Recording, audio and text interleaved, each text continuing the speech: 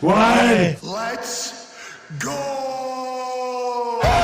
This show fucking stinks, and the fact that you listen, we are very, very thankful for it. AJ, you never cease to amaze me with your toxicity, pal. You got a couple of these? God damn it! What the fuck are you doing? Fuck Boston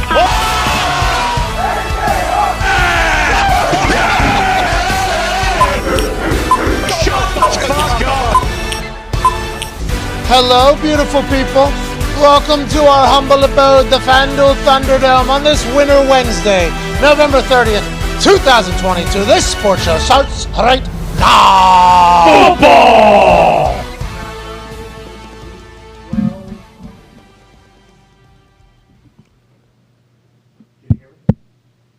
No, his mic is off. Can you hear us in the back?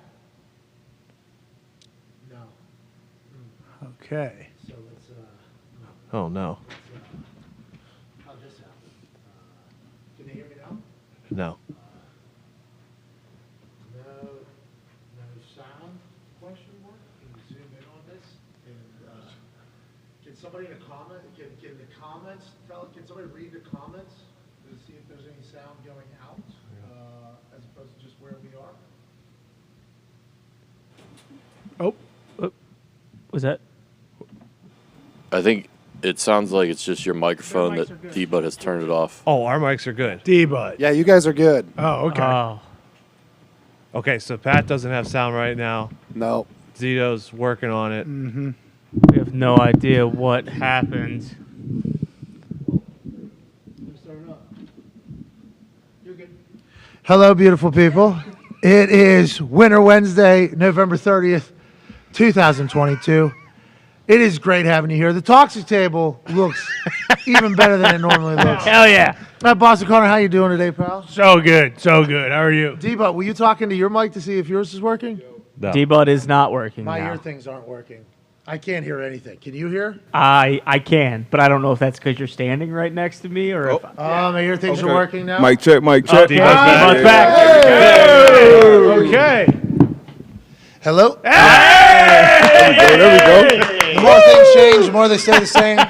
Obviously, this microphone worked just yesterday. It's not working now. Something had to have happened. Yeah. I'm sure there was some pre-show routine that should have taken place that would have found out that was going to happen. But if you do that, you miss out on all the other things that are potentially happening before the show starts. So I can't thank you enough for joining us on this Winter Wednesday, November 30th, 2022. Yeah! Week 13 starts tomorrow in a huge matchup between the Bills and the Pats on Amazon Prime. Cannot wait to dive into that. There's also a shit ton of other NFL news happening and updates happening on injuries and maybe where Odell Beckham Jr. will be going. Hey. We'll cover that and more on this glorious day. We have Shams Charania joining us in about 15 minutes. Obviously, he works for The Athletic, The Stadium, and FanDuel TV. Shams Charania, the insider for the Association of the NBA, who called like 11 travels last night in the Golden State Dallas game. They called Steph Curry for a travel for a game-winning shot. Interesting. Weird. That never happens. They don't do that. Whose league is it? What's the deal, Shams? Go ahead and tell us about that. Also, is Braun getting traded? Oh. What's going on in Brooklyn? Are they still a team? This is like the monthly checkup with Shams Charania to learn what's happening in the NBA since we've been watching the NFL. We'll also be joined by Tony Meola.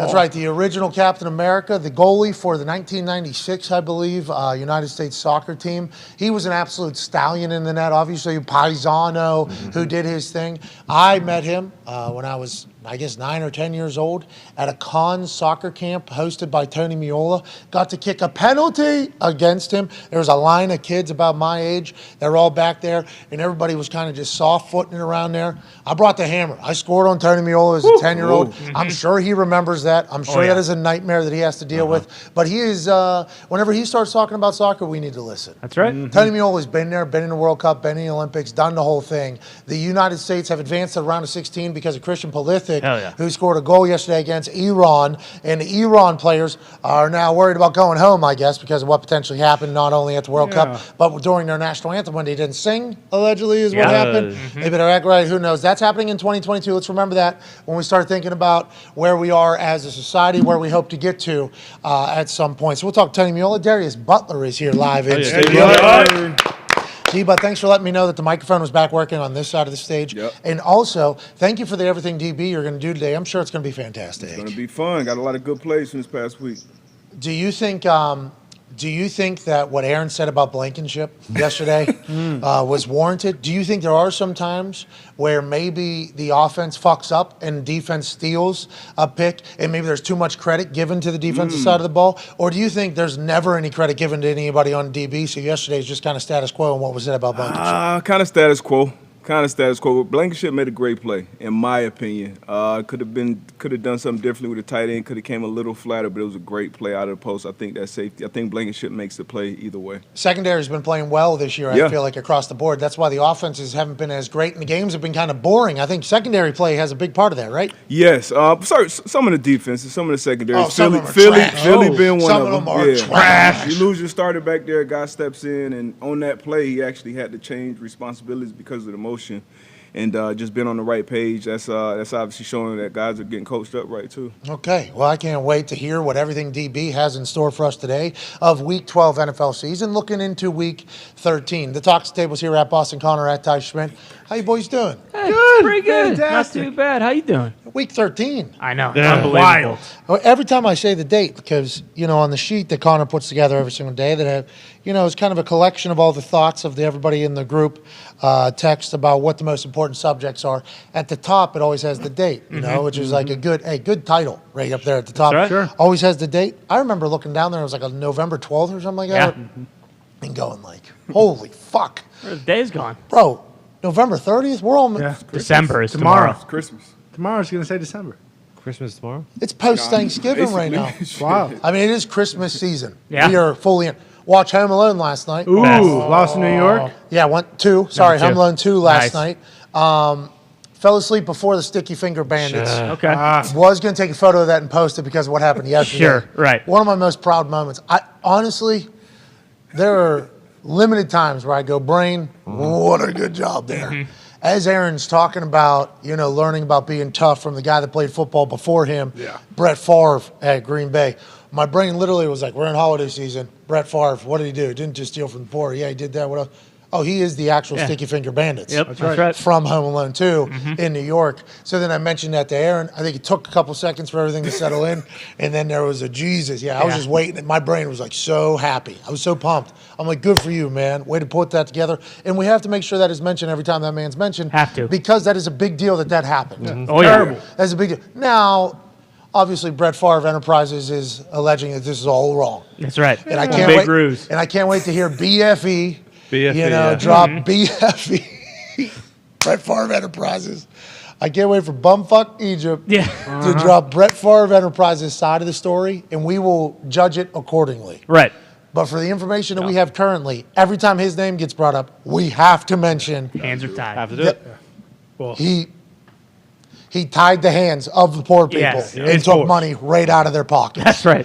We have to talk about that. Even though football player, incredibly tough football player, Sure. durable football player, good football player, Right. did a lot of things, certainly in the middle of stealing from poor people in Mississippi right now. Absolutely. Have to chat about that. But, Ty, your take on Aaron Rodgers saying he's going to play, because I saw a lot of people in Chicago go, I'm happy he's playing. I'm happy. He's playing bad. Chicago wants to beat Aaron. They would like to have Aaron come to Chicago and have a bad night. I saw a lot of that reaction from Bears fans last night. Your thoughts on that? Your thoughts on Aaron's appearance yesterday, now that you got 24 hours or 18 hours to basically digest it? Yeah, I think that makes sense for Bears fans because Rodgers is, I think, like 24-5 against them in his career. So, like, if everyone's talking about him potentially leaving, like, you definitely want to beat that guy one more time before he maybe isn't the Packers quarterback anymore. But I mean, it is what it is. I don't. Why wouldn't he play? Like everything he was saying, like he's not the kind of guy who, if he's banged up, he gave us that great thing about, even if you're 70% healthy and you think you can go out there and you give your team the best chance to win, like he's going to play. That's who he is. That's in his DNA. And then we'll see what happens after the Bears game. If they go into the bye week and then decide like, hey, you're banged up. But again, as long as they're not eliminated, like, he's going to be playing. It's just as simple as that. You're paying the guy over $50 million. Like, yeah, you want to see what Jordan Love can do, but if they're not officially eliminated yet, you're not benching him. I don't want him to be benched. I'm sure some Packers fans do, but even in that Eagles game, like, we were still seeing primetime Rodgers on a couple of those throws. He still got it in there, so I fully expect the Packers to beat the shit out of the Bears, but who knows with the way this season's gone. And the Packers, I don't think have shown that they should do that to any team, but I do like the fact that is just a matter of fact in the Packers land. It's the Chicago Bears, they might be electrifying to watch with Justin Fields as a quarterback, and they might be different than what they were in the past. You're still the Bears, though. Exactly. Is Aaron Rodgers still the quarterback? It turns out, as of yesterday, he is. Mm-hmm. You guys are done. That's just how Packers fans feel, I feel like. Yeah. This is a different Bears team, though. Hey. For sure. Oh, yeah. This is a different Bears team. With Fields out there. if Beat the shit out of the Patriots. if he plays, I think he is playing, though, right? Is he? is he? I would assume so. Yeah, he He said didn't play yes. last week. He said, Yeah, but I think it was understood that he's going to be back for this. I think that is why. At least what I heard, he said, yes, I'm in. I'm playing the Packers. you got the shoulder. Obviously been doing a lot of his damage on the ground. So Heavy legs.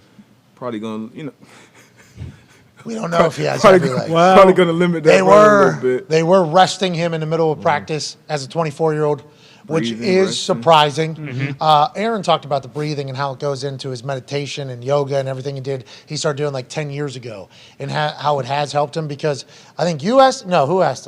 Tony asked him about Justin Fields doing the breathing thing, and he said it has helped him. So we kind of brought that into Aaron's conversation about it all, and because he's a big, breathing, and he actually did a healing, I think. Yep. Stupid. This book here. Sorry, I just want to get the dumb book out of the way. Alchemist. Oh, it's called healing. I thought it was called breathing. No, it's called Healing, but I think this one's all about breathing. I think this is a big breathing book, right? Isn't that what it is? So that was a good tie together by the host of Hammer Dahn, Tone Diggs, bringing that whole in. The way he chatted about it was my off-season stuff as well goes into it. It's not just breathing for when I'm in games. This Justin Fields thing is so fascinating.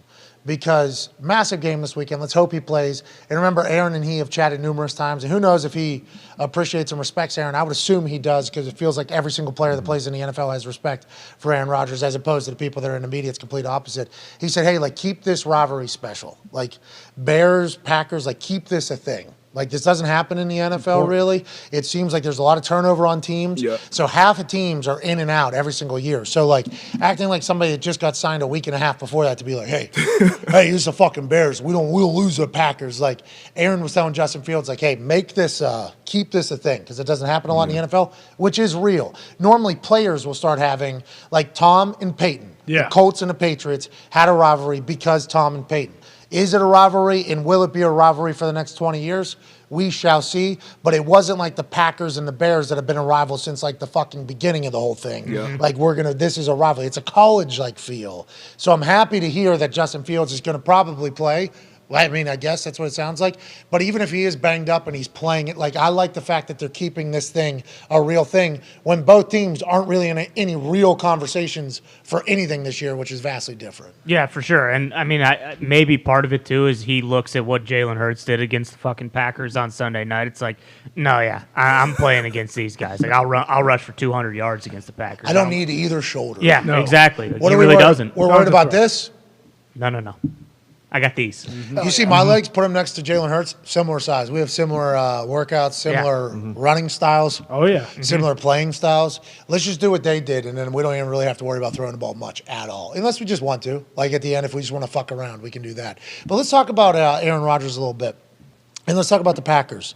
Because the future, seemingly bright, if you listen to one DB who's very good at what he does. The Big Slay podcast, hosted by Darius Slay, corner of the Philadelphia Eagles, talked about what he saw Sunday night against the Packers and his thoughts on the future of the Packers in what I thought was an incredibly put-together quote, and I'm excited to get your take on this, Ty Schmidt, after hearing it. As the game is going on, I see that A-Rod was running into the locker. He don't put a word out there saying he'd been playing with a thumb injury since the Giants game. So I saw him running in the tunnel. I'm saying, what's going on with A-Rod? He must have messed it up. So as a defense, when A-Rod goes out, we feel great. You know what I'm saying? That's the greatest quarterback ever. So if he goes out, we got to go out here and really get active.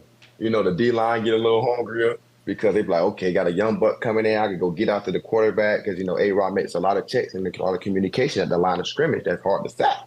So young buck come in. actually did a very, very solid job, man. They got Green Bay got a bright future, like a bright one. Because Buddy was slinging it. And I ain't gonna lie, like he low key looked like A-Rod, like he been learning a lot. It should be a blessing for him to be behind a GOAT and learning like that at a high level. And he's a talented kid as well. Like he's a first round draft pick. So he got a lot of talent, He just got to wait his time, just like how A-Rod waited his time for Brett Favre. So now he's waiting his time. So his time gonna come.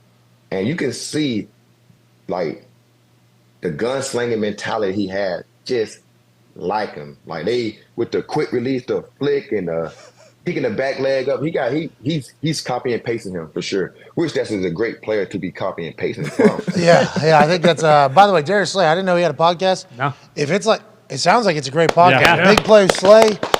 We're big fans of his over here. I appreciate that take. And Ty, I'll get yours in a second because it sounds like the future is a little bit brighter than maybe it seemed like whenever we were watching videos of Jordan Love missing an entire net that was the size of a barn in training camp, and now he looks much better. But D-Butt, I assume that is a natural thought. Starting quarterback, especially if it's Aaron Rodgers going off the field, fucking yes. Here we go. We might be able to get a pick. D-line saying we're going to be – this guy's not going to have a clue. He's going to be holding on to the ball a little bit longer. They're not going to be able to get in the right checks and everything like that. But then he sees – Jordan Love, and he's like, how quickly does it take for a defense to realize, like, this guy ain't bad? Or can you tell quickly if a guy's worth a fuck? Probably the first series, and usually those backups come in kind of numb. You're just playing ball. You're not really overthinking it. But just like to his point, and I was talking to Ty earlier before we even came on, like just watching him play, small sample size, of course, but looks confident. You can tell he's going through his reads and looked, like he said, a lot like A-Rod as far as his posture, his throws, everything. So they took him in the first round for a reason. I think the future is bright there, but being behind 12, being in the meeting room with A-Rod, like I'm sure he's learning a lot, talking a lot, going over checks, going over different things in practice. So I can't wait to see him get a shot. Won't be this year or probably next year. Hold on, they're talking about him being traded. All of a sudden, no, Aaron. When we were having this conversation with Aaron yesterday, and it was announced he's coming back and he's playing, there was a huge reaction, and I didn't expect it. To be honest, I did not expect it. I thought, like, Aaron coming back and playing, no big deal. A lot of people thought they were going to rest him for the rest of the year because the team isn't doing what they've been doing the last 2 years or whatever, and he's banged up. Then all of a sudden the conversation started going, Aaron's going to get traded.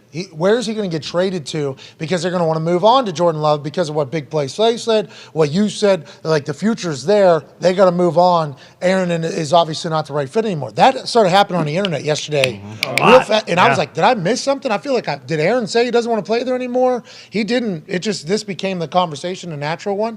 How do you feel about that? Do you think that's a reality? And how long has that been talked about that I missed? Because I feel like I've missed that completely. I didn't know he was potentially getting traded at the end of the year. I heard he was potentially retiring forever. I didn't know he was getting traded. Now people are like, he's going to the Jets. He might be going to maybe he's go back to the Colts. Niners or whatever. I don't know if he'd come to the Colts, whatever. Titans. That started happening though last night. All of a sudden, I did not see that coming. Did I miss something, Ty? No, that was news to me as well. I mean, the prevailing narrative was that he's going to retire after this year. But then for whatever reason, maybe it was sparked by Jordan Love looking pretty good when he came in the other night. But I hadn't heard any of the trade stuff, on like any of Packers Twitter or anything like that. Like that really did seemingly start kind of yesterday after the interview. I think that's bullshit. I don't think there's any way the Packers are going to trade him. I just can't imagine it. And like, Love did, compared to how he looked when he started that full Chiefs game last year. Like he is leaps and bounds better. There's no question about it. But they kind of put all their chips in the Rodgers pot. Like they owe him a bunch of money. Yeah, there's ways they could get around it.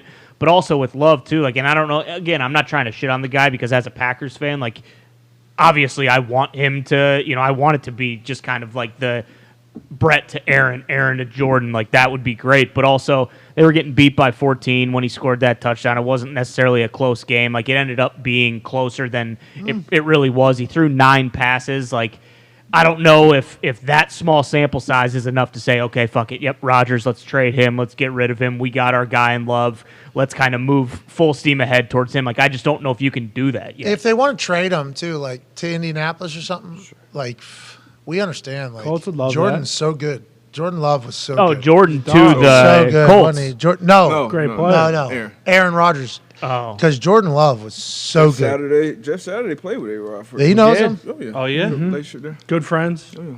Let's do it. He comes. Let's make it happen. He comes on this show every week. Yeah. This show's here. If he leaves, he's going to the West Coast. He ain't going anywhere. But he's not going to another cold city. Certainly. I thought he was going to the Jets. I heard. I thought he was going to the Jets. Yeah, Aaron's going to go play, in New York City for the Jets. I don't think so. I mean, if he is going to go anywhere, I think it would. I mean, maybe the Niners, his childhood team that he loved. Like I could see that. But again, if the Niners win the Super Bowl this year, are they going to? What about the Raiders? Raiders, maybe. Hey, reunite with Devontae. Come on. Possible. Baller. I don't think he's coming to another cold city or something. Burning Man's out there. There you go. Exactly. Let's pivot. Let's get back to this. Gather your thoughts on where Aaron Rodgers is going, because we will talk about this again, especially when AJ comes on, because AJ's been firm in the camp. He ain't retiring. Yeah. No. That's what AJ. He ain't retiring. How's he gonna retire? What's he gonna do? He's got other hobbies and interests. He told us that yesterday. Mm-hmm. Okay. Do any of those just scratch like the biggest competitive itch in the history? I'm up there with like Tom and Wayne and Peyton and Serena and like MJ, Bobby Orr, LeBron, Tiger. Not Bobby Orr. Tiger, yes. But like those, Favre. there's Happy Gilmore. Favre actually won. Yeah, Did he? And then He said that shit That's how yesterday. I he- pictured Nick with those fucking copper fit clothes. He's still wearing them. Yeah. He looks like a bum back there. He's still wearing them. Looks like a homeless guy. He literally. Let's go, Nick. Finish the year. Finish the support year. Hey, baby, Nick. Supporting Is that Favre. copper fit working? That's Brett Favre Enterprises. It is. Yeah, it keeps these fingers nice and nimble. All right. Especially during these winter months. Let's pivot away from this conversation. We'll get back into it for sure. Anytime four is mentioned, we're going to have to talk about it. Joining us now is our go-to person to let us know everything happening inside the association, because he is the go-to person for all the information inside the association and everybody else associated with the association. Oh, yeah. Ladies and gentlemen, from The Athletic, The Stadium, and FanDuel TV, friend of the program, the insider for the insiders of the NBA, the handsome Sham Charania. Attaboy, Sean. What's up, buddy?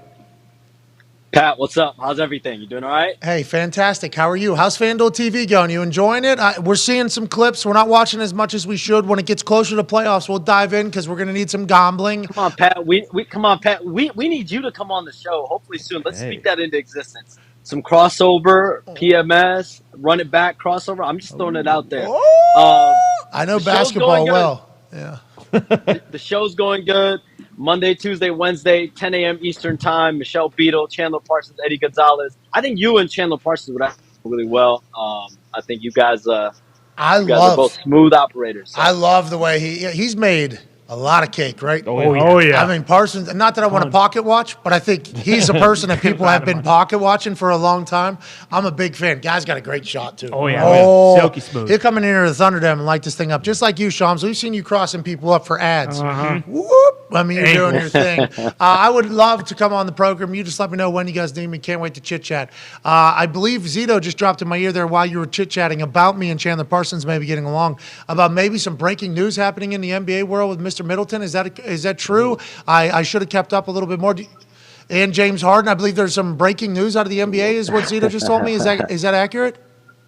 Well, let's give some – I mean, there's two notable injuries right now across the league. There's one, Chris Middleton. He has not played yet this year. He underwent off-season surgery on his wrist. And there was a thought he would be back at some point in November. He has not been back yet on the floor. But I'm told he is close. He's nearing his season debut, potentially as soon as Friday's home game against the Lakers. Hey, welcome back. James Harden, he's been welcome out. back, Chris. Chris Middleton on the way back. The Bucks are hopeful that he'll be able to debut as soon as Friday. And then James Harden, he's been out. He had a tendon strain in his foot, and I'm told he is targeting a return.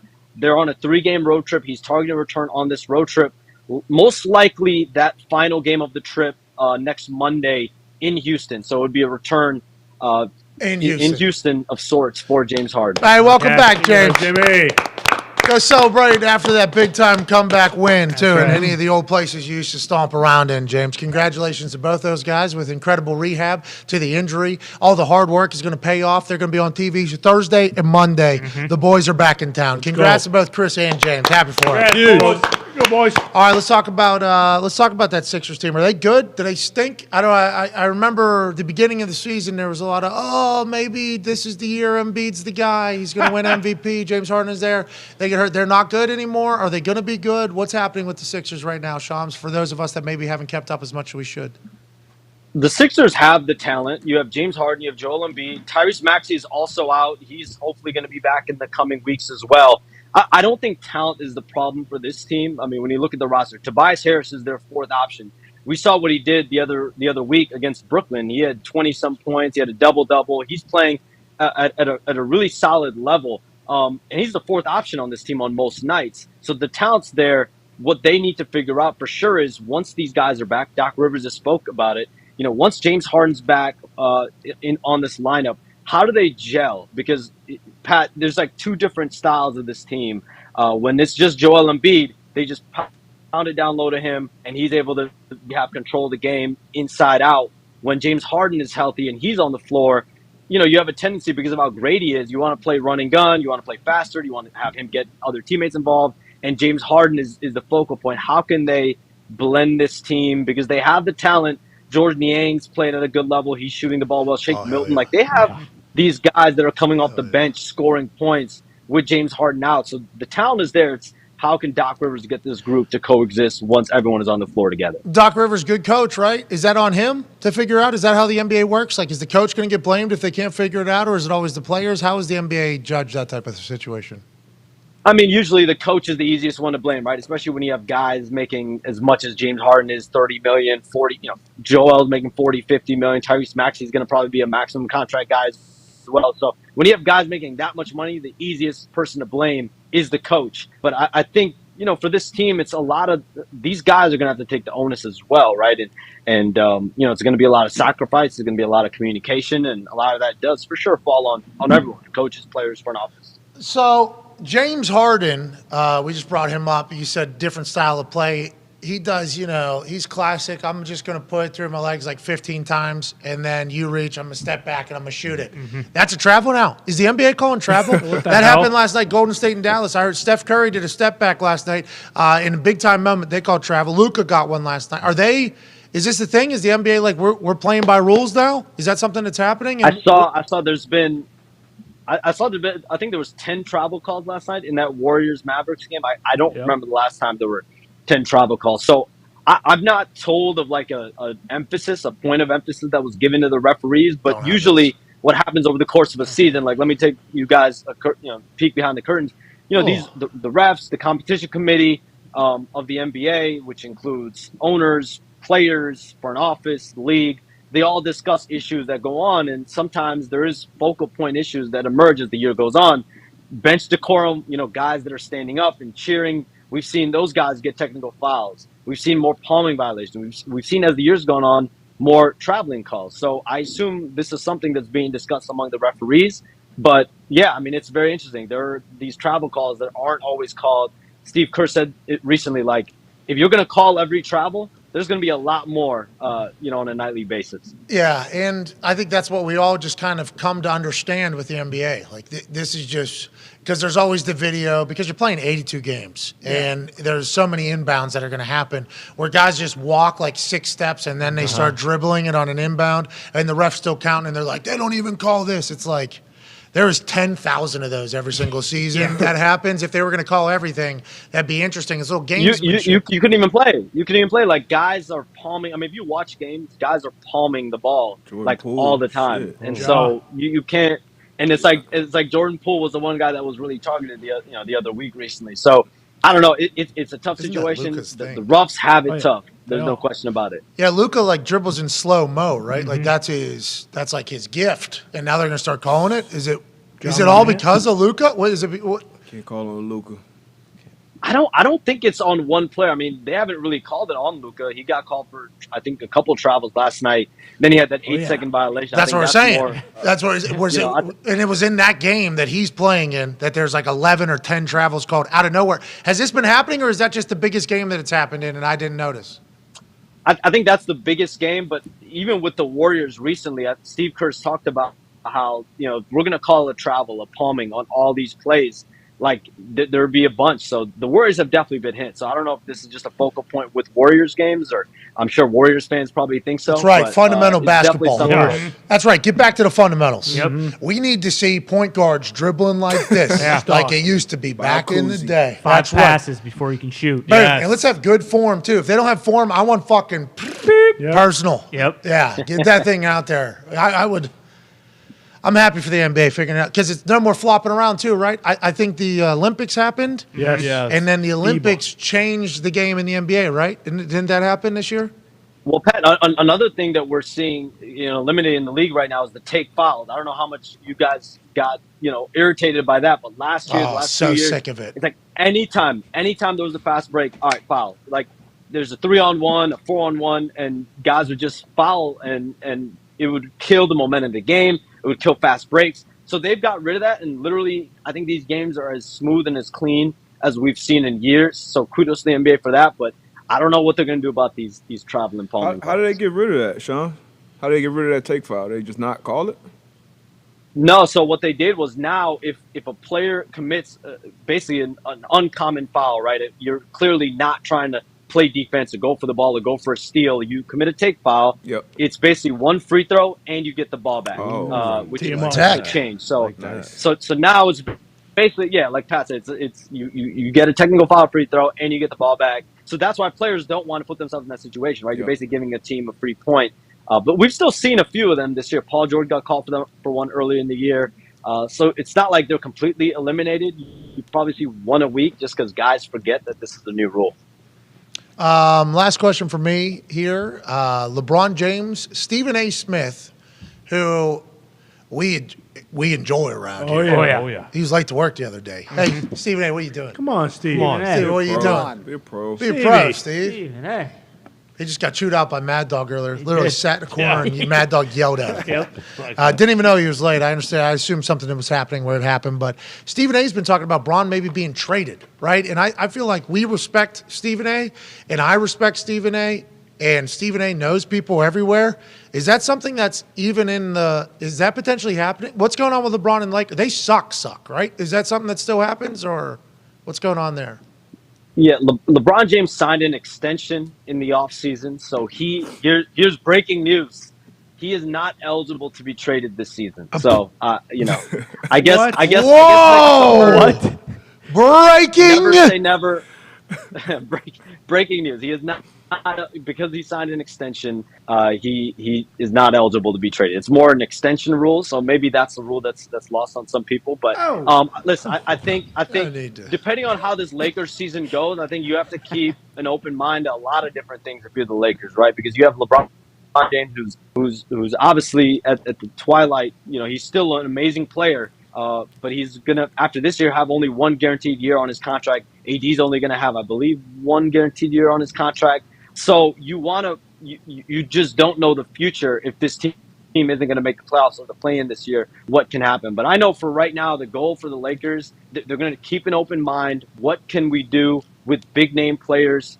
Could there be a Russell Westbrook trade this year? Could there be other smaller trades that they can make on the periphery? I think they're keeping an open mind. The goal is to try to make this team better, though. All right, I hope they get better. Good luck out there. Okay, Mike. Good luck out there. Extension rule can't be traded. Obviously, we knew that. Connor, your question for Shams. Yeah, Shams, obviously the Celtics are the best team in basketball once again, but is it safe to say that Ime Udoka will not coach for the Celtics anymore? And is this Joe Mazzulla's team? And then also, why was, Udoka going to the Nets almost like worldly accepted when everyone's been saying that everything he did was way worse than what we've all heard? Yeah. Whatever happened to that? Yeah, so the first part, as far as Joe Mazzulla, that's the guy right now. That's Joe Mazzulla is the guy moving forward for the Celtics. I'm not. It's unclear when they're going to officially remove that interim title. Probably not till after the year. And you redo his contract, you restructure everything. But the fact that the Celtics were willingly allowing Ime Udoka to part ways, and even now, if a team comes out of nowhere and initiates conversation, they're willing to let Ime Udoka go. So that lets you know how they view his future in Boston. There probably isn't one, given the fact that they're willing to let him go with ease right now. As far as the situation with the Nets, that was the guy who the Nets had planned to hire. But if you guys all remember, during that moment, not only you have coach firing in Steve Nash, you have the Kyrie Irving situation, which was at its peak, and then you do have these questions around Ime Udoka, the investigation that the Nets had to undertake, and then also there were internal and external, I'm told, outcries about the potential hiring of Ime Udoka, and I think paired with the whole Kyrie Irving situation at that point, it just made it too untenable for them to go and hire Ime Udoka at the time, and they pivoted. And Jacques Vaughn, I think at that point was something 3 and like had won 2 of 3 or 3 of 4 of his games, and they went with him as their full-time head coach for the season. How are the Nets right now? Are they good? Everything good over there? Is Kevin Durant just the best player on earth still? Is Kyrie Irving back in there? Has he accomplished everything that he was supposed to accomplish before returning to the court? KD is still one of the best players in the league. I think the Kyrie Irving, Ben Simmons, how will this trio work? That's still very much up in the air. Ben Simmons is out tonight. Kyrie Irving just got back last weekend. So when was the last time we talked to you? He's still trying to figure out. It was months ago, and then before that, months before that, and then before that, months before that. It's the same conversation about the Nets. Just they don't have a coach anymore. So. Right. What is the deal? Are they ever going to figure it out, we think? Is this the last year for this team to figure it out, and then is that what's going to take place? I mean, listen, if this team is championship or bust, for sure. So if this team doesn't make it to at least the conference finals or the finals, they're going to have to figure out what they're going to do with their future, which probably, the Kevin Durant question looms large. He's going to have, I think, 3 years left on his deal after this year, so that question will definitely be one to look at depending on how far the Nets go this year. Ty Schmidt, your question for Shams Charania. Yeah, Sham, speaking of Kyrie, it seems like 1 week they're talking about trading him and saying, get this guy the fuck out of here. He stinks. We're done dealing with him. And then the week after, it's like, we're very committed to, seeing things through with Kyrie and the Nets. Like, what the hell is going to happen? Is there a chance that he gets traded to the Lakers? I know we've talked about that, and you've kind of shot it down several times, but it does seem like every week and a half they bring that back up like that's a possibility. What the hell is going on with Kyrie? I mean, I think it's a tough situation with Kyrie Irving because, if it was a normal situation where he was actually playing in these games and it's been, smooth sailing this year, there would be a Kyrie Irving market if they were trying to trade him.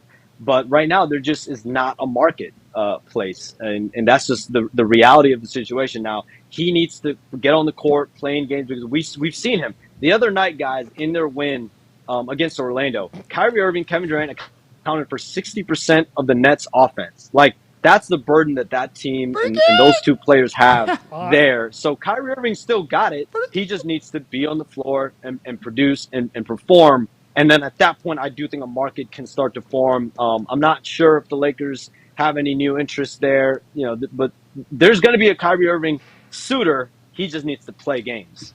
Is the trade deadline already passed or no? No, trade deadline is February 9th, I believe. No, there's a notable date coming up. December 15th is a notable date, guys, to get NBA fans going. That's the first date that free agents can get traded. Guys that signed deals in July can now get traded starting December 15th. So you'll see possibly a flurry of some more action coming up. So Westbrook potentially getting traded out of the Lakers. Mm-hmm. Oh. Kevin Durant says, hey, Brody, what we couldn't do in Oklahoma City, we do in Brooklyn. More eyes here. Okay, get you out of L.A. Kyrie back to L.A. Yeah. That'd be cool. Or maybe they say, hey, you know what? Let's go to Sacramento. Who? KD and Russell Westbrook. They say, you know what? Let's this send year? Or this year. You're Let's talking send about everybody December, for a after Shout December out 5th. Sacramento Kings, by the way. They're Shout hot out right now. Sacramento Good Kings. team. Yeah. Let's go, Kings. Light beam. They're running it. Beam team. Sacramento Kings. I don't know the feasibility of a Russell Westbrook for Kyrie Irving trade. I would not put that much stock into that one. Okay, all right, Shams, you got to be professional, so I appreciate you doing that. Last question here from all of us to you, Shams. Obviously, we've seen you on the Stadium Network. Yep. We've seen you on The Athletic. Wide. Now we get an opportunity to watch you every single week, multiple times on FanDuel TV with Run It Back. What an incredible program. Great program. We see you on Twitter. We see you on Instagram. Shout out Up and Adams as well. K Adams Show. Hell yeah. Shout out Up and Adams. Shout out FanDuel TV as a whole. I've been told, though, that you have a whole nother platform. Whoa. That Here we go. that you have not let people know about. Is Is there a time, and is that time now, for you to kind of come out and just say, I've been running a fugazi. I got a burner. I've been marketing deals. Okay, I've been marketing deals myself. Shams Charania. If somebody wants to get in on fucking Hoop Central, they can negotiate with that as well. Are you running a burner account that has millions, millions of followers without telling anybody about it and taking none of the credit or the business end of it? Let's go, Shams. Good for you. Hey, Shami? Is that you, Shams? Yeah, Pat. I'm doing my own work right now with the Athletic, with Stadium, with FanDuel, reporting and doing all my news. And then, yes, on the side, I'm also somehow putting out 500 tweets a day and aggregating news and also getting a million followers on Twitter. Yeah, that's I definitely have the time and the energy to do all that. Unfortunately, I don't have the time or the juice. I'm sorry to all the Not buying it. Unfortunately, that isn't me. But listen, shout out to that account. They do a good job as far as when they aggregate information. They always check to make sure that they're aggregating it the right way. That's really what happened that day. So, shout out to them. But unfortunately, I don't have the time or the juice to do all that. But I appreciate everyone online who thinks I actually have the time and the strength, the manpower, the will to do all You of don't take naps. Yeah, we're proud of you. You don't like naps. Yeah, we've heard that. We don't take naps. We're anti-naps, but we also, I don't know. DB, Pat, I don't have the time. Are you still pro lunch? Are you still pro lunch? Oh yeah. Listen, I'm pro all meals: breakfast, lunch, and dinner. Right. You can't miss those meals, man. Gotta make them. Well, with a fork though. We're proud of you. I feel like I just broke the hearts of everyone that was listening that thought I was running that account. Whoever runs Hoop Central is very thankful that you. Yeah. Whoever runs Hoop Central is like, yeah, I put out 500 tweets a day. I built this thing over to 1 million, and Shams Charania's getting fucking credit for it with 10 other jobs. Okay. So they're the only ones that are probably pretty happy about it. But I think it's believable because the engine that you have, pal, and the ability that you have to always be on, we are nothing short of very thankful for and big fans of. Ladies and gentlemen, Shams Charania. If he was running another hustle where he was selling that, he just did the FanDuel TV business. What if he had Hoop Central get a deal with DraftKings TV or whatever? Shams Charania's just sitting in his fucking thing, just pulling the fool. All right, I need to create another burner. Let's do a love quotes account. Let's get this one going. So get it with Hallmark. I told everybody be prepared to have a question for Shams Charania because I haven't been following along with NBA as much as I should to have a conversation with the insider of the NBA. I go around the room. When Shams giving an answer, I go to Connor. Connor goes, oh, yeah. I go to Ty, you have a question? Ty goes, yep, I can get a question. I go to Tone. Tone goes, no. Tony. I'm like, Tone, That's not what I did. That is Tony. That's not what I did. That is what you did. I went, I had one. What was it? What did I miss? I was going to say, hey, Shams, pretend someone hasn't watched 1 minute of NBA basketball this entire season. What's a storyline that you would want to get out there and let that person know about? That's a good question. I should ask that one, to be honest with you, because that's where I was living at. That's where I live at. Deba, you asked that follow-up, and then I asked him if he had another question. He was like, no, I just asked it. Well, you were going to ask about take fouls? I had two questions. You asked them. Which one? I was going to ask him about the Lakers. Okay. You're a great journalist, so. I'm not. It's literally the Nets. only. I was going to ask him about the vibes of the Nets with Kyrie, and I think Ty. See, you and me, I'm doing the same thing. It's football season. Yeah, exactly. Tell me about Kevin Durant. Tell me about LeBron James. We didn't get a Zion update. It's the only thing we Call him back. Call him back. Call him back. Ain't good. That's a good call, Foxy. Yep. Did you see what Ty did to Zion? I didn't do anything to Zion. He couldn't even answer a question about what he wanted to eat for Thanksgiving. Yeah, I got Zion back. Is what I did. Because he said, if I answer this question, the whole internet's going to fucking make fun of me. You're trying to get me right now. I don't think it's Ty. Who would have been? I don't know. Any of the other people that have been murdering Zion? Yeah, maybe the people, who fucking strung him up like a blimp for Mardi Gras. Yeah. Which actually happened. That actually happened. Okay, I called Zion a fatso when he was a fatso. We know he's not anymore. Anti-fatso was leading the charge on this show, though. Joining us now, ladies and gentlemen, the insider for the insiders, to all that are associated with the association, ladies and gentlemen, Shams Charania. Shams, we're doing a briefing after the call to see what I had missed because I have not been paying attention. Yeah, we're doing a briefing. Yeah. I'm just chiming in on the briefing right now, the PMS briefing. Let's do it. Well, you heard about the end of it there, and we realized that we did, miss something that we normally. Is Zion playing? Is Zion in better shape right now? Is he playing every game? Are they still resting him? What's the future look like? And are the Pelicans a team? Are we good? Are we going to be on primetime television when games matter? Is Zion going to be on TV when games matter, whenever the football season kind of slows down here towards the end? Listen, when I went on Up and Adams for the first time, they were looking for a team to root for.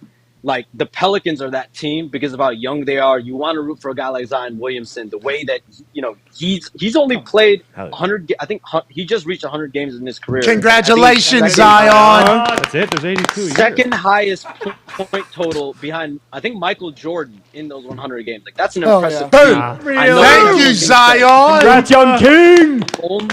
Only 100 games in his first 4 seasons. Boo-hoo. But, like, the way that he plays when he's on the floor, you have to. I mean, he's an unreal talent. Yeah, no shit. So I think right now he's playing. He's a full go. There are moments where he does get banged up, though. He had a foot injury recently. Yep. He missed a couple games with. So I think the Pelicans, what they're doing right now, their strategy, when their guys get hurt, you have Ingram right now out with a toe injury. When their guys get hurt, they want to take their time. They want to bring them back slowly. So I think that's what. That's Zion 2 years. Yeah. Listen, I think. Listen, I personally think that it's a fine strategy when you've got young guys, you're trying to preserve them. But we do want to see Zion on the court. He looks amazing right now. Okay, that's great news. Thank you, Shams. Sorry about that, Shams. Thank you, Shams. How do you feel, like a fucking terrible prick? No, not at all. I didn't even think that you were certainly the person that Zion thought of whenever he did. Tone just brought that to my attention. Now, all of the internet was burying Zion there for a while. Yeah, big time. You know what I wasn't doing? Photoshopping Zion and making him look like a huge fatso and then getting big-time accounts to pick it up and say, holy shit, look how fat Zion looks. I wasn't doing that. I put my Zion is a out-of-shape fatso blade to rest when he was at that supermarket with those fucking bumpus hands.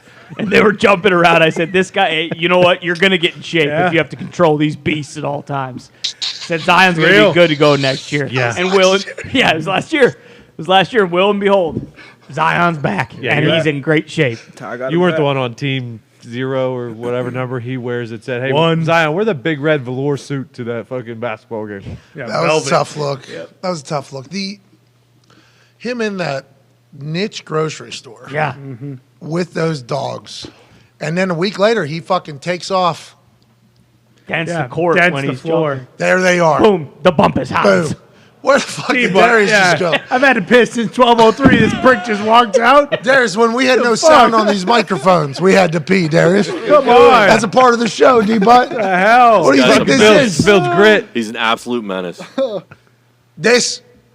Look how thin he looked. I know. That's what I said. You know what? This guy's going to be just fine. All right, let's talk about some NFL. Actually, should we wait for Darius? We'll wait. That fucking guy.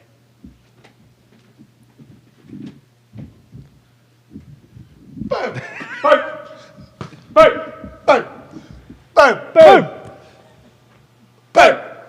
While you guys wait, just a quick reminder, you can catch That's Hockey Talk tonight on youtube.com/That's Hockey Talk, 8 p.m. Eastern Time. Here's a good plug. Good plug. How are the Red Wings doing? On Hammer Dahn today, we're breaking down 86 college basketball games. Every single one of them. No, not just that. Hammer Dahn has committed to breaking down every single sporting event that is happening today. Get on it, Gump. 4 World Cup games. 4 NHL games. 86 college basketball games. Yeah, you can't all put in one parlay on FanDuel. I cannot do that. Yeah, that was weird. They were holding Zito back. He could only put 25 legs so together. I did 4 25s. Smart. Well, that'd be 14 extra. It seems like you probably hit. I added some other sports into it. Way to go. I want a 100-game parlay. Okay. You're not able to do it because FanDuel's holding you back, which I don't necessarily love. No. And maybe if you want to bet a 100-leg parlay, you should be allowed to bet a 100-leg parlay. Thank you. FanDuel's not letting you do that because there's, obviously very, very, very, very high chance that you hit a 100-leg parlay. Right. But yeah, Hammer Dahn might be 7 hours long today. Okay, so good luck, boys. D-Butt. Oh, hey. D-Butt, about time. Good to see you back. All right, D-Butt, good to see you. Let's dive into some stuff here. Von Miller has given an update on his knee injury on the Voncast, brought to you by Bleacher Report. I do not believe or know if Von will be joining us tomorrow. Nonetheless, happy to hear that it's not as severe as we had thought it was. Von Miller said on the Voncast that he does have some lateral meniscus damage that will have to be addressed, but he feels like he can play through it. He's going to let the swelling go down for about 7 to 10 days, and hopefully right before the Jets game, he'll be back. They play the Jets next week. They play tomorrow night against the Patriots. Short week, probably wasn't going to play with any type of injury at all, let alone a lateral meniscus. Hopefully he'll be back by next week. He's been a game changer for the Bills. Whenever we saw him go down in Detroit on that terrible turf. I know. The worst in the league. Come on. Just disgusting turf. And then we saw a lot of people tweet and react. We thought maybe that was the end of the year for Von Miller. He's in such great shape that he has a lateral meniscus tear. I assume he'll be back by the end of it. That is a painful thing. I have very limited amount of experience doing what Von Miller has done.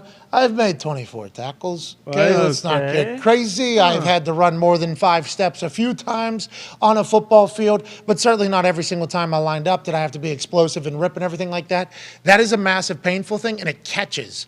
I've had a torn meniscus through a season. Walking up and down steps is a fucking nightmare. His season is going to suck. It's going to be very painful, but it is a pain tolerance and swelling type thing that I think Von Miller will be able to take care of and be back for. I don't know if he'll be the exact same because it is very painful, but this is good news for the Buffalo Bills team. Definitely, because they're going to need him. And kind of like what A-Rod said yesterday, even Von Miller at 70% is better than most guys. So that's great news after seeing the injury. I thought it could have been bad getting carted off, but glad to hear that news. Yeah, I think so too. You ever done a meniscus or anything? Never. It's just annoying. It's like very annoying. Yeah. Because you'll be going good. Like it won't even be a thing. And then just out of nowhere, boom, knife stab into your knee. It's just like, holy fuck. The meniscus, I believe, is the part in between the two things that kind of, is a like a foam almost, like a buffer or foam. There's a new surgery allegedly in Germany where they actually can put a new one in. That'd be groundbreaking and game changing if that was the case. I don't know if it's real, if it was just a report on the internet that was a lie. That'd make a lot of people's lives a lot better. Those who have meniscus issues normally just have to deal with problems throughout the rest of their life with soreness and everything like that. But yeah, it's a buffer in between the two parts there. And whenever it has a little tear, it can get a little catchy, a little rigid, and then it feels like a knife is being stabbed into your knee out of nowhere. Up and down steps, because you have to bend a little bit more, is whenever it'll catch. Also, weight bearing at different parts it is. But it is fully your knee is still fully functioning. It is just a god-awful pain. If I had to do what Vaughn did, I would not have made it through a season. So if Vaughn does it, I have nothing but the utmost respect. Now, that is a surgery, depending on how torn it is. They could go in and get him back 4 or 5 weeks. I think it's one of those. Depending upon the severity of it. What's that? Toradol? Toradol definitely helps. Yeah, Toradol would definitely help. His Tuesdays are going to be much worse than they have been, though, once that Toradol kind of wears off. Once your body no longer has the natural warmth from the Toradol, you actually feel it, like, exit your body, and it's like, oh, no. Oh, shit. Everything that was hurt before is still hurt, and maybe even worse there. I don't know how you guys played actual positions of having to move. I just had my knees in which I had to take care of. Toradol definitely will help him, but it's going to be a long season for Von Miller. And how lucky are the Patriots not having to deal with fucking Von Miller on Thursday night all of a sudden? Love it. It's perfect. It's just like Bill drew it up, you could say. And let's also remember, we were just talking about how Lane Johnson was lucky enough to play on grass. Like, if that were to happen on the Lions game, what happened to Lane when Amos went low on him, he's probably out for the year. Like, that's why every field should be grass. What are we talking about? Super turf. No, because remember that one, what was that puppet? Worked at ESPN. What was his name? Pinocchio. Maziano. Maziano? He was hosting this morning. He was. He's not a puppet. Not him. Well, he was during the CBA negotiation. Remember, that's where it all started. Somebody said that the NFL studies, independent studies, have Seifert? Oh, Kevin Seifert. Kevin Seifert, right? And puppet is a rude thing to say, but it surely sounded like he was just parroting exactly what he was told to say as a report, because there was a lot of conversation starting about the turf versus grass field. Now, I will say, as a loud program, we have been on this for a long time, calling for the grass fields. Yeah. It has seemingly gotten louder and louder with more injuries happening on primetime games to big-time players, which is affecting not only just the games in which the players are hurt, but entire seasons for people. And it seems at this point of the NFL. Now, I know the Cincinnati Bengals just got an indoor practice facility, and it's not an indoor practice facility. It's a fucking bubble that every high school in basically all of Ohio and any Texas and Pennsylvania has at this point of the game. But it's good news for the players. We're at the state of the NFL with the business-wise, with the amount of money that's coming into the NFL, that could be afforded. Grass could be afforded. Proper fields could be afforded for every team. Now, fans are going to say, you're lucky to play in the NFL. And Edgerrin James, who is a throwback player, was like, man, you put me on dirt, concrete, I'll play. We get that. I think there's a lot of players that will play on fucking whatever to get money and make a living and be in the NFL. But with where the NFL is, there's no reason for them to even risk losing a Von Miller, who just got paid $160-some million, who's going to be on a team that's going to be on primetime the rest of the day. Is there any reason to potentially jeopardize having him not playing in the big games, one of the game's biggest stars, because fucking cheap-ass turf was used in a stadium and he got fucking hurt on it? Now, I'm not saying it's directly the turf, but the turf is an alarmingly correlation to some people getting fucking hurt and injured and missing games. So if you can have grass and you have the capability and the means to have grass to take care of your product, which inevitably takes care of your business, I don't know why you wouldn't do it. But it seems to be a full conversation. And I think Seifert said, independent studies show that there is no correlation between turf having more injuries than grass or whatever. But then every single player that's ever played in the NFL says, put us on grass. Yeah. Our bodies are much better on grass. And then Seifert comes out and goes, no, independent study says that what they're saying is not real at all. It's like every motherfucker that has ever played in the NFL says grass is much better for our joints. We feel much better after games. It doesn't feel like we're running on concrete and playing whenever we're trying to fly 22 miles an hour and hit into other people. It's like you have the capability to do it. You have the funds to do it. Why not do it? Zoom out a little bit and think long term. I don't know why that isn't the case right now. Makes too much sense. Like you said, we've been on it from the beginning. And when you mentioned big game, think about Odell in the Super Bowl, like just running across the turf. And obviously he's missed this whole season, but he's one of the most popular players. 150 million people watching. Yeah. Just running a normal crossing route this last week. Eddie Jackson coming out of the post for the Bears, routine break, boom. He's probably got a Liz Frank injury out for the year. So, I mean, and like you said, you talk to every player. Like, I don't care what you're talking about, Cypher. Every player you talk doing, hey, can we practice on grass? Can we do this? Can we play on grass? Like, that's what you want. What did they say? Somebody said they would rather practice on grass in, like, 30-degree weather or something like that, or 35-degree weather, as opposed to in the bubble where it's like 70. Give us the freezing cold, not freezing, because then it's just the exact same. 45. Yeah, give us right above freezing on the grass as opposed to in the bubble, even if we're playing indoor next week. Even if we're playing indoor, give us the 38, 40-degree grass for our knees as opposed to going inside. Did Aaron say that? I think so. Literally, everyone. Yeah. Every human has said that now that plays in the NFL. Yeah, it's just it's a fucking interesting thing, and I don't know why they Premier League. Exactly. All the big teams, and now they run, right? Soccer's like 7-8 miles of running, and I would assume all the soccer players get knees fill up on grass, isn't it? Ain't it? Can we run? Grass is nice, isn't it? Isn't it? And then their fucking owners are like, yeah, probably smart. We'll keep these guys around longer, keep them healthier, have them play in our big games, have them play more minutes in our big games.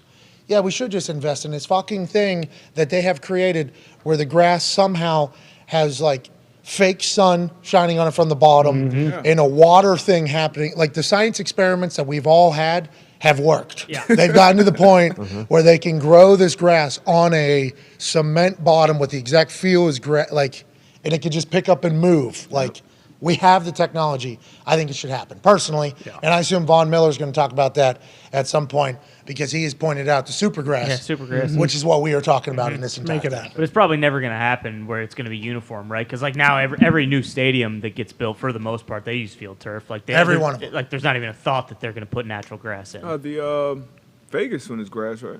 Yep. That's supergrass? That's supergrass, okay, yeah. But that's is that the Cardinals that's like the supergrass? Cardinals Yes. one, where out there, they do, or they can walk it outside and SoFi spends $4.5 billion extra over budget. Yeah. And then doesn't put why? That makes no sense. Makes no sense. I don't know why you wouldn't. 30 stadiums, 16 have grass. One of those is Soldier Field, though, and that doesn't count. Why not? Because that's the worst grass. That's We worse just than changed turf. it this year. It's a lot better. New York said they're switching to grass. They had to. MetLife has caused. next MetLife has done a lot of damage to a lot of people's Last year. knees, a lot of legs. Acrisure is grass. Well, yeah, that's the thing. Like the Pittsburgh Stadium has always had grass or dirt spray painted green. Exactly. Not I think- anymore. I think that's my favorite part of the whole thing. You jog out there and it's like, oh, this stadium, this field looks real nice. And then you get out there and then I get down to hold and it's just. Okay, I got spray paint all over my fucking. That was an old problem. They fixed it. I got spray paint all over my whole fucking body now. Tricked you good. They weren't the only ones. They weren't the only stadium that did that. I mean, there was a lot of stadiums that just had dirt and they would just paint it green or whatever. I mean, golf courses have the ability to do that. They get the seed and they have it be green. You just kind of cover it in. Similar type things were happening in TV. You zoom out. I mean, 4K now probably would expose your motherfucking asses if you were to do that now. But oh, that looks beautiful, dog. That's pristine. So great. It's like, no, that is a shit bag yard down there right there. But they great. But we have the capabilities. We have the means. Let's do it. Let's keep our stars in the game. Yep. Let's stop getting the injuries. And let's keep NFL stadiums a turf. Atlanta Falcons. There's another one that was way over budget. Yeah.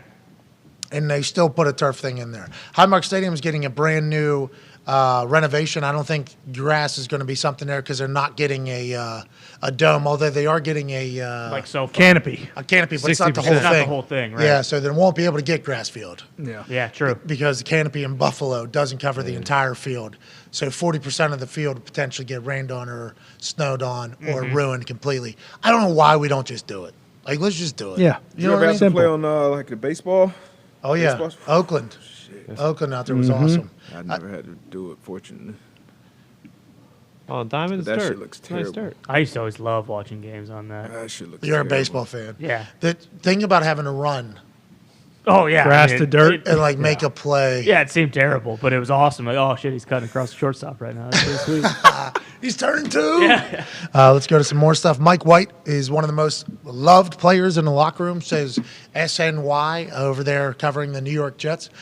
Players described him to SNY as one of the most genuine and real guys on the team.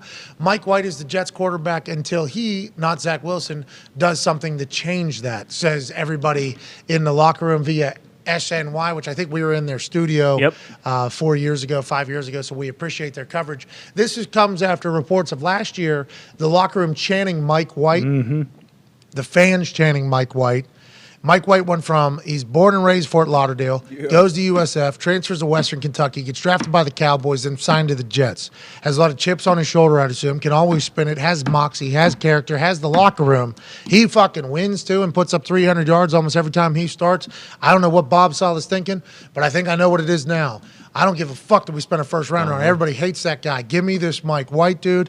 And if Zach Wilson can learn from this, right, which was said last year, hey, maybe Zach will learn from this. Then something happens. If Zach can learn from this, what they're going to learn is that Mike White might be the Kirk Cousins situation in Washington. Yep. Whenever he come in, play well, then they fuck around, come in, play well, they fuck around, then he gets $60 million guaranteed from Minnesota. And I'm not saying that Kirk Cousins is a fucking world beater because he's never won a Super Bowl, but Kirk Cousins has certainly been a much better option than what they've had for a long time, and they refused to believe that whenever they had him. I wonder when the Jets, and hopefully for Mike White, he'll play some good string of football here, well, they'll recognize and say, this is our guy, let's go with it. Because you empower a guy like that who's loved and genuine and real. Think about what he's going to do this offseason for everybody if he's the one in control of it. Of the offseason workouts and the offseason everything. Sounds like he is the guy that you would want.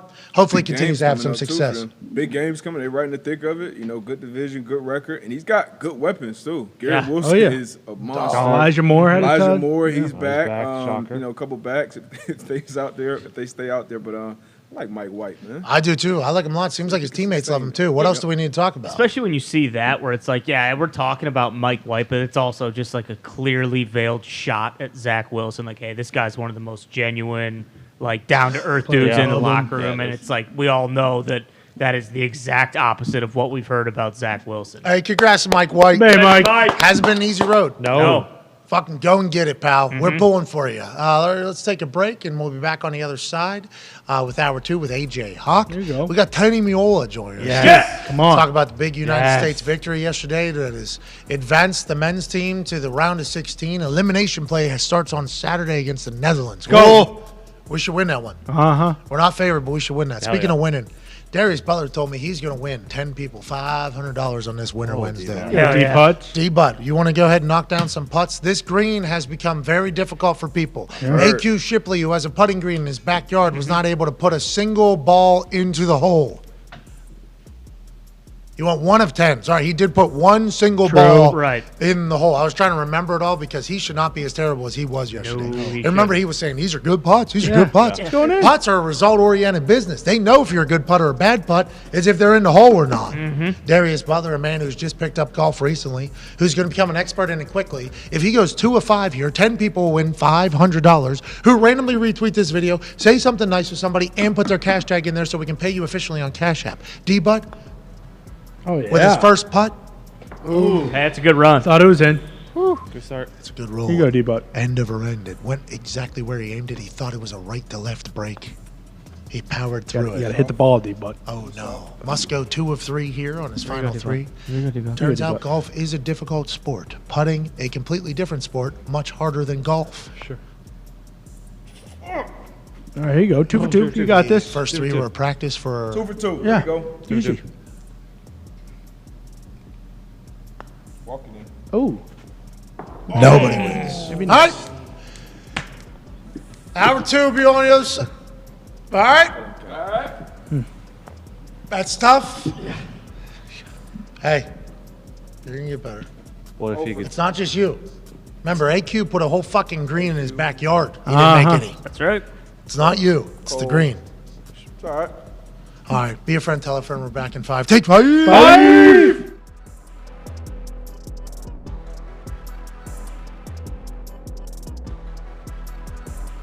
There's fear around what does it mean if I'm not 100% and I don't play my absolute best? Can I live with that reality? And I think many people can't. Rodgers has been playing through pain a lot here. We've seen him throughout his career play through pain, but now 2 things, the thumb and the ribs. For me, I can because I know what competitive greatness is. Going out there and trying to do your best all the time and putting your body on the line. If you're 90%, 80%, 70% gives your team the best chance to win, then you're out there and you're playing. Aaron's going to suck it up. You know what he's going to do. This is their seasons on the line. Yes. And also being able to look in the mirror. I mean, that's honestly the only person you have to really appease, whose opinion you got to live up to, is that person staring right back at you. That's why I've always wanted to play, and that's why I've never wanted to come out of games, because I want to look in the mirror and know that I did everything I could to be out there with my guys, put my body on the line willingly. That's the nature of being a fierce competitor and striving for competitive greatness, is that it's not really a question. I don't need somebody to tell me, maybe another week you'll be 100%. Maybe just wait one more week. No.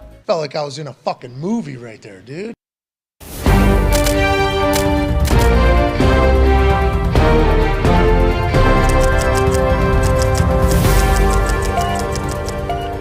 Hello and welcome to the special investigative report.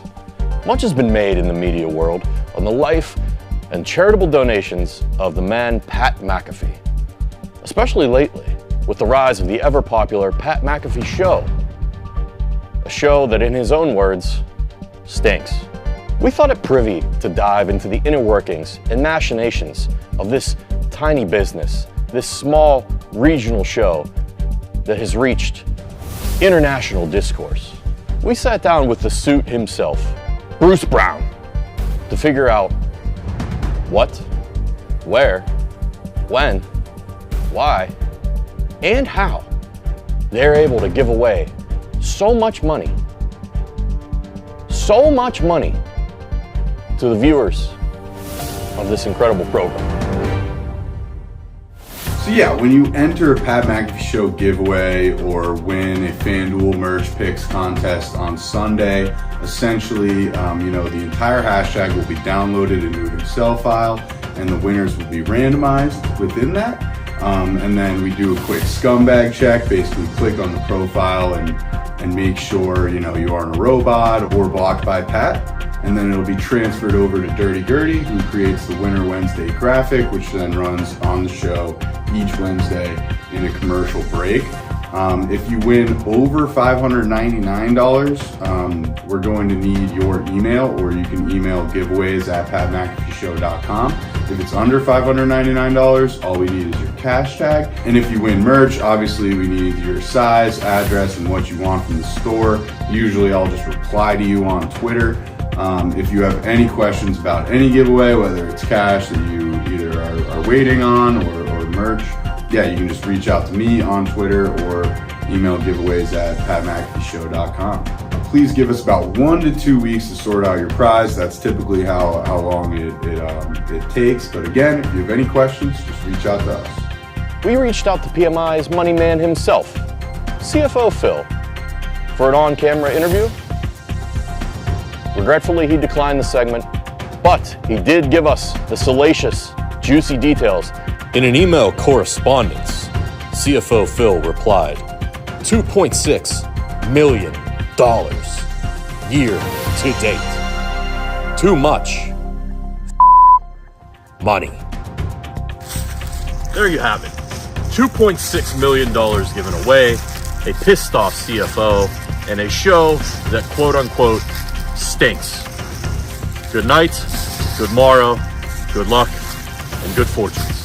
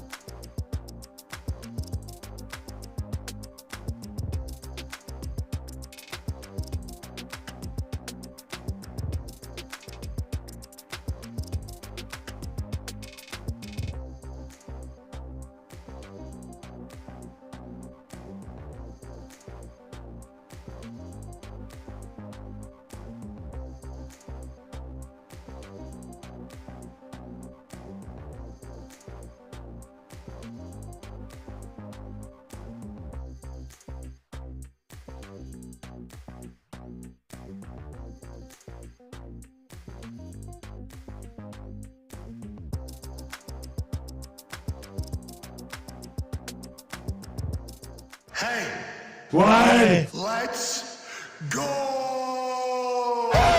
This show fucking stinks, and the fact that you listen, we are very, very thankful for it. AJ, you never cease to amaze me with your toxicity, pal. You got a couple of these? God damn it! What the fuck are you doing? Fuck Boston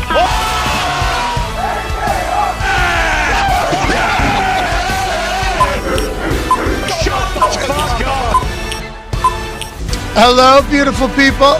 Welcome back to our humble abode, the Thunderdome. On this Winter Wednesday, November 30th, 2022, Hour 2 starts right now. Football!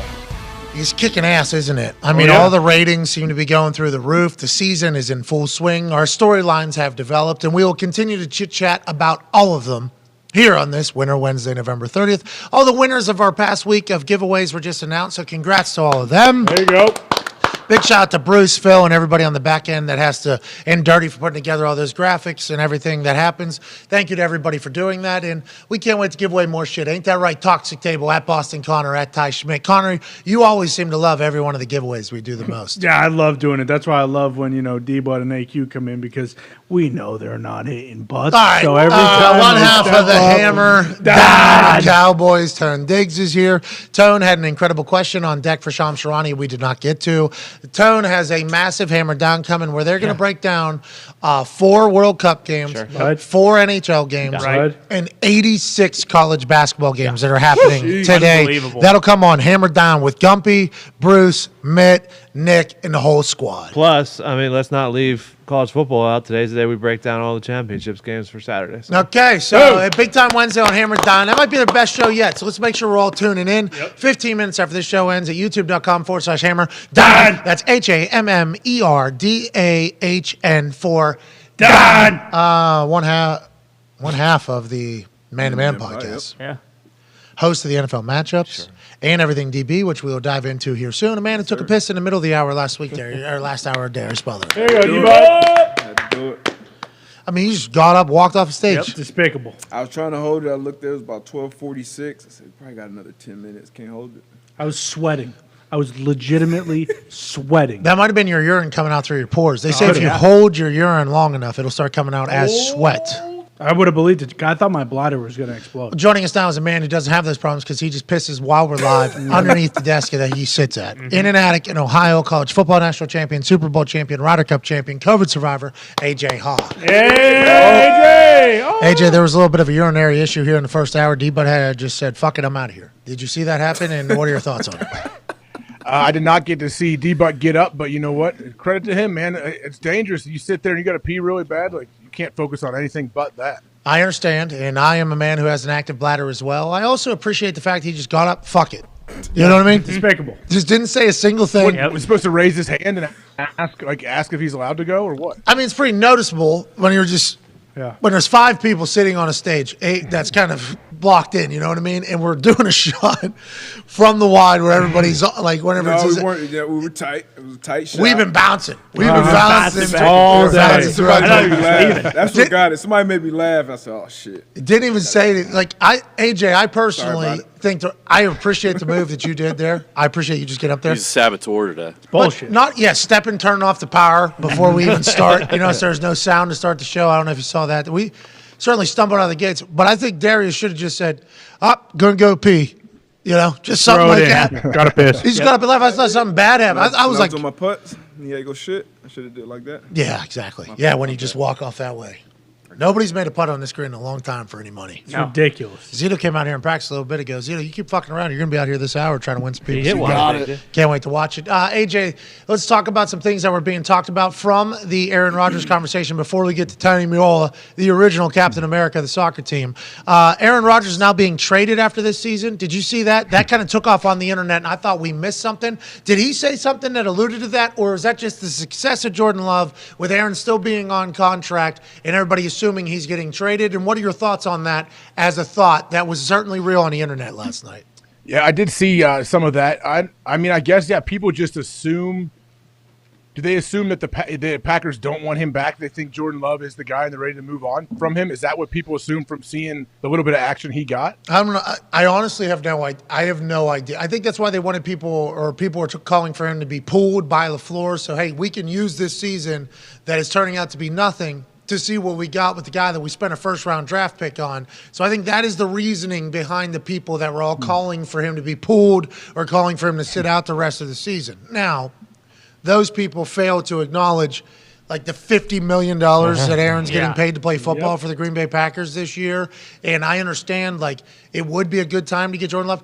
Mathematically not eliminated yet. Nope. You still have a quarterback on a contract for the next couple years that's pretty fucking good, even though Jordan Love is in an interesting situation that none of us wish for Jordan Love to be in, okay? We think Jordan Love, great guy, not Jordan Love's fault to be in that situation. But it is crazy how the things get going. And after you listen to what Aaron says, Aaron's like, I'm fucking playing. What are we even talking about? Yeah. I'm playing football. They're paying me a lot of money to play football. And even if they weren't, it's football. This is how this whole thing goes. How do you see it panning out? You think it's going to get to a situation like Aaron and Brett did? Is that what this is going to happen here with the Packers faithful? Because wasn't that a real thing? I wasn't a Packers fan then. Yeah. But that was a very real thing back in the day. For sure. Right? But Favre retired, and then they basically said, like, all right, sounds good, we're going with Aaron. And then Favre decided, like, well, actually, you know what, I don't want to retire. So he came back. I haven't figured out how to rob poor people yet. I'm still working on it, but I don't have the plan complete yet. So he came back. Then they traded him to the Jets. But I don't know. This kind of goes back to draft night. And again, nothing against Jordan Love, but it's like honestly, nothing against Jordan Love. No, but it's why I was so pissed off, and it's why a lot of Packers fans were pissed off, because now you're in a position where, like, if you watched games, you knew, yeah, Rodgers maybe at that point hadn't been playing as well as he had, historically, but, like, he wasn't washed, and now you're in a situation where you're handcuffed, and you have this guy where you know what you have with him a little bit, but not necessarily enough to extend him, which is what they're going to have to do. Like, they should have just gone again with Rodgers, and then you start this whole process. If they drafted someone in this upcoming offseason, then, like, that makes sense. But to do it when they did, it still is just mind-boggling. Yeah, and Jordan Love obviously has taken it all in stride. He's gotten better. Darius Slay, we played a portion of his podcast, Big Play Slay, which is an awesome podcast, I think. If the minute that I watched is anything like the rest of the podcast, I think it's a great fucking show. podcast. Sweet. He talked about how, when a defense sees that Aaron Rodgers is walking off the field, we're all like, hey, this is a good day. Probably going to get a pick. D-line, a little bit more excited, probably a little bit more indecisive, probably going to do it. And then he talked about how Jordan Love, this guy is copy and pasting Aaron almost. He said he was, like, impressed with Jordan Love. He's obviously been in the back pocket of Aaron since he's got there, and he's learned from him. It's the right person to do it. I think Jordan has handled this all very well as well, and it has not been an easy situation at all for him to be in, AJ. No, I mean, what a unique situation to get drafted to the Packers. All of this stuff is still going on. Like, he's, 3 years in now, and there's still all this. Who knows what this offseason looks like. So, yeah, I think it was good to see Jordan Love get in there and just look confident, look comfortable, like he could run the offense. I'm sure that felt good for the Packers. And also for Jordan Love to get the compliments from Darius Slay, I think that'll go a long way for that, too. I think so, too. Just like they say Christian Watson, that man right there who his entire confidence changed after one play, after he made a big-time play, and ever since he's had, 6 in the last 3 weeks or something like that, 6 touchdowns. It could change there. Jordan Love having good film in meaningful football games against a good team is great for Jordan Love in his camp. I don't think the Green Bay Packers would have any problem trading Aaron Rodgers if they were looking to trade Aaron Rodgers.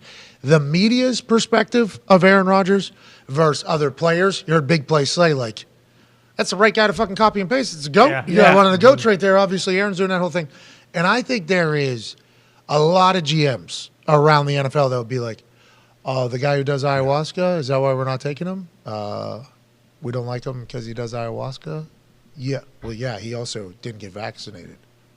Oh, that son of a bitch. Do we have to worry about that anymore? No. Does his arm still work? Yeah. Okay, yeah, we'll fucking certainly sign up to pay a fucking Aaron Rodgers to come to our team. I hope Packers fans know that. Like, I hope Packers fans know that because I saw some Packers fans that were tweeting last night that seemingly did not. They were saying, take the hit because nobody's going to want him and move on so we don't have the drama. I'm like, you have no idea what it's like, okay, you Green Bay. I was lucky to be a part of the Colts organization. When Peyton left, Andrew Luck came in, okay?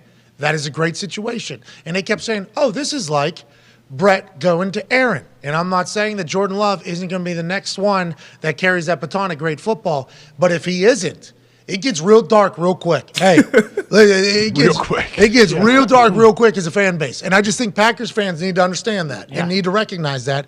Because if Aaron was announced to come to the Indianapolis Colts, they might put a fucking statue up of him before he even takes a snap here in Indianapolis. Hey, put a banner, put a fucking flag. Seen the Ring of Honor. We got Aaron Rodgers. Tone was not impressed with him. Tone was not impressed with Harbaugh was there for 2 years. Why? Pretty crazy. His name's on the Ring of Honor. Hey, They have don't a start AFC talking shit finals about our bid. Ring of Honor, all right? There's- all those guys earned it.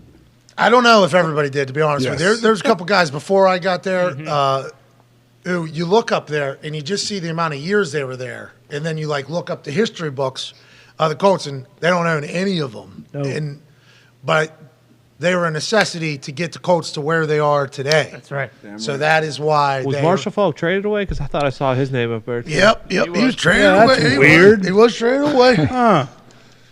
Which I think Jim on the other side was like, brother, we appreciate you doing that because they got Edge. Yeah. They got Edge and James. It's like, oh, he was Edgerrin James. Marshall's a Hall of Fame player, and he was on our team for a little bit. So put him up there. No, I think it was Jim going, tough situation. It's a win-win for both. Everybody won a Super Bowl. Harbaugh in took that. the Niners to the Super Bowl. Put his fucking name up there. It was a Colt. The disrespect. I'm proud of the guys that have gone in there, though, that I've done. What years was Harbaugh there? Like 91 95 to 97, I think it said, or something like Good that. years. Some solid years. That's I ridiculous. don't think they were that good. Yeah. Lost to the Steelers in the AFC Championship. That was fucking good. Didn't they have the number one pick? To semifinals. All right. Anyways, Sorry, proud of everybody in the Ring of Honor. Yeah, I guess. And if you were going to make a Ring of Honor for the United States men's national team, this guy's the first fucking name in there. Goddamn right. If I'm voting, okay? If I'm voting, first name on there. Oh, who you putting in there? Oh, it's an Italian man. Mm-hmm. Who is the Italian man? Well, he was a goalie who did backflips on the fucking field, led the MLS to basically kick off their entire league, was a stallion for the United States American team, and a guy whose name is synonymous with incredible soccer. The Soccer Lombardi's coming home, and I hope they give a ring to this guy. Ladies and gentlemen, Tony Meola.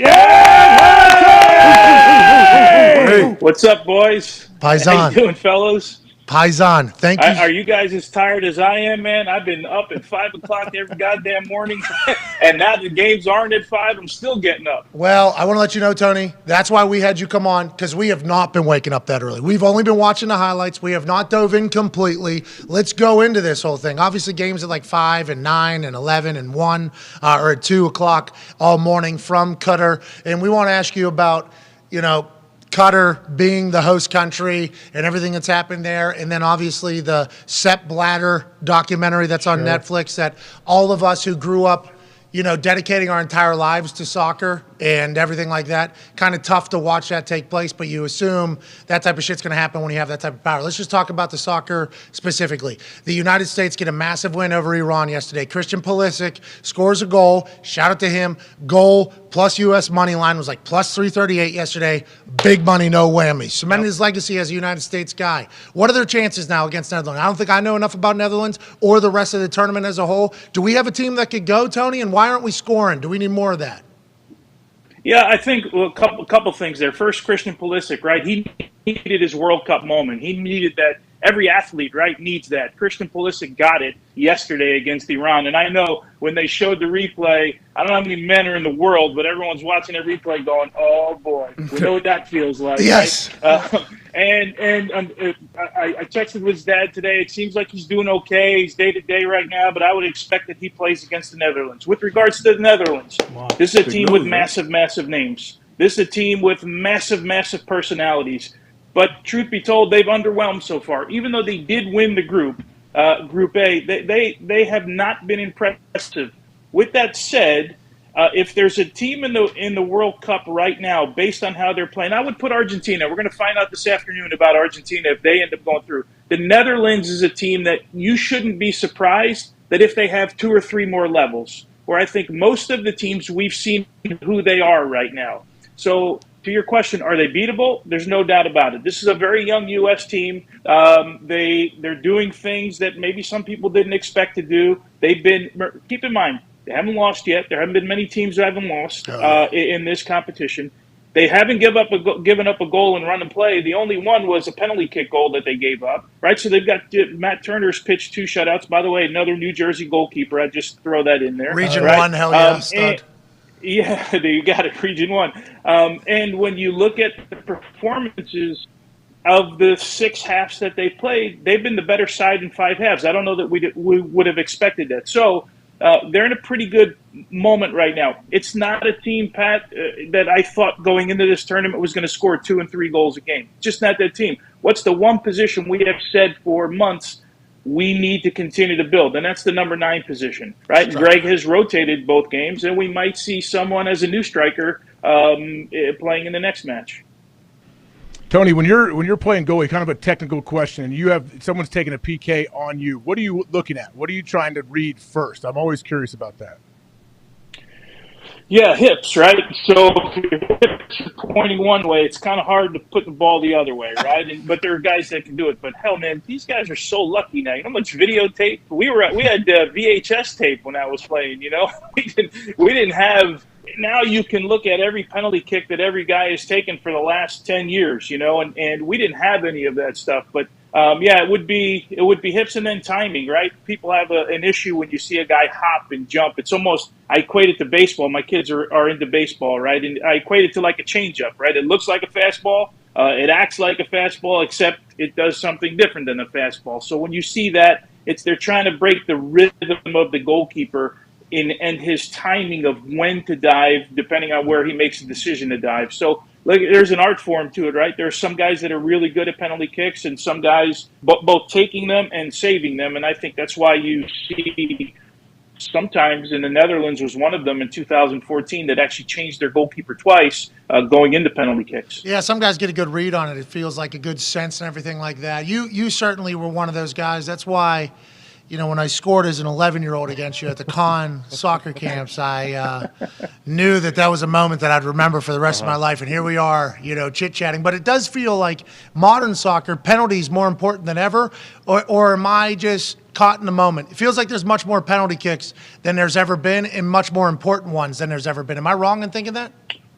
No, because we have VAR now, right? So you think about the years of how many penalty kicks referees may have missed or weren't willing to call, right? Now, you don't have to make a call, right? If you're a referee, you don't really have to blow the whistle because you've got this security of having VAR and going to the video monitor and seeing it again, which we never had in the past. So if it wasn't called, it wasn't called, and you had to make a split decision. So when you think of it from that regard, I'm not so surprised. And we're now starting Saturday with the U.S. at 10 o'clock. And by the way, all the games are at 10 and 2 moving forward. From yesterday on through the rest of the tournament, we're getting into rounds where there's no more draws, right? We got to figure out a winner. 10 a.m. they're on Saturday? Yeah, 10 a.m. Yep, don't we have any pool? Can't we go at 2? Don't we have any pool? Can't we just say, no, we're going at 2 o'clock, we're America? That whole thing? Can I go back to the team itself? Because you said we're looking for a number 9. And for those that don't know soccer, the 9 is the striker up top. That's why you see a lot of the great goal scorers throughout history have worn the number 9 because that's the position of 9. Gio Reyna, not playing. Now, I know he's been injured, but I think, did you play for his dad? You know his dad? I assume you do. The family. Well, I played in the World Cup. Yeah, I played in the World Cup with Claudio. Yeah, so this dude is, and his mom, I think, professional soccer player as well. We've seen him play great soccer. Seems like he could be a guy that could solve a lot of our problems, maybe. I don't know. He's grown up in the academies in Europe. Greg Berhalter's not playing him. Is it because he's not fit? He's not in shape? Obviously, that video of him going through the hotel yesterday, locked in, while everybody else is celebrating. And this dude's got so much swag. I'm a big fan of his. He wasn't happy that he got subbed out. Christian Pulisic got his balls checked out. He's celebrating back at the hotel. That moment right there, though, a G in the background with his headphones on walking through is kind of what stole the conversation to that whole video after getting knocked through to the next round. What is it with? Is he not in shape? Is he not fit? And what do you see from him going forward, do you think, Tony?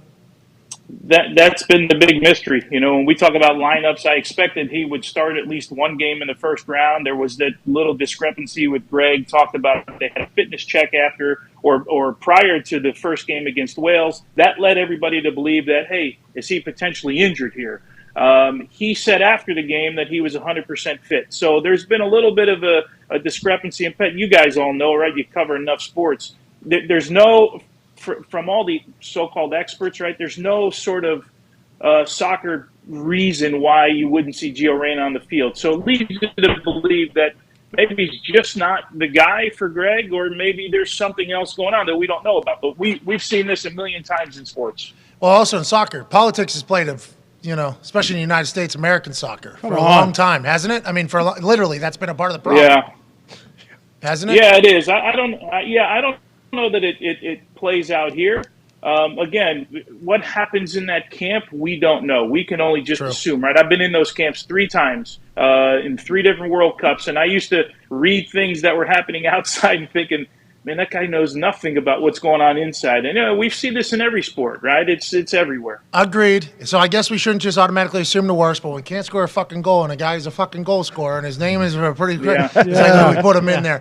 Darius Butler played 9 years in the NFL. Has a question for you, Tony, after watching the World Cup. Yes, sir. Hey, what's up, Tony? So watching the World Cup, Cup, a lot of these goalies, man, putting a lot of nice punts out there. There are a lot of goalies that transfer to the American football and punt. And then part 2 of my question, how close were you to being a kicker or punter for the Giants? Little birdie told me you might have got close. Jets. Jets. The Jets dropped the ball. after the 94. Pete Carroll was the head coach at that time, who, by the way, I remain friends with. Great guy. Yeah, it was close. I hated it though, man. I really hated it. It was the most boring. You go from diving around and picking balls out of the corner, and it was the most boring job. I was with you guys were, and Pat, you'd remember. I don't know if the rest of you guys remember. Nick Lowry was there, and I had the chance to work with Nick back then when I think he came from the Kansas City Chiefs, if I'm not mistaken, to the Jets. And I thought I always wanted to do it, and I thought if I'm ever going to learn to do this, I got a pretty good chance with Nick. But I got injured right before the season, and it was almost a blessing in disguise, to be honest with you. But to translate to goalkeepers, man, there are a lot of guys. I would think more kickoffs and field goals than punting, because the way the game has changed now, everything is struck off the ground. So I would think they translate more that way than anything. Seems like guys are bombing balls right now. Back in the day, somebody take a goal kick and they got it to near the other 18. Everybody's like, look how fucking big this guy's leg is. Now it feels like every goalie can huck it. Is the ball different? Have they changed the ball, or is it just technique changing? What do you think it is? Yeah, I think it's a little bit of both. And look, the athletes are just bigger and stronger now. I think the one thing, you guys are majority football guys, right? I mean, I think if you actually went on the sideline of one of these games, you'd realize how big, Netherlands, how big Virgil van Dijk is. Their goalkeeper's 6'8" Noppert that you're going to play. I think you'd be surprised how big some of these guys really are. Just different built athletes, right? Yeah, and the balls are flying. I can't wait. Tone has a question for you, fellow Paisan. Tony, Pat kind of talked about it a little bit earlier. I've been wondering it. Dest has been subbed off, I believe, in every game. And after him, it feels like there's a pretty decent drop-off to Shaq Moore, who's gone in the last two games. Or how come Yedlin's not going in for him? And is it just is it a cardio thing with Dest because he's up and down that side the entire game? What's going on with that position? Yeah, look, you hit the nail on the head. First off, I believe Yedlin did come in the Wales game, right? And then it's been Shaq Moore in the last two games, if I have that correct. Nashville SC Shaq, keep in mind. Yeah, Nashville, and he was playing in Spain. But keep in mind, I watch Serginho Dest because AC Milan is my team, right? It's the team I support around the world. So I watch him every single week.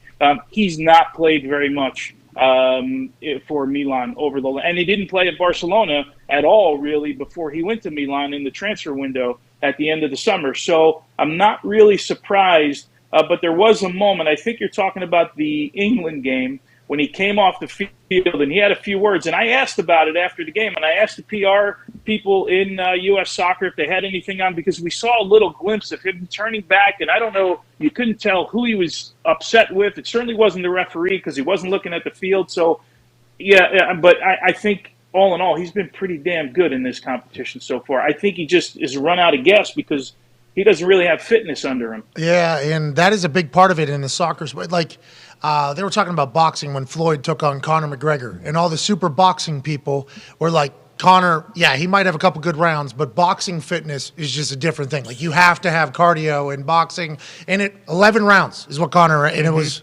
incredible work by Conor. I think it should have been applauded. Soccer fitness is a big deal. That was something I was never that great at. These lungs, for whatever reason, just weren't always the biggest part of it. It's hard to judge, though, from the outside looking in. Like, does that guy have anything left, or does he not have anything left? And I assume Berhalter is trying to figure that out as we go, so I guess we shouldn't judge as hard. Last question before we let the legend Tony Meola go. I know you have a lot to do. Messi's coming to Miami. Cristiano Ronaldo, I know he's getting offered like $207 million allegedly from Saudi Arabia. He's up. Is he coming to the MLS? Is it our sport now, Tony? Is it our sport now? Are we the leaders in the clubhouse of soccer? Oh, we'd like to think so, man. Or we'd like to think at least it's going that way, right? Look, Messi to Miami, I reported that back in March that deal was essentially going to happen if Messi wanted it to happen. The Cristiano Ronaldo, I just saw the latest report, 3.5 years, $365 million. And I think it's Al Nasser over in Saudi. Is that Saudi Arabia, I believe, right? Yeah. Yeah, if I'm being honest, I'm kind of over the Cristiano Ronaldo me story. I really am. I'm a Messi fan anyway. So this whole thing, I'm like, okay, perfect. Go make your money. Go do your thing. When you're getting $2.5 million every Instagram post, it's not like I can feel bad for you because somebody's benching you at Manchester United. I got to be honest. Okay, what does this men's team need to do that you think will be a massive success, or have they already accomplished that going into the North America World Cup 4 years from now? Yeah, I've always said this is built for 2026, but they have a great opportunity here. How do they win this game? They got to win the midfield. Tyler Adams, our captain, has been outstanding. Weston McKennie and Yunus Musa have to likely have the best game that they've had in this tournament to beat the Netherlands. Let's go. Come on, boys. We appreciate you. Paisan Tony Miola. Hey, Tony! Thanks for making time for us, Tony. He has a Sirius XM show, and he's also trying to watch all of these games and cover them all. I broke the Messi news to Miami, I think, 6 months ago. Just about. 6 months, 7 months ago. Sorry, I got that wrong. It was the Jets, not the Giants. 100% on me. I should have remembered him in those green shorts I think he was kicking in. Yeah, he was a guy. I was a big fan of Tony Miola. Big leg. Hey, he used to have a big leg. So was I. Sweet ponytail he had back in the day, but also with Ronaldo, going back to that, so another team, did he go seek this, or are they trying to trade him? How's it work? So he went to Manchester United again, which is a big deal, big homecoming. And then for whatever reason, the coach just stopped playing him. I assume there's a reason. We have no idea. How can you not play Ronaldo? Well, that's what we all think. And I think Cristiano Ronaldo had the narrative of that behind him, too, whenever he finally came out to speak. It's just not working out. So amicably, they decided to just end the contract, and now he's free to go wherever. In this Saudi Arabian league is offered $200-some million a year. Jesus. Is he going to take it? $200 million a year. Does anyone else play in this league? Any big-time stars? Well, that's the thing. If they count this as actual pro goals, too, he'll be able to break every single record of all time because he'll be scoring 60 a goal or a league in this particular league. You know? Saudi, they might make it to the knockout stages. If they do, we may see a couple of the top dogs from the MLS. Not Messi. No. People are staying in the MLS, though. Money's coming to the Messi's coming. coming. Michael Bradley's interested in maybe going over there. I'm not sure. No, they're not going to get him out of Toronto. No way. Former legends. Who runs this fucking league? Greg Norman or fucking someone? Well, Tiger said you got to get Greg out of there. You want a PGA and Live to have a relationship at all. Fucking get the shark out of there. Yeah, I think Phil Mickelson's taking the reins, actually. Oh, yes. How about us talking? Who is no longer part of the match? Yeah, whenever you make deals with Live and Saudi, these types of things can happen. Sorry about it. Kicked out of the match. Yeah. Tony Miola, seemingly. Is he the soccer expert in America? Yeah, has to be. I didn't know that. I'm just massive fans, and he has a show. So he's number one. Yeah, he's insider. He's texting with Christian Pulisic's family. Yeah. I asked the soccer PR what was going on. It's that's a guy we should keep close to. What do you say, Claudio Reyna? Yeah, I played in 2 World Cups with him. Hey, thank you, Tony. Love you, Tony. All right, let's talk about some more NFL news. We should win. Yeah, should. You heard him say it, didn't you, AJ? I heard we have an easy road, too. If we could Argentina potentially have a loses. nice little road. Argentina playing 17 minutes, I think. Yep. If they lose. They have to win. So as a soccer shop, which I am, bet on a draw that game against England.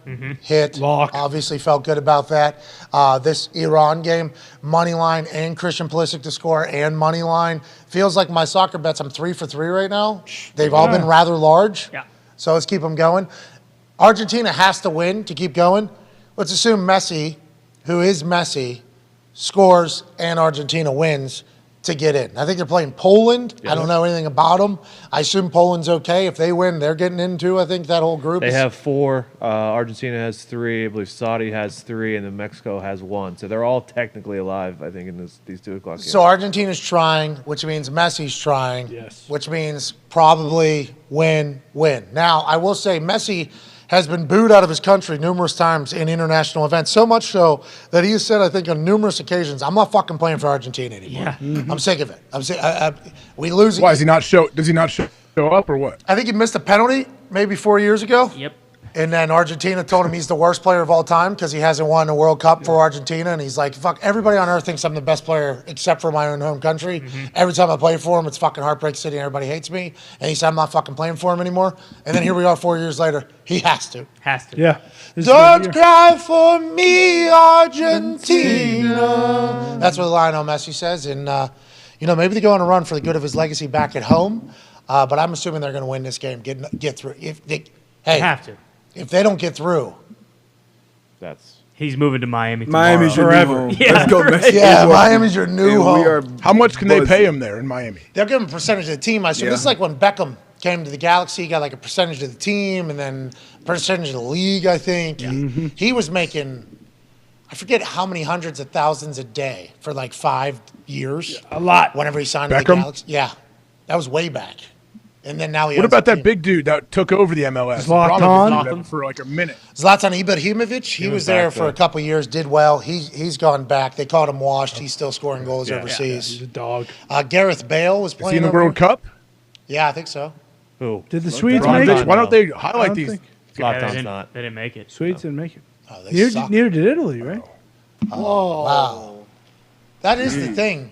fucking- If you want to be an Italian, Is fucking and- Ireland in it? Or? If you want to, if you want to be Italian and play in the World Cup, you gotta play for America. Goddamn right. Des dude has a sweet name. What's Des? Serginho. Serginho? We have a Serginho on our team? Yeah. And Let's I go. don't know how much. I don't know if he's. I don't think he might be Brazilian, but I don't know how much American he grew up. Like How some do of these guys never. Yeah. Like, What do you have not to in prove? America. That's fine. Do you just have to be born in America? How's it work? So some You military have to be base, born in America. some guys get born on military bases and then they get put into academies and other places. So like, never Let's really. just get all of those guys. Get all of them. That's what we started doing. We kind of do, yeah. That's kind of Okay, good. like Christian Pulisic's been in those academies. Gio Reyna's been in those academies. Like, there's a lot of guys that grew up in the. Aronson right now is in the Leeds Academy. Like, we got a lot of guys that have basically come up through the European ranks, which is why everybody said America couldn't keep up, because when you guys are focusing on all the other sports and all the other things, our academies are literally you wake up, you play soccer. You have breakfast, you watch film, and you play soccer. You do 2 hours of school, okay, because you got to learn how to read, I guess. And then in the afternoon, guess what? We got another practice, we got a conditioning test, and then we got scrimmage at night, and then you're going to bed, and we're doing that again tomorrow. And this is your life. Yeah. This is your life for the next 5 to 6 years. At any moment, you can get plucked from this academy onto the men's team. You can be 15 years old, and you can get plucked onto fucking Manchester United. You're in their academy if you have a great couple weeks and can score goals. And they see that. Like, that is what their entire beings are almost. Like, we're getting put into this academy to become professional soccer players. We live here. We go to school here. We eat here. We don't see our families. A lot of people travel in there. How old are they when they start? Teenagers, like Young. It's like 11, hockey, 10 kinda like years hockey a old. little bit. Like Yeah. that, the locals are in it since they're kids, and then now we got Americans that have been coming up through those. So it's like we got kids that are not only talented, but their entire lives have been spent becoming soccer players, and we're benefiting from it. And I fucking love that. There was a guy that was playing for England. In the last time the United States played England, he was playing for England because he came up through. Now he's playing for the United States. It's like, let's go, cuz. Yeah, that's what we're talking That's what we're talking about. We need that. We will take that because we are a melting pot. That's right. Yes. That's right. That's what America is. Mm-hmm. Come on in. You don't need to just be from, Everybody gets along. bingo. Especially whenever we're talking about the soccer Lombardi, Yeah. which we're going One to big fucking happy win. Fun family. fact: When you're Serginho Dest, born in the Netherlands. His mother is Dutch, but his father is of Surinamese American fame. Oh, That's what I thought. so he's fucking putting his mom's country to bed this weekend. Seems like it. Sorry, Mom. Night, night. Two dude. things I can't stand: people who are intolerant of other people's cultures, All right. and the Dutch. Okay. Hell yeah. Let's move on. Let's talk about the American culture. Do we know if Joe's going to call and give a pump-up speech before? Well, Joe Biden did say that he called the players and the coaches and told them they could What? do it. And they said, and I said, no, you can. Look at them. They did win. did it. Worked. Worked. Go ahead and do I'll that. buy you some chocolate chip. I missed that. Yeah, this hit my timeline, regrettably, because of how much I was talking about soccer and the algorithm. Joe Biden was at, I think, a campaign rally. It was over. He split the C's, did some of these on people to get back to the microphone. Didn't have the microphone that was on there, actually grabbed the handheld while the music was playing, started talking. Mic was muted. It's the president. Fucking turn on the microphone, maybe, whoever's paying attention. They miss it. He goes, USA just beat Iran. I called the coach and the players. I told them they could do it. They said, look at them now, or whatever. It was like, players doubted themselves, huh? They traveled to Qatar, spent their whole lives playing soccer, literally committed everything to it. President Joe called them, and they said, you could do it. And they looked at the president and said, I don't think so, Joe. Can't beat Iran. That's pretty much it. Didn't the players actually say, hey, Joe, it's Iran. It's not Iran. You can't say that. Okay, all right. Let's get some Thanks for calling the team, Joe. Thanks, President Joe. Joe. President Joe. President Joe. Good on Saturday. Have you seen the Minnesota clip that goes around every time the Vikings win? Oh, it's awesome. It's just Biden yelling, Minnesota! And it's, who did the Vikings or who did the Patriots just lose to? And then it's Biden yelling Minnesota. I'm not gonna say anything bad about that because there's a couple videos of me just screaming Minnesota in the microphones at different times because of how cold it was there. So shout out to President Joe giving a motivational speech to his soccer team. Yeah. They didn't believe till Joe called. When Joe called, they showed up. beat Iran. Not just for soccer, Joe said. Need this one for as a world. Yeah. And the boys there. Thank you, boys. Thank you, PJ. Thank you. Ain't that right, AJ? Anything to kind of wrap a bow on that whole thing? Yeah, I don't know a whole lot about soccer, but it sounds like it's going to be tough going home for that Iranian team, from what I hear. All reports coming out of TMZ is really the ones that are reporting on these international incidents potentially happening in the sporting world. Not sure we would have guessed that TMZ would be the ones that would be the only ones reporting about world news happening around sports. But nonetheless, shout out to TMZ for reporting this. I guess the families of the Iranian soccer players were told, tell them boys to fucking act right, or... We're going to torture the shit out of you guys.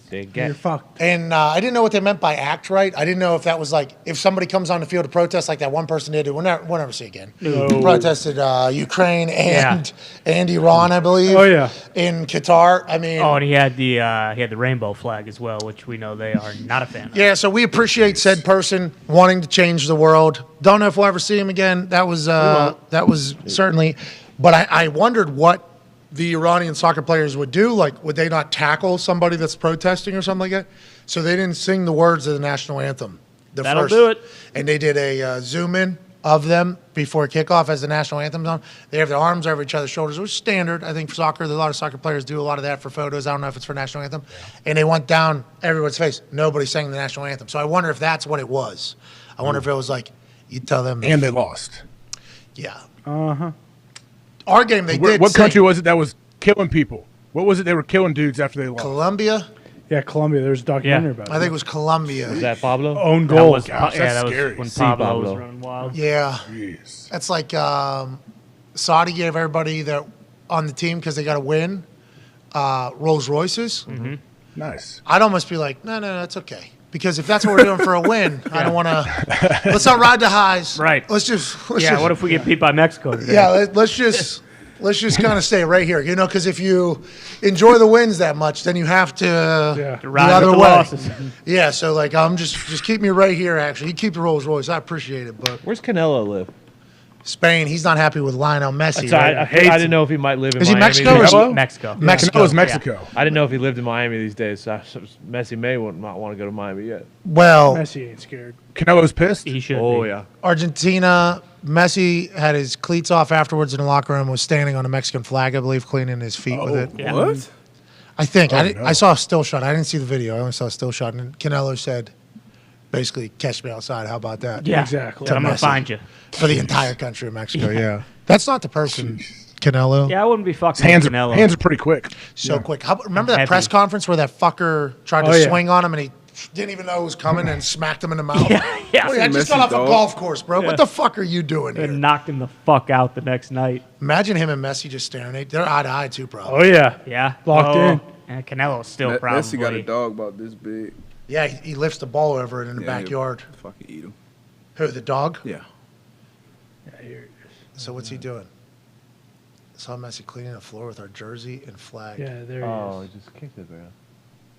Was it on purpose? Seeing the floor, jersey. Oh, he just kicked the So shoe. it was like a jersey should swap. ask It was a God jersey that I swap don't with find another player, and it was. I would like to get not in the middle of this, Yeah, pro smart. but I would like to say that Canelo should know big weight off of Messi's shoulder. Argentina thinks he's the worst soccer player of all time because he has not won anything with Argentina, even though the rest of the world thinks he's the best soccer player of all time. A lot of exhilaration there from Messi. I don't even think he knew that was there. No. Probably not. That being said, keep your head on a swivel because Canelo doesn't care and he'll knock all your fucking teeth out if he ever catches you in Miami or anywhere. What is he? He's the best boxer, they say? Him and Floyd, best boxers of all time? Pound for pound? Did Canelo I don't lose? think Canelo's in that. conversation. He's lost. Yeah, he lost one. And now To Triple G or whatever? Is that who He he lost to Mayweather back in the day, and then he lost somewhat kind of he's recent. Pacquiao? Is Canelo's that a the same monster. fight? Is that same weight group there? Crew. Triple G, Floyd, Pac, Canelo? Ricky Hatton. Fucking remember Sweet. Ricky. Oh yeah. He was awesome. Do you watch boxing much, D-Boy? Not a lot. Big fights, is it? Me too. I think Triple G, didn't he fight Canelo? Is that a fight? Yeah. Multiple times, right? Canelo Triple G. had a huge fight deal with DAZN. Yeah, okay. He's DAZN. still on that? Yeah. They still. I think They let him out. I think they let him out of it. Yeah, right? they may have They had squelched to. on paying him. Oh, They shit. gave him like $400 million and how many fights? 500, yeah. Who is Canelo Alvarez lost to in September 2013? Bivol, He lost to Mayweather, and then Dimitri Bivol, of course. That was just a little bit ago. Yeah, May. Well, Pachenko. So what is The running back?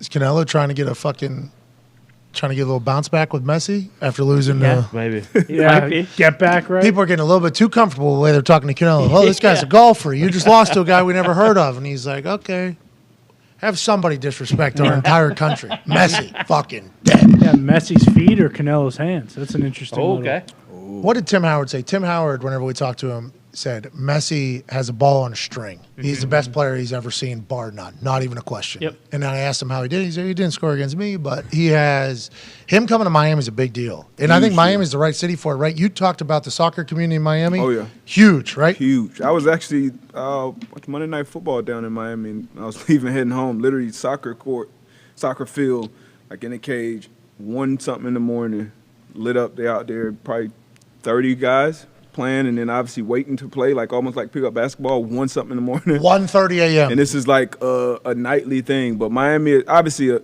America's a melting pot. Miami, South Florida, huge melting pot. A lot of South Americans, a lot of Caribbeans, Cubans, Puerto Ricans, huge soccer fans. So and also something to do, right? Messi's playing for Miami FC. That'll be a to-do, which fucking Miami loves, right? Oh, yeah. Miami Always. loves, like, shit to do. They play in Hard Rock. They play in the football stadium. No, I I don't they think have so. their I own. think- 'Cause there was they're a whole building. thing about that stadium. Is that Beckham? Yeah. DRVP Stadium or something. Yeah, there was a whole thing about that stadium. Was it crypto? No. Something. I The other can't one even down speak there, on it. Basketball one. Yeah, what's going on with the? What do you mean you can't speak on it? No. Like I Come don't on, know. come on, Diggs. Enough. I don't even know enough to try to speculate what the situation you is. But if you're talking about it, we all kind of understand. I saw a headline though. I don't know. A report on the internet you saw? Yeah, just say it. Oh, AJ knows. I'll look it up. AJ, why don't you say it? I wish I knew. I have no clue. That's what I'm saying. I know Diggs does know, though. He's scared for some reason. Yeah, he is, isn't he? What's that all about? Yeah, Tony. I don't get it. That's Listen, not I, like you, I Diggs. live scared, so You're fearless. Tony, you're the Cobra Cowboy. You're not scared of anything. Yeah, that's right. Right. I'm Other scared of than COVID. everything. You're not on that microphone, though. That's the thing. That's what we all talk about. Because off air, kind of am a little scared of most things. Yeah. On air, you're just like, Yeah, fuck it. guns blazing. You're awesome. You're like, on air tone Diggs is like drunk whites. You know what I mean? Yeah. Like, no fear, no repercussions. Let's start a war. 6 shooters always loaded. Boom. Wake up the next morning. Did I say anything to offend anybody last night? Did you? My baby voice. Yeah, did you? Yeah, it was my baby voice. Yeah, I was drunk. I'm so sorry. It was the booze talking. Whatever. That's tone on a microphone every single day. Now all of a sudden, I live scared. Well, I'm trying to read why the there's headlines about controversy, but I can't read. What do the quickly. headlines say? Just read a headline of the controversy, because then we can start piecing it together. Darius probably heard about this as well as a person who lived. I know why Tony's doing this. It's probably because of the Epstein stuff, and that's why he's not bringing anything up. Okay, see, this is something that normally Tone would bring up. Is his name on the list? I was about to say, are you on a flight log? Is this a COVID cowboy or Tone Diggs? Yeah, me, fucking Patton Oswalt. All right, we are not going to get into that. Was he on the list? Are you Yeah, kidding? Patton Oswalt was on the list. I think that was a joke list, but Dwight Schrute. Yeah, Rainn Wilson was on the list. but those guys were on there. All right, we don't know. All right, anyways. Land Jeez. deal for Allegedly. proposed Inter Miami CF Stadium drawing controversy. Definitely saw that headline. Why? Boy, that's a salacious, Yeah, juicy man. headline. What's the headline? I can't even speak careful. on it. He said I can't even. This is one that he decided not to talk about. This headline that he saw Well, no, 'cause I don't know randomly anything while about it. scrolling. And then boom, Patton. Right after Just a it. tax care. problem. They I want more said tax everything I knew breaks. about it. That there was controversy around it. How many seats in that controversial? 25,000 seat stadium. That's big. Big stadium. Big soccer? They'll sell that out. They'll fill that up. You think? Yeah. For Methy? I think everywhere will sell it for Messi. That's what happened with Beckham. Yeah. Beckham was selling out everywhere that he went and played. What if Messi isn't playing? What if he's sitting out? He's not resting. I mean, what do we? How old is he? I don't know. They need to add some seats in there, though. It's Mickey Mouse. What the hell? Billy Corbin made a documentary about it, about the shadiness of the deal. Oh, really? Billy Corbin did Screwball, right? He did Cocaine Cowboys and Screwball. Apparently, and he also did the U. There you go. Boom. He got to stay the fuck out of apparently, Davey Beck's got a 99-year no-bid lease offered under market value, which is probably smart if you're trying to attract good for the city business. So David Beckham did business, how business has always been done in every single city. And old Cuzzy, who does a lot of reporting in Miami, Corbin, obviously saw this and said, hey, even though this is how it's always been, doesn't mean that this isn't complete bullshit and fucking people over. Although Bex and everybody who's a fan will come back on the other side and say, think about what we're bringing to the city. We're bringing fucking Messi to the Still city. bending it. Guess who the main star in the documentary was? Lou Holtz? David Connor P. Sampson. Nice. He was a big part of it. Wow. No, he. I believe he was. It says he helped negotiate the ballpark for the Sampson, Marlins. former president of the Marlins, whose father-in-law owned the team. Correct. He was given presidency of a baseball team, and he was a menace, allegedly. Yes. Acted how a lot of people who maybe didn't grow up in baseball would act. He would say he did good things, though, right, if you were to ask him? For sure. He also told us, yes, to Zito's point, he also told us that whenever he wanted to get rid of a player, he would make up stories, leak them to the media that were bad for the player so that the fans wouldn't get upset with the Marlins whenever they would have to release a star player who's very good. Correct. So it isn't like, oh, we're tanking to save money. No, we're getting rid of this guy because he's a bad guy, even though those stories were fake that were leaked from the organization to do as such for good PR. I said, oh, you're a scumbag. He said, if you think I created that move, there's a bridge in Brooklyn to sell. Yeah. He said, everybody does this because this is when the CBA was being negotiated between the NFL and the NFLPA, and there was a bunch of bullshit being out there. That's who David P. Sampson is, and he's a part of the Billy Corbin documentary. Yes. It says. Yeah. I assume he's awesome in there. Oh, yeah. He is never scared to say whatever. Doesn't care. And he knows a lot. Yeah. Shortly after that, he said, can't we all just get along for Christ's sake? Oh, yeah, and that's when I called him a scumbag. Yeah, I said, well, we could if you stop lying about You're people. a sack of shit. Yeah, you're lying about people. And then he defended himself and everything like that. I forgot about that. Screwball, I learned a lot Yeah. about Billy. And I think I followed Billy Corbin on the internet. He does a lot of this like crooked corruption out of Miami stuff. Yep. But, Billy, I know you don't live in other cities.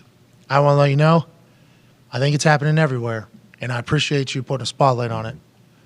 But I don't think it's ever going to change because the other side, in this particular case, the other side will always be able to say, we're bringing Messi to Miami. You don't think that's an overall win for the next 99 years for us to have this thing in here for the city? And you can debate on whether that's right or wrong. I'm just saying that their statement of facts would be that, and they would sit on that forever. So you can say whatever you want. The politicians that signed it, the Beckham ownership group that signed it, they can sit and will sit on the fact that we are bringing so much of an asset to Miami that we shouldn't even be paying what we're paying. Yeah. And then that's just a fight forever, AJ. And that'll never end because they both feel the exact same, which both valid, by the way, both very valid.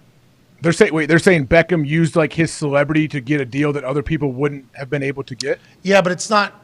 I guess that's fault. what. It's not illegal. It's a 99-year land lease. Like people do that when you can't own certain things. Yeah, so like Billy Corbin tweeted, the city of Miami is about to get fucked on the biggest real estate deal in Miami history. Inter Miami CF's stadium scheme is worse than the Marlins Park boondoggle. Take it from the expert in this new mini doc. Tell city commissioners, don't bend over for Beckham. Whoa. Hashtag because Miami. And then there is David P. Sampson. 363,000 views. I'd love to see that. It doesn't just happen in America either. Mm-mm. You know, the Guinness, I went to the Guinness factory or whatever. What is that, brewery? Yeah. They signed like 1,000-year lease or something for like $1 a year to be in the middle of Dublin. Mm-hmm. And when it happened, Obviously, there was some people that were pissed off about it, but now it's like it's a museum, and Guinness is still going. Overall, is it good for the country? I'd assume yes. I'd assume it's good for Dublin, but there's probably people who fucking hate that is what they're paying in the heart of Dublin for the next 1,000 years. I think the Colts deal is for like 50 years. That's how everything works. So, Yeah. when you're trying to build a new stadium, like you go to where they give you cheap land, or you get tax breaks for the next 50 years. Like that's how business is done. Yeah, so I appreciate Billy Corbin pointing this out, but I feel like this is probably going to happen forever. I do want to know the specifics. Yeah, like what specifically makes this such a terrible deal, I guess, for Miami? That's what I want to know. You think Beck said, like, I need 3 of these? You think he said, like, Probably. not just one, I need 3 stadiums, I need a couple more. His voice, so much different than you think it's going to be when he starts talking. Yeah, I can't even Still think of what he incredible. sounds like, to be honest. A little high-pitched, super English, obviously. Right. Is his wife still singing? Posh? She still perform? I haven't seen, listen, I was a Spice Girls fan and a David Beckham fan. Big fan of David Beckham. Big fan of the Spice Girls as well. Mhm. I don't think she has smiled in 3 decades, maybe. Yeah, She's not a big smiler. Seems like it. Wrinkles. Seems like it. Yeah. Doesn't want them. Smart. I need to start doing True. Yeah, I love it. I'm starting to look like a 9-year-old. Botox? Yeah, for Billy, Starting too. to get white hair in this beard is starting to get whiter and whiter. What's that all about, AJ? That's great. Looks blonde. Your hair's blonde. No. That's white right there. You gonna dye it black like Hollywood Hogan? Brother. Oh, that'd be sick. What if I came in? Oh, Saturday, you should do that. Yes. You walk in Oh, dressed as yes. Hollywood with the... Let me tell you something, Reese. Brother. I don't know if I'm going to do that. I got to figure it out because I don't have a good clean shaved face either. You know, like D-Butt. Baby face. D-Butt has looked 18 years old since the day I met him and will look 18 for the rest of his life. Hope so. AJ, same exact thing. AJ Yeah. looks the same as he's always looked. I'm aging like milk right in front of everybody's eyes. And I have to figure it out. I have to figure. Man, you look good. Thank you. That means a lot. You look great. You look jocked too.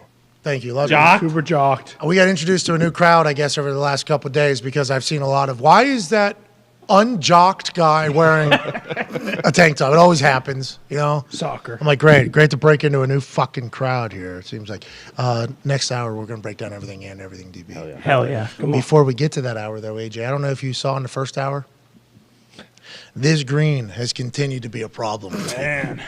I was connected. I did see it. D-Butt didn't have the worst performance on this green in history. Certainly tied with a lot for not being great. He's close. Right now.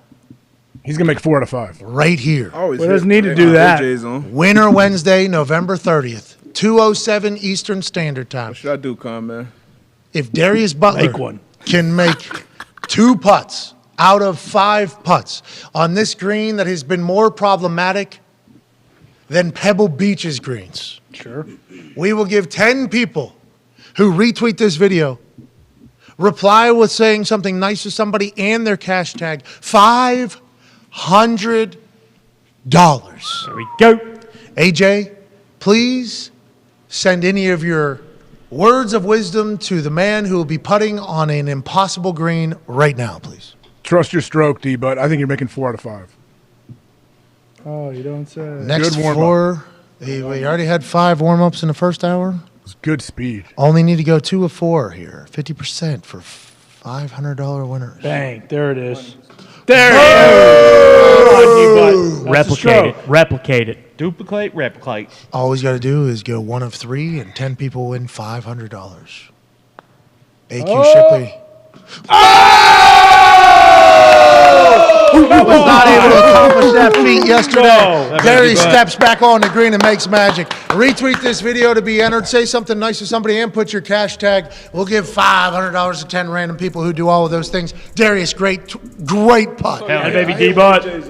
Cannot wait for everything DB in the next hour, wrapping up all the news of the day, and we will see you in 5. Take. Hi.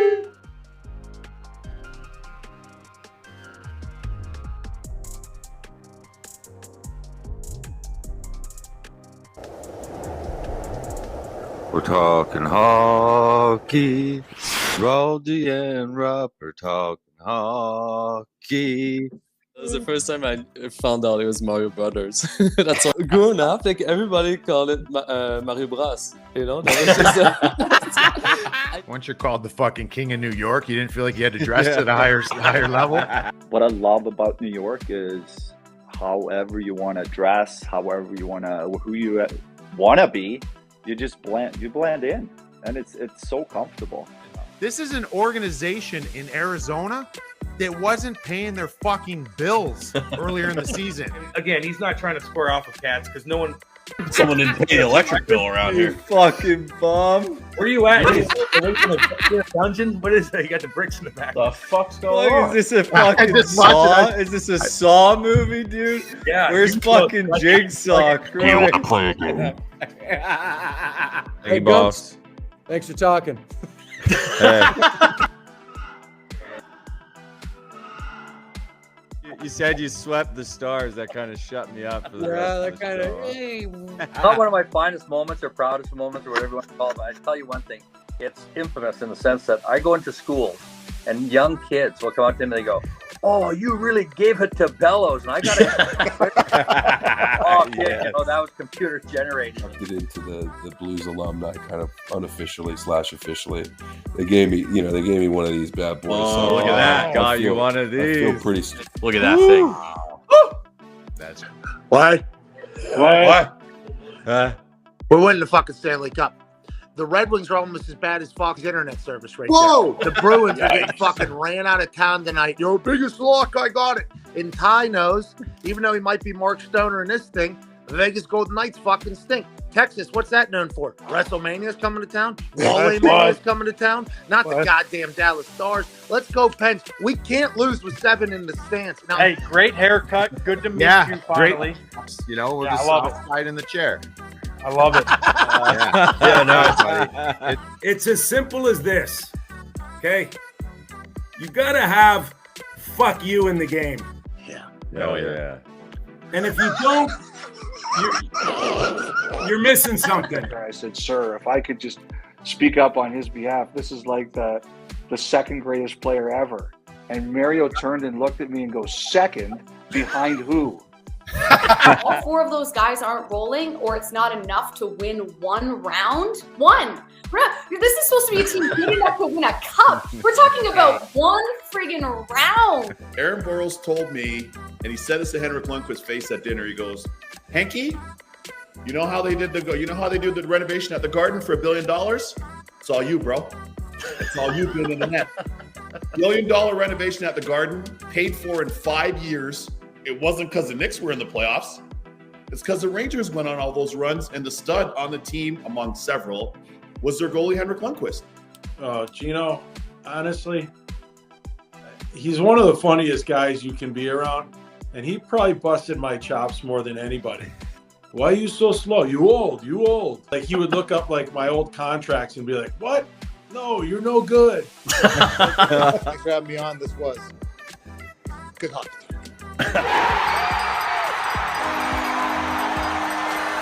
Because who knows what's going to happen with the Jets? Mike White. Yeah. Awesome. Look out. Like, I think I probably should have been number 1 overall pick. It's bullshit. Mike White. Yeah. Now, listen, he had one incredible game and a drive that looked like he was going to be unstoppable. But the Jets locker room is chanting Mike White's name. He actually said they won't stop chanting my name. So, couple quick things. Is Zach Wilson present when the entire locker room is chanting Mike White's name? Hope not. Because the fans are doing it, now his teammates are doing it. And then Mike White saying, "I think I should have been number 1 overall pick." Is that him saying, Zach number 2? I don't know if you remember that. I remember. Like all these subliminal potential messages that are being sent out, not from Mike White to deal with. But it is awesome to kind of get a grasp that in that building, I believe there is a real belief like, hey, this guy is our guy going forward. Why not this guy who appears to be much better than the other guy? I'm excited to see how the Joe Douglas level that drafted Zach Wilson number 2 overall, they also signed Mike White, by the way. Yeah. I wonder how they'll deal with that since they invested that whole thing. And Zach Wilson said, "Yeah, you're right. I probably could learn some things from Mike White. Yeah, Let me sit back and watch this thing." I believe Zach Wilson did also say, like, when you look at it, I do need to play more like Mike White does. So I think mentally Self-aware. he might already That's be smart. saying, He's learning. like, get me out of here. I can't beat this guy out. Oh, okay. This guy's a legend. That's what he's thinking. Maybe that is the case.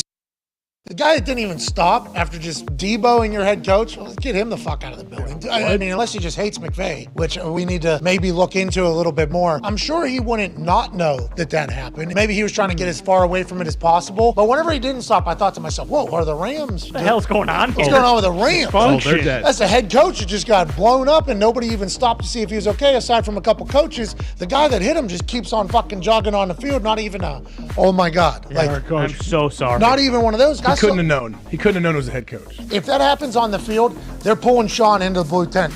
Hey, are you sure you're okay? I mean, you didn't fall, you didn't drop the ball. You just got hit right on the button that we're talking about. Sean McVay eats it, spits it out, puts the headset back on. Thought his commentating career was in jeopardy. Sure. He's allegedly been offered $15 to $20 million to go into the booth, which I think we're going to see a lot sooner than later with how this whole Rams thing is going. Bounces back, calls the rest of the game. Now they lose. They are not good, but he's a tough son of a bitch. I think we all need to start recognizing that a little bit more about McVay. Can you imagine how fucking sore he is today? He's eating out of a straw for the next week.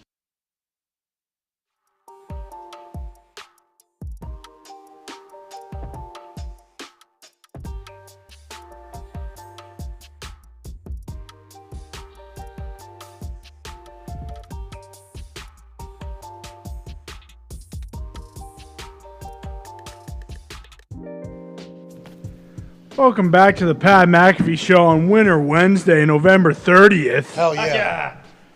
Today's show is sponsored by Roman. Oh. You guys know that testosterone is an important part of a man's body and health, so it's great to start supporting it early. You know that, AJ? I do know that, Con. Good job with this read so far. Well, why'd you just say, oh no? Something going on I was over worried there? the studio was on fire, but I think we're okay. No, you never know. Maybe can't see. It's pretty thick. It was pretty thick. Yeah. It There's is. a cloud that rolled through. Is that humidity? What is that? Well, let's just Fog? clear something up. Fog. And I only saw one person tweet this. We'll get back to what you were getting to there. I only saw one person tweet this, but how you should use Twitter is a focus group. Okay, that's what Twitter is. Everybody's scared to death of Twitter. People hate Twitter. It's like even the terrible things that are being said, like somebody thinks that, you should know that, or you should just block the person, fuck them. I did see somebody talk about how I wear a tank top every day, and we're getting into winter, and everybody else doesn't wear a tank top. So I must keep it so hot in here and miserable for everybody so I can wear a tank top. You and me are not the same, okay? No. If this fucker was 40 degrees in here, which it's not, it will get close to that at some point because this is a large space. I will still be in this tank top. I run a bit hot, AJ, and it was not my skin that was smoking there. Honestly, I don't know what that smoke was that came into that thing. We're going to have to dive into it. But I would also like to let everybody know I'm not fucking heating everybody to death in this office. There so are four other men on the stage with you right now, and every one of them is wearing a hooded sweatshirt. Yeah, but I think people were saying that I keep it at a temperature so that I can wear these every day. Yeah, you clearly don't. It's very comfortable in here. Yes. Okay, good. I'm happy to hear that. If anything, a bit on Who cares if you do? I'd be an asshole. I'd be an asshole boss if I was. I mean, that would, if it was like 80 degrees in there, yeah. Well, if it was 82, we wouldn't be wearing sweatshirt. I don't understand what the person is saying. Yeah, me neither. That was a bad focus group. Old office was even colder Yeah. too. Oh, by that the way. place. That place was different. Yeah, that studio would get icy cold. That place was awesome. Awesome. I enjoy that. You get it 40, 50 degrees, I'm happy. I am. The colder, the better for me. I run very hot. My wife and I certainly, now that she's pregnant, she's also running a little hotter, which is great news. Nice, yeah. But when she wasn't pregnant, she runs cold. So that is a constant. But now that she's experienced life as a person that's always hot, I think she has seen what my life is like. I might get a little bit more empathy on the other side whenever it comes to temperature in the house. What's the perfect temp at the house? Me, make that thing 61. I would be happy. But obviously that's not realistic. I don't live alone. So we're like 68, 69, 68, 69-ish in there. Nice. I'll get the job done. I think so. How about you, AJ? What's the house like over there? You got a bunch of kids running around. Probably that 68, 69. I'll turn it down sometimes at night too. Oh yeah, to sleep. So you run hot? You're hot? Yeah, I'm usually run pretty. I mean, whatever I wear, like I'm gonna sweat through it, no question. Yeah, me too. That's kind of the do thing. that a lot as well. You guys though do make me feel weird sometimes because there will be like Foxy had a jacket on top of a hoodie today in the office. Yeah. I was sweating next to him, standing there. I'm like, am I going to die? Like, why is my body why is my body doing this when you're not? And then I remembered, like, Foxy's 135. Exactly. You know what I mean? There's really no. This is a warm one, too. I'll admit it. Yeah, today or just Yes, in general? today. Good fit out of you today, though. He Thank looked you. like an H&M model. Thank you. I guess Abercrombie & Fitch is coming back. Did you know that? Really? Abercrombie Yes. & Fitch is all the way back right now. After that doc? Are they really? Really I do? saw a doc on them. Like they've gone through some turbulent times. I haven't seen the doc, but both you and Connor mentioned it, so it sounds like Abercrombie did some terrible shit. That's what it sounds like. Is that what happened? Very terrible. Damn. LSD in the cologne. No, things way worse than that. That sounds kind of cool. They were pretty What did they sizist. do, Con? They were pretty. You saw the doc. You tell us. Oh yeah, They do. I'm trying to think. I get it mixed up with other ones. Yeah, they were like, they're sizist, right? And they always like were putting dudes out like half naked as models. Wasn't that a problem too? I don't know if that's what they did that was wrong. I know my legs hadn't been able to fit in any Abercrombie or Hollister pants whenever I was in high school, and everybody made fun of me, called me a loser. So I hope Abercrombie and Fitch had to fucking do a doc about that. That's a new storefront now. Pretty sweet. Does it still smell? Wow. Coming past it, is there still like the Better smell like Fierce. I Better have don't the think Fierce so. cologne. That's what I was saying. Did this happen? Hey, Abercrombie and Fitch around you, high school, Hollister, Abercrombie, Fitch, Yeah, that whole they had a run? They had a solid run. Yeah, legit. Yeah. Ever since I could remember, I've been popping my collar. That's right. Oh, yeah. That's right. Because people used to wear 3 of those things. Oh, yeah. Pop They wear the short sleeve shirts under the long So sleeve cool. shirts under the short Oh, sleeve yeah. shirts. I was happy I could fit into it. Honestly, you guys all look like fucking jackasses. But Yeah. Everybody That, looks cool, dude. American Eagle, all that shit. Yep. No thanks. American Eagle came. I assume they were around before, and everything like that. But Hollister and Abercrombie became like the music started basically being made for people that wear. That became like the entire thing. Were you early? You were probably too ahead of that, or was that your time too? No, Abercrombie was huge, like middle school, high school for me. I was never really into it, but it because I couldn't fit, like you said. But yeah, it was The gigantic. music did. Yeah, so me and AJ were losers wearing sweatpants all the time. Yeah, comfortable though. No, I didn't not get a pair of comfortable. jeans till I was like in the 8th grade. Yeah, well, yeah. Did you have to pull your sweats up too because your calves were too fucking big? They looked like they were tights and nobody was happy about those. That was me growing I up. don't think I did that. Oh, sorry. It looked like I had glued on sweats at the bottom because of the way my fucking. You wearing some joggers back in the day? You were Before ahead- people you were wore ahead the of time. joggers. Yeah, head of the game. Yeah, so I used to pull them up like this. Everybody was like, "Oh, real fashionable." So It's cool. like, well, I had to actually because these fuckers won't fit over the goddamn calves. Sorry about it. I've been running up these hills all day. Also sweating because you're running hot too. Yeah, so. well, it was tough times. But I can't wear Abercrombie, but they're back. I think Foxy was wearing some. Bill was wearing some yesterday. Yep. It's back in. There was Hollister, yeah, all the way Nice. back in. Nothing's as in as good testosterone level, though. Ain't that right? Yeah, it's so true. And Roman, T Support is a daily supplement that helps men maintain their body's natural testosterone production. Roman T Support is a proprietary formula created by there it is, Smart. Roman's in-house doctors. You can't Put find some this blend. bangers behind this. So, yeah, finally. And you can't find this blend anywhere else. Right now, Roman has a special offer for our listeners. Use this. This is very important. Make sure you listen up here. Okay. Use this. You listening, AJ? Hard to listen with your mouth. Yeah. Prick. You make a better Dude, speaker than a God. listener. What does Aaron say? You got 2 ears, ears, one one mouth mouth. for a reason. What's and this that? was the What's part, that? For what reason? What reason? You can do twice as much listening as you do talking. especially at this part. Yeah, right here. Listen up, okay? Use this link to get 20% off You're your a little first testy order. today, aren't you? So Yeah, easy my to get 'em all T's killed. so high because I've been using. And when I say high, I mean the right levels because I've been using Roman, Natural. in their special Right. blend, the daily supplement that they got. You okay? Use this link to get We have to go back 20%. to the beginning. You all right? I'm trying. This is an important part of the Cannot read. send this in. This is important. There's no way. I'm trying for you guys to listen here The Academy? because this is very important. All right. It's Go to bolded on commercial. you. Yep. Go to a, yeah. Come on, Con Man. You All got right, it. ready? 3, 2, and... Welcome back to the Pat McAfee Show on Winter Wednesday, November 30th. You guys know something crazy about testosterone? What's that? It decreases about 1% in every single guy from the ages 30 and on. You know that? Every guy. So if I live to 130, I'll be 100% lower in testosterone than I was whenever I was 30. Bingo. So like 0% basically. Boom. Unless what? Unless you use Roman's T-Sport. It's a daily supplement that helps men maintain their body's natural testosterone production. Roman Tea Support is a proprietary formula created by Roman's in-house doctors. You can't find this blend anywhere else.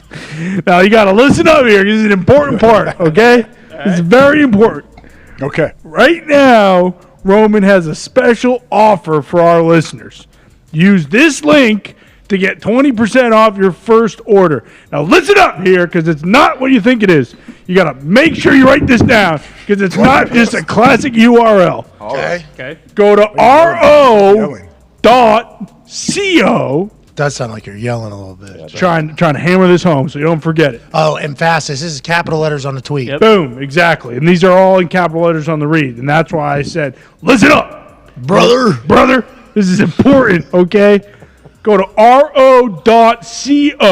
ro.co/Pat. That's not ro.com. No.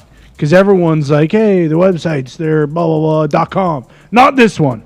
It's ro.co/PAT for 20% off. Now, this is the really important part. This is bolded. Okay, you're the boy who cries wolf now. No, this is bolded. This has bold, capital, and underline. The other one didn't have underline. Well, this one does. We don't know that. You do know that. You told us the last one was the most important. You can't get more important. This is ultra important. We're putting this at the ultra mega priority level 10. So Okay. the other one was priority level 9. The website to go to was 9. Is there an 11? Hopefully it's not an 11. Well, you're going to have to find out after you hear this, because maybe there is an 11. But right now, this one's at 10. This is the highest on this sheet. You ever think about maybe reading them before we go live? Never. Not even once. Okay. I put them on. As soon as Bruce gives it to me, I put it on this desk, and I don't flip it over until we're about to read it. Hey, let's go to 10, huh? We're going to 10. You can find. This is going to blow some people's minds. is that now that I just saw what this is crazy. Okay, you can find the Roman Tea Support in the supplements aisle at your local Walmart, CVS, Walgreens, and for those fancy people out there, Rite Aid. Wow. Yeah. Wow. That's nuts. I didn't know you could do that. I don't know if Rite Aid's the fancy one. Fancy, yeah, a lot. It's not. No. I don't think so. Everyone's been telling me Rite Aid's like the How many Whole Rite Foods Aids are of there the pharmacy. CVS, Walmart in Ohio, That's because you only shop at Circle K and gas stations. which they are not at yet, but we hope they will get to at They some will point. be once they realize. Is this what you're using? Because you're eating what? French? This dude eats French toast, Every toast. donuts, Baked potato. baked everything, and then comes in more yoked somehow. Batch this morning. It was, wasn't Oh, it? it smells so good. I saw I'm you. not on that. He gets his plastic knife and fork, and it's just like when we drench this thing with syrup. Oh, and he just cuts. What another week of NFL coverage. Yeah. And then he just eats 7,000 calories of sugar and French toast right in front of us. And then he comes out here, misses 10 putts, makes 7, 8 basketball shots straight, and then just flexes in a mirror like, "What's up? What's up, dude? So what do? You just work out all day when you're not traveling, eating French toast? I've been slipping, man. December 1st, we're getting back on it. Hell yeah. On what? This? You Nah, have it's been workout slacking. shit. Yeah. What else? A Though? good routine, good workout. You're down there in South Florida. Okay, Every day. I've seen the screwball Going thing. to He's got Sal January. Pal's workout routine. The Sal Navy- Pal Antonio? I got to Navy get with SEAL Sal one, Pal. yeah. Yep. Get with him on Friday. Sal Palantonio? Sal Pal's been juicing for 15. Whoa. No. Whoa! In the best way. Whoa. Roman. You mean juicing on 140 confirmed kills? Goddamn right. Call of Duty and in real life. Don't said, compare Tony. Sal Pal to Liver King, all right? Wow. Oh, jeez. That's a good point. Yeah, Hey, all right. Brian Robinson. Okay, fraud. let's address it. We Got have to. Got No, It didn't happen. it's not true. Propaganda. Those are fake emails. Is this real? No, yeah, this is real. His name is Brian Robinson. No, Something like Brian The that. running back for the Commanders. Brian Johnson, excuse me. That's the Brian Johnson. And he's been juicing every day while eating bull nuts every single day. I would like to let everybody know that when I was introduced to the Liver King, which was pretty recent, which I think everybody kind of got the Liver King baptism as of late on the internet because he's been everywhere, been doing interviews everywhere. My untrained eye immediately upon seeing Oh, him yeah, he's natural. Definitely just happened, just before I learned his story, just happened to think, okay, that guy has different stuff in his body than I have. That guy is probably, with the vascularity that we see here, Probably utilizing, if we had to guess, HGH, which What? makes some of his joints look the way they look. He's probably utilizing at least some testosterone boosting in there. That muscle. He's got a muscle where his where everybody else's like love handles are. Yep. He somehow created a ripped muscle there. So even like the most ripped people you see don't get a ripped muscle there. He figured it out. So you think he had a couple trenbolone sandwiches maybe and everything else.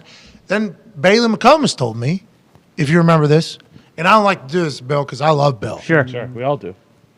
Except for You need to act a little different then, if that is the case. Same with you, Nick, and everybody else the way they talk to Bill. But Bill's a pig. Okay. Just gonna say. See, I don't think that's true. Bill was. He's disgusting. He's a human. Whoa. All right. Nick. So Bill doesn't deserve any of this. Bill is awesome. Bill is tubing. Great guy. And coding the internet right now. He as does we a great job. He's a disgusting person. Okay, I don't. I think what you said first is true. What you said second, slanderous. Tremendous work. Great work ethic. Bam, and we're done. He is absolutely incredible. But as soon as I brought up Liver King, A human pig, literally. All right, He did puke on himself and keep the sweatshirt. that's because he was a gamer. Okay, so everything about Bill. This is about Bill, not about Liver King. Bill does not deserve any of this. No, he doesn't. To add on to that, it was our sweater that we could have got him a free one right after. And we told him to throw it away in the trash can that he was standing right next to while he was continuing to puke on himself. And he said, "Nope, I'm gonna keep this He's not one." wasteful. No, Puts wow. it in a ball, brings it back into the car, the one that he puked into. Didn't puke on us though. Exactly. That was nice. So, Which is also interesting. How he much was is saving he it for puking? dinner for later. Tony. all these things, slanders. Bill, Eat up. Bill, I love gonna you, kill Bill. everybody. Love you, Bill. You don't though. Like, there's a lot of you that don't. I do. I want to let Bill know that I fucking love Bill. Love you, Bill. But as soon as I said Liver King appears to be on some sort of enhancement drugs, Bill came in and said, I've been following Liver King for a long time. He eats livers, which naturally boosts his own testosterone. So although his testosterone is higher than everybody else's, it's because of the raw balls and testicles that he eats and the raw liver that he eats and his, what's his lifestyle called? Primal something. Primal lifestyle that naturally boosts his testosterone as opposed to what we do now, which kind of eliminates your testosterone. So Bill told me that straight face immediately upon me saying, this guy's definitely on stuff. Yeah. That was a real thing, I guess. Everybody believed that that's actually what it was. Yep. I thought we all understood that that was like... yeah, me too. Like, I assumed too. I watched Derek, the dude Derek from More Plates, More Dates. I've mentioned him on here. He's this jack dude who talks about, I think he kind of exposed the emails or whatever. Like, why are people losing their mind? Look at the guy. He's got a vein in that right or left bicep that runs from his shoulder all the way down that you see that looks like it's 4 inches around. Like, the dude is unbelievable. We'll say he's incredibly jacked. Yeah. Okay, he's very jacked. Very Who jacked. cares if I know he's been fighting hard saying he's been natural. I guess that's why people are upset. So he said all he takes was the supplements that he was selling. So then that's where the fraud comes, right? So that's when the fraud starts coming in there. But anybody with eyes and just, a mirror where they can see themselves would say, okay, that guy. Has he responded? Human. Has he responded? He's been questioned about steroids a lot. I don't know about this particular allegation of his stuff getting. Well, no, this one's the first one with like evidence that supposed leaked emails and stuff. Like now it's getting big. Darius, you saw his routine. Are you on the same one? Is that what is that just a standard? I have not seen his routine. One of my friends, my guy Matt, he would tell me, "Hey man, you need to eat some raw, liver, or this or that." I actually saw that guy a couple months ago, but same thing. As soon as I saw him, Where'd you see him? Okay, that guy's on the internet probably. Yeah, on the internet. Oh, yeah. So I saw. I don't know if you saw him down F1 because he was making appearances. Yeah. Oh, yeah. He was a celebrity. Liver King. Big time. I didn't see him in person, but it's obvious. Has He bullets. says he's making like $100 million or What? something a year. He said he's making crazy money. Yeah, Bill McComas would have bought anything Yeah. Bill, whenever we talked to Jack Carr. Jack Carr, he was the go-to. It was like, I'm so thankful you're here, Bill, because he's read every single book and he's listened to every single audio tape and he's done everything. He's a Jack Owns Carr. all the weapons. Jack Carr stand. Yes, practiced with all the weapons, have the double axes. Yep. Yeah, The like Winkler axes. So he prepped me perfectly for the conversation. Like I said, I've watched the series. Is there anything else I need to know? He's like, sit down. And I got like, boom, full Billy McComas thing. I'm like, thank you. Video game stuff happens. Bill's invested in it. I'm like, Bill, is there anything else I need to know? Bill goes, sit down. Boom. Basically tells me this stuff. Like I really appreciate everything that he brings to the table. Liver King, I did not expect him to be a diehard for. Oh, yeah. He was all the way in, and I would assume he is supported the business that is the Liver King, living in a mansion, traveling the world, getting millions and millions of views, becoming a fitness god for people, basically, in a whole new routine. But as soon as you see a zoom-in shot like that of his back, if you weren't automatically zooming, he was maybe taking a little extra. I do have to question you as well, I think, and that is a massive problem on the internet these days. Well, and to your point about Bill, didn't you have to calm him down this morning because he was almost, crying about the Super Smash Bros. Tournament that got canceled? Yeah, the Super Smash World Tour Super Party Tournament got canceled. What was that this again? year. Yeah. The Smash World Tour Championship and its entirety was fucking canceled after happening because Nintendo said no. That's basically what happened. Nintendo, who owns the entire Smash world and everything in it, Mario, which has what the hell is Smash World? The universe, bro. Those are some good games back in the day. Back in the day. Yeah. I mean, Fucking Link, still Star good games. Fox. Yeah. You play video games now? Kirby. Not, Pikachu. yes. Pikachu. Yeah. Not a lot, though. I played an F1 game, a little bit of Madden with my brothers. And anytime a new duty drops, I try to get on early before everybody gets too good. You have a duty to get on. Yeah. Exactly. The duty. Yeah. But now I'm so you already do done. play. You still play. You Still play, yeah. You still very much understand you're getting in there, what you're doing, how you're doing. You understand the concept that you're a gamer. Yeah. I played games all my life. Smash World Tour, you think you would have won it? Absolutely not. Okay. Mark? Zito might have, though, right? Isn't that that's where Zito lives, in that Mario world? Isn't I that love Nintendo games. 64. Yeah, that was Untouchable, yeah. Did you know about this Smash World Tour thing? No, not really. The newer stuff, I don't really know that much. But if it was back in the day, 64, oh, yeah. Mario Kart? Put me in that tourney. I don't know. Not if you have to run into this. Yeah. Yeah, sorry. Listen, I've thought the same thing. I'm not a gamer. No The only game I've been pretty good at, Mario Kart. I was like, okay, this is what my game is. Like, I play Mario Kart. We happened upon a video game shit talk conversation early in our development as a business. And I said, I suck at everything but Mario Kart. And then Zito kind of quietly, I think, kind of did his thing. And then, Zito, just laps everybody. Like, even Laps? like, when, on the screen when there's that person coming around for the next lap and you're like, this person's playing a different game than everybody else. Yeah, that's Zito. Zito is like that. Yeah. Great show. Zito's like, Zito, you're like a nice Mario Kart player, right? Like, Yeah, very good, yeah. who's your car? Toad. Oh, that's my Of course. car. What do you go with, bike? Golf cart? So back in the day, you could only use the cart. Mm-hmm. For N64. So have you evolved at all? You played still or no? You still just... I've dabbled a little bit recently, but I'm still cart. I stay old school. Yeah, you're an old school guy. I respect AJ, that. you play Mario Kart? That's the one game that even non-gamers play, like me, for instance. I did in college a few times. That was Nintendo 64. I hate that dumb controller they have. With the three... The there's joystick in the middle. Looks like Yeah. a spaceship. What's this one I got now? Nintendo PS5. Switch. No. Oh, PS5. yeah. I got a PS5. PS5 now. I ain't fucking around, dude. Hell yeah. I'm becoming a gamer. I got a PS5. Congrats. Congrats. Played the Tiger yet? So I haven't plugged it in yet to the house. You'll get around to It's it. downloaded, though. It's downloaded. Wait. Still football season. It did get plugged in here. I played it over here. I played GTA for 7 minutes, was stuck on the internet mode, couldn't do anything. But I did play for 7 minutes over here. This is going to be my thing. I'm going to start playing video games. I'm going to do this. This is going to be my thing. Oh, yeah. Because I'm running out of series that I like. Don't want to get into series. Sure. So instead of watching series, I'm going to start playing these video games. This is going to happen. I'm 35. I'm going to get into it. Zito set it all up, downloaded everything for me, gave me the wires that I need, even set up the internet. Like, hey, here's the internet thing that you need. Here's what you need. Just plug it the fuck in. You're dialed in. Everything's ready to go.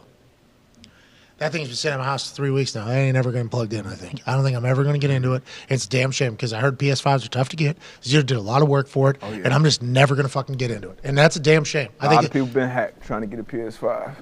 What? Oh, yeah, on Twitter. Yep. Like they're taking advantage of the olds? So no, the youngs, olds. we would like to let people know that we probably have a PS5 available, and in a couple weeks, if it continues to just sit With where it 5 is. games already on it. Too. 5 games already downloaded on it. I believe I created an entire character on GTA. You could have it, probably. We'll see. We'll see if I plug it in and use the thing. But AJ, you never got into video gaming? When I was young, as a kid, like old school Super Nintendo games a little bit, but then once I got into college, I stopped because my roommates were playing Halo, and I tried one time and got killed 37 times. It kept, whenever you come back to life, they just shoot you again. I'm like, this is dumb. And I never played again. Yeah, I was terrible with my thumbs as well. Let's talk about a couple things that we have to get to. Messi is currently sitting at the penalty spot. Oh, what? Take a PK. Can we pull that up? Yeah. I don't know if it's still called a PK, by the way. Yeah, what is it called? They just say penalty. I knew what you were talking about. Would be huge. I asked Tony Miami Miola, zone. PK. He knew what I was talking about. Yeah, because he's throwback. He's Tony Miola. Yeah. Hey, Tony might have got me into soccer, man. Oh, Give me a no. shot. Hey, he missed. Oh, no. He fucking missed. Methy? Can you rewind it? Bring your ass to Miami. Messi got. He got Stonewall Jackson. Can you rewind No. it? Messi, I'm a fucking soccer shark, bub. You're supposed to put that one in, isn't he? Messi. That's not going to help, is it, with all the people? Isn't it? No, like this is exactly what happened the last time. He missed a penalty. We all took it. So if they get another penalty, can he kick it again or no? Well, I assume they'll put him in there again. Hopefully he's fucking Messi, but now he's just going to pass the ball to everybody because he's going to feel bad. Need a killer instinct from Messi still. Can't have. He missed that PK. He's probably scoring twice, which Connor bet on. Yeah. Messi Can I scored. ask a soccer question? Can I ask a soccer right there. question for real? It's right there. It's right there. Give it. Yeah. Ask The soccer. game, I turned the game on too. There, in this exact it's weird timing. There's a dude laying at the 50-yard line, still laying, acting like he's hurt while they're still playing soccer. And this happens every single game. The guy Right continues there. to lay there until they stop it. And I'm like, what are we doing here? Get up, man! You're costing your team. Yeah. So like, Because there's they're not hurt. Obviously, we know they're not hurt. We know that. You're just trying to get to whatever. there's a weird gesture too. Sometimes if somebody's laying down, blast it. Oh! He's gonna have 4 assists Yeah, I today. know. Lionel, shoot the fucking ball. Okay. Well, he got saved on a PK, so he's never gonna shoot By again. this guy, Chesney? You kidding me? I sent in a video. Fucking put the ball in. I sent in a video of the penalty. How bad was it? Was it cheeky? Really good save. Oh, Chesney, you shut got up. Yeah, all right. Only watching the hips. Hey, does he always do it left-footed?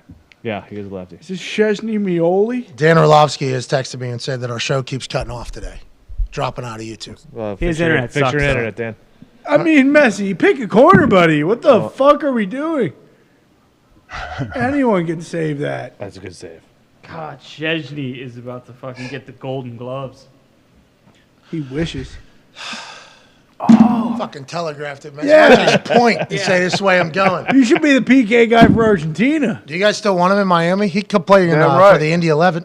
Can't play for the Kick it Revolution. straight We at don't him. want him. Kick it straight at the goalie. Is that a good, Sometimes they like do. on a PK? What if you just blast it right at him? I used to do some of that. 'Cause Hard. they're usually going to dive. Aren't they going to dive usually? No.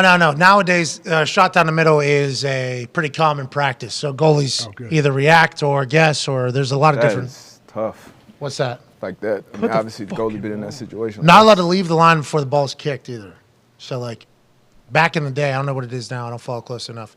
The game was to try to gain as much yards as possible before the ball was kicked without the ref seeing you. So, like, just like a casual hop forward makes you closer to the kick. So it's like worst angle. But I've seen, just in my own personal games, I've seen a goalie jump too early, guy miss. Another kick. Another penalty, Oh. guy making it. That's a heartbreaker. That is that is a real devastator. So I don't know what all the rules are now, but I think they have to be on the line before the ball's kicked. They can move however much they want. I've seen goalies try to set people up, line up off center, and say like, "All right, I'm forcing you to go that way. Can I catch it?" Like they have a 6 foot. Who has the Netherlands have a 6'8" guy? It's crazy. Like that's not a bad idea to offset, force somebody to go that way basically, and then just hope that you can reach it. But I would kick it as hard as I could. I'm going as hard as I can. And if you save it, good on you. There might be some rippling effects down the road, though. You know what I mean? Oh, If you catch one in the face. Yeah, break a nose. Oh yeah. Can Right most in the strikers balls. strike with both feet? Yeah, most guys go with their favorite, though. Their better foot. Like Messi goes lefty or whatever. Let's move on. Should have gone righty. That's a fucking heartbreaker. That was a winning bet right there. That was another big one. Yeah, I know. Did you just get news? Did you get more news there? No, just, I mean. The Messi stuff, you got reconfirmed on your phone? I mean, it's not over. They're buzzing. Yeah, but Messi's passing. Yeah, exactly. Because he feels bad because he missed, so now he's just going to give somebody else. He knows he can't beat Chesney. Chesney is a guy, but He had Chesney one-on-one. yeah. Kenny Chesney. Five-star high school quarterback. This guy's a little taller than the other guy. Oh yeah, it's his cousin from Poland. Yes, Texas 5-star. He was one of the boys of fall. Yep. He played with Sean Payton. He's from Tennessee, Tony. Tennessee, 5-star Tennessee quarterback. Peyton, good football actually, too. He's the first quarterback who was 5 foot tall, who's also a 5-star. Yeah.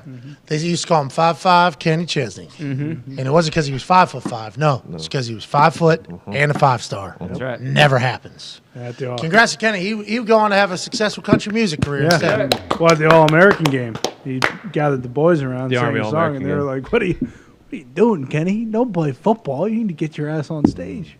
And, you know. He actually played the halftime at that Army All-American game. and Exactly. That's where his Starting career- quarterback. In his pad still. Yeah. Yeah. Like, those guys do the band sometimes. They're That's in full right. pad. Bingo. Kenny was in full pads at the U.S. Army All-American game. Fucking microphone dropped down from the ceiling, and he did a full-on. Got your number, got your back when your back's against the wall. wall. Yeah. You miss one man, you miss with us all. Yeah. That's what he did. Yeah. And colleges offered him scholarships for football and for music. And he said, I can't do it. I got to go professional here. That's right. And then Billy there Ray was Cyrus. symbols at the top of the goalpost, and to finish it off, he threw it from 50 and fucking hit the symbol at the top of the goalpost. Start. Darius, do you have anything to add? Were you there? Did you watch? Oh no, missed Come that on, one. D-Button. Missed that one. Sounds know- like a hell of a performance. Do you know Kenny Chesney? Yeah, I know the name for sure. Do Big you like time, right? you like that's country A-list. music at all? You like Yeah, country music? for sure. I think there's a time and a place for country music. Yes. And I honestly enjoy the shit out. I did not always enjoy country music, but when spring comes, Yeah, nice weather. like fall and winter, certainly for me, rap music. Okay, I think it's because football and the weather and everything like that. But when the spring starts to break, there is a country music season. I think there for a bit. Such good vibes. Such good vibes. You dive into it at all or no? Nah, whenever I go on the radio, we got 99. What is it? Kiss Country down home. 99.9. Okay. Just the top bangers. See, down Usually in, good stories though in country music. So I like either about Is drinking, it? about girls. did you hear about Old Red, man? This fucking That's kinda dog. rare. What's that? You listen to the fucking radio. Drinking girls, it's not. I don't hear much of that. I do. You listen to country music, AJ? I think there's a time and a place. I haven't really found it yet, but maybe. Okay. I do at times. I go in spurts. I like the hits, just like probably any casual fan. thought I like you the loved hits. Chris I don't like the Gaines. deep tracks. No, I need Chris- more BPMs. Chris I Gaines, need more BPMs. Chris Gaines usually. is not a country musician. He's actually. Let the Emo. bodies hit the floor. Punk, emo. So what do you listen? You listen to soft rock? You listen No, to techno? I listen to the DMV. hits. Yeah, of course. I've liked Dave since I was a little kid, but I Ants listen marching. to the hits. You don't remember when we walked in on him in the Super Bowl, fucking just blaring like the most metal rock music, Yeah. and he had this wooden thing that was just dragging up and down his Oh, shins. yes. Scar tissue. Go bring up scar tissue. Yeah, he said he wanted to. If he had a Lights ba- were flashing on and He off. said if Yeah. there was a bamboo tree here, he'd be kicking it with his shin so he could lose his feelings. I do remember that was in the house. That was right, in L.A. Yeah. Yeah. Down Sounds with like the me. sickness. Strobe light, yeah, strobe light was going. I know this. Down I with love the that. That was sickness. my Death metal. pregame. That joint right there. Yeah. College. Who else? Zombie had some shit. Rob Zombie, Zombie yeah. song. What's that? Rammstein. And we've talked about Ice. Viven. And they go right into it. Those aren't you the guys words. aren't listening to Ice. Ice. Viven? Viven. Yeah, they counts to 10 in German, or he counts down from 10 in German. Du and hast. then Du hast. There it is. Smash. Ice. They get something like that, yeah. I was having looking into our analytics. Germany, third country that listens to us. Boom. Let's go. Nice. They're gonna appreciate that. United States, first one. Canada, second one. Shout out. Germany, third one. Love English. UK, I think is, which I still don't know who all was involved there, but I appreciate them all. Queen's Speaking of Canada, did you see what Trudeau was up to lately? All right, let's move on. Let's talk about some stuff going on in our world as opposed to what's going on other islands. Okay, let's talk about what's going on in our world. The college football playoff has released its most recent top 25 ranking. This is especially important ahead of championship weekend. There has been some changes in the top four after the weekend that was college football. Number one, Georgia, the reigning, defending, undisputed national champions, are still at number one, even though some people thought Michigan might jump them because of the dominating performance over then number two, Ohio State, this past Saturday in Ohio, where they out-toughed Ohio, out-physicaled Ohio, out-Ohio'd Ohio in front of a lot of Ohioans. People thought Michigan, because of how fucking brutal they were to the Ohio State Buckeyes in Ohio, in front of Ohioans. Yikes. They thought Michigan might move to number 1. Yep. AJ, would you have seen that as a compliment to Ohio State, or did you expect that whenever these rankings were coming together? I don't care. If you're in the top 4, who cares? Gonna have to beat them all anyways. You want to win a national championship. Well, I mean, do you think they're worried about, hey, we want the 1-4 matchup, not the 2-3? You think they care?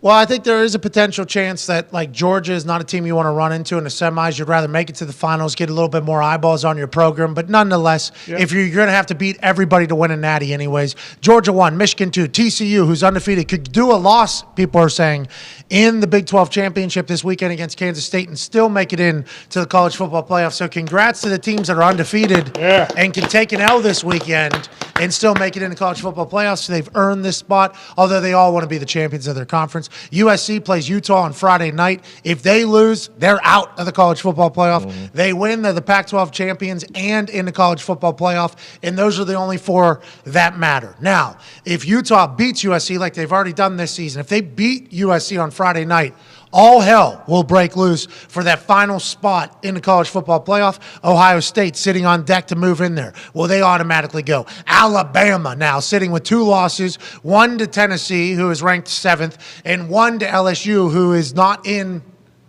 the top 10 anymore. Not in the SEC championship game. A lot of people on the internet said, fascinating place to put Alabama so you can get Alabama in the college football playoff. If chaos happens this weekend, maybe I think Ohio State will go. Penn State cracks in the top 10. Congratulations to AQ and that code up there. Clemson's 9, Kansas State number 10.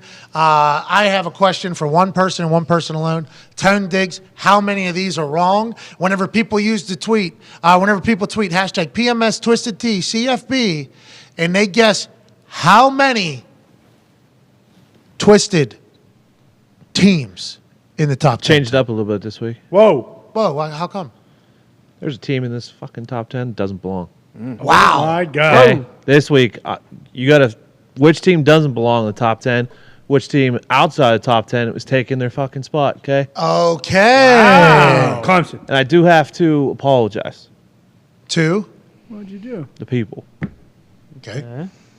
I had a whole mess of Twisted Teas on Thanksgiving night.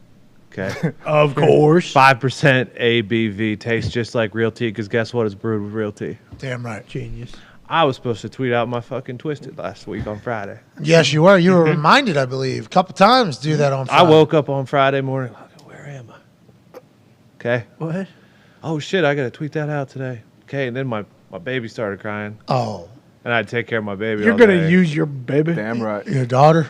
My daughter all day, and I forgot to tweet that out. So that's on me. So there was no winners last week because there was no right answer revealed. There was also no losers. Okay. That's a good way to look at it. Good point. But this week, these will be revealed on Friday. Who I don't think should be in the top 10 and who they should be replaced with. Are we carrying over Yeah, 2 winners this week. Well, there was 2 winners last week. It was 3 winners this week. 4. I think we should do 4 winners this week. Maybe 5. No, I think 4 is good, but because we're not making a decision for us. This is for somebody else. Yeah. And you got to use the hashtag PMS Twisted T CFB. Who shouldn't be in the top 10 and who replaces them? John, literally, this is your segment. I didn't ask for it. Twisted top 10 T. Didn't ask. You earned it. Though. Yeah. You earned it. You earned it. Hell yeah. I know. That's on me, man. Fucking Thanksgiving, family. Daughter. I had a house full of family there. A baby. Oh, yeah, hosting. Yeah. Good Twisted Tea product. Big sales. Great. I was all hungover. Whole mess of Twisted Tea. You got so twisted. Yeah. You don't get that hungover, though. They're still pretty So good. who was right? What was it last week? That's when you drink 105% ABV, so you got 500% ABV in you. That's not responsible. You drink 100 Twisted Teas on Thanksgiving. That's how good they are. You shouldn't do that, though. We would like to let everybody know. I didn't drive. I stayed home. That's very nice smart. of you, but you should also not do that. You should drink a responsible amount of Twisted Teas, although they are delicious. Yeah. It does pack quite a punch to your next day. Know that your taste buds are enjoying the happiness that you're stealing from tomorrow with Twisted Teas. Nonetheless, still a good time. Yeah. Great time. Stick with just drinking like an 18-pack. All right. All right. They are really good for breakfast, too. Wow. Well, you can't Great drink all point. day. You don't start in the morning. Oh, yeah. So certainly something to think about. Can't wait to see who you think doesn't deserve to be in there. Frauds. Do we want to take our guesses? Oh, yeah, it's Clemson. Tony hates Dabo. He hates that boy. He's going to take Clemson What about out. Penn State? That's I was not gonna true. say Penn State. I love that boy. What about Penn State? You mean the cult of Penn State? What if it's Kansas State? I mean, Kansas State could potentially be there as well. They could be. That'd be low hanging fruit, though. I hope you Is don't it do Tennessee? that, Tony. Because there's Hendon Hooker's not Maybe playing. it's that team that has a coach that, best ever. Oh, couldn't fucking last in the NFL for a fucking month. Saban? Jeez, Tony. Harbaugh? No. Coach Saban? Who are you? Saban. Yeah, I know who he's Tony. talking about, but there No, was Bobby Petrino. Yeah, I don't know where he's Western coaching. Kentucky? They up here? Oh, they're going to be number 10. Hugh Freeze got hired for Auburn. Yeah, Congrats. he did. Sounds like everybody's happy about that. Oh, yeah, ecstatic. He won't have control over his socials. though. WVU hired a new coach, Social right? media. No, we hired a new athletic director named Ren Baker. Dog. Ren Baker. Yep. Ren Baker. From North Texas. Mm-hmm. I've been told by people that know Ren Baker, this is an elite hire. Nice. Ren Baker can turn around a program. And what did I tell you? You told me he built a statue for fucking Mean Joe Green. He's okay with me. Hell yeah. That's what you said. Exact words. And then I sent some text to people that maybe know who the fuck this guy is. Mm-hmm. He's the athletic director for North Texas. And I don't think that's where anybody would think that you would look for an athletic director for a big Power 5 program. Somebody maybe has a little bit more experience and a little bit bigger conversations than North Texas. No offense to North Texas. Just, I assume I didn't know how this would go. That's where Stone Cold Steve Austin went. Okay. What? It's good with me then. Yep. All right. That's true. Okay. Ren Baker's going to get it figured out. Shout out to Ren. Welcome to West Virginia. Should also People see if from West he has Virginia any say. eligibility left, because you might want Ren Baker playing fucking left tackle for the Mountaineers next year. I would love that, but even if he was good, the coach who's probably going to be coaching there wouldn't put him on the field. That seemingly is his Yeah, trait. he's safe for another year. He's not. Ren's He's not- 22 and 25 in 4 years as a coach, which means his recruits have gone in there, Yeah. and they have regressed every year. Young group, though, this year. Sure. They got a lot of young studs. Allegedly, Neil Brown is safe for another year, but also Ren Baker's not been hired yet. And True. I don't know what Ren Baker has said, what he hasn't said. Neil Brown, probably an incredible guy. Yeah. I think he's done great things at Troy and other places. Mm-hmm. On the bright side, he's Why is Deion Sanders getting talked about fucking Colorado? And everybody's like, yeah, it's a big deal Colorado's doing. It's like, kidding me? send his ass to Morgantown, West Virginia. What do we even get? If he wants Mountain, Got they to got pay him. him. West Virginia's got him. Ren's got it. We got to pay him. We're in the Big 12. We'll fucking pay somebody, won't we? I don't know. What's Colorado going to pay him? Exactly. What is Colorado going to pay? Fuck, no offense, Colorado. I don't think I remember talking about you since Cordell Stewart's been there. yeah. What a play. Really haven't been worth a shit since Cordell Stewart was Right. there. And I'm on a team that lost to Colorado out there, but nobody talks about Colorado. Colorado's not even in the conversation other than when that fucking Buffalo goes bananas and does something to somebody. Ren should call out the big guns. Send Zook the nuke down to Jackson. Bring Deion's ass back, Zook. We got boosters who have money. Yeah. We got boosters that have money. That's who he's talking about, one particular booster. Simple. But there's others that are big money. Let's Need go. you, Zook. Let's get Mora out of fucking UConn. Let's get him down to West Virginia. You think he wants to coach Boy at ain't going UConn? nowhere. Damn right he does. Not a chance. UConn sucks. See that Why don't we get facility? Jerry West to do something? Who? Get the logo, help us out. Jerry West's kid, Johnny West, played at West Virginia. I don't know how much he's been. I don't know what this is doing for football. I'm just thinking. West Virginia alums. What can we do? Bob You want to Hogan coach do for both. West Virginia? What's that, AJ? Let Bob Huggins do basketball and football. Huggins' time is. Huggins. I think Huggins is another guy I'd love to have a beer with. Love to enjoy that type of thing. Good guy. Probably a good guy. Great guy. He's still at W? They're not winning much. Yeah. Exactly. He's going into the Hall of Fame, though, finally, I think. Yeah. Congratulations. He deserves that. Congrats, Huggy. Let Pittsnoggle coach. Hey. Yes. You get Pittsnoggle on the bench with Gansey Yep. and Beeline, Joe Alexander, What? and Missoula. Bring back Missoula. Sorry, not happening. Yeah. Missoula ain't leaving Boston until he's 85 years old. Missoula, I think, said, dream job, West Virginia. Yeah. Whenever Huggins is done, I'm going back there no matter what I'm How about doing. Steve Harvey? Head football coach. Give me Steve Now we're Harvey as talking. head football coach at West Bring Virginia. back suits on the sideline. I'm cool with whatever.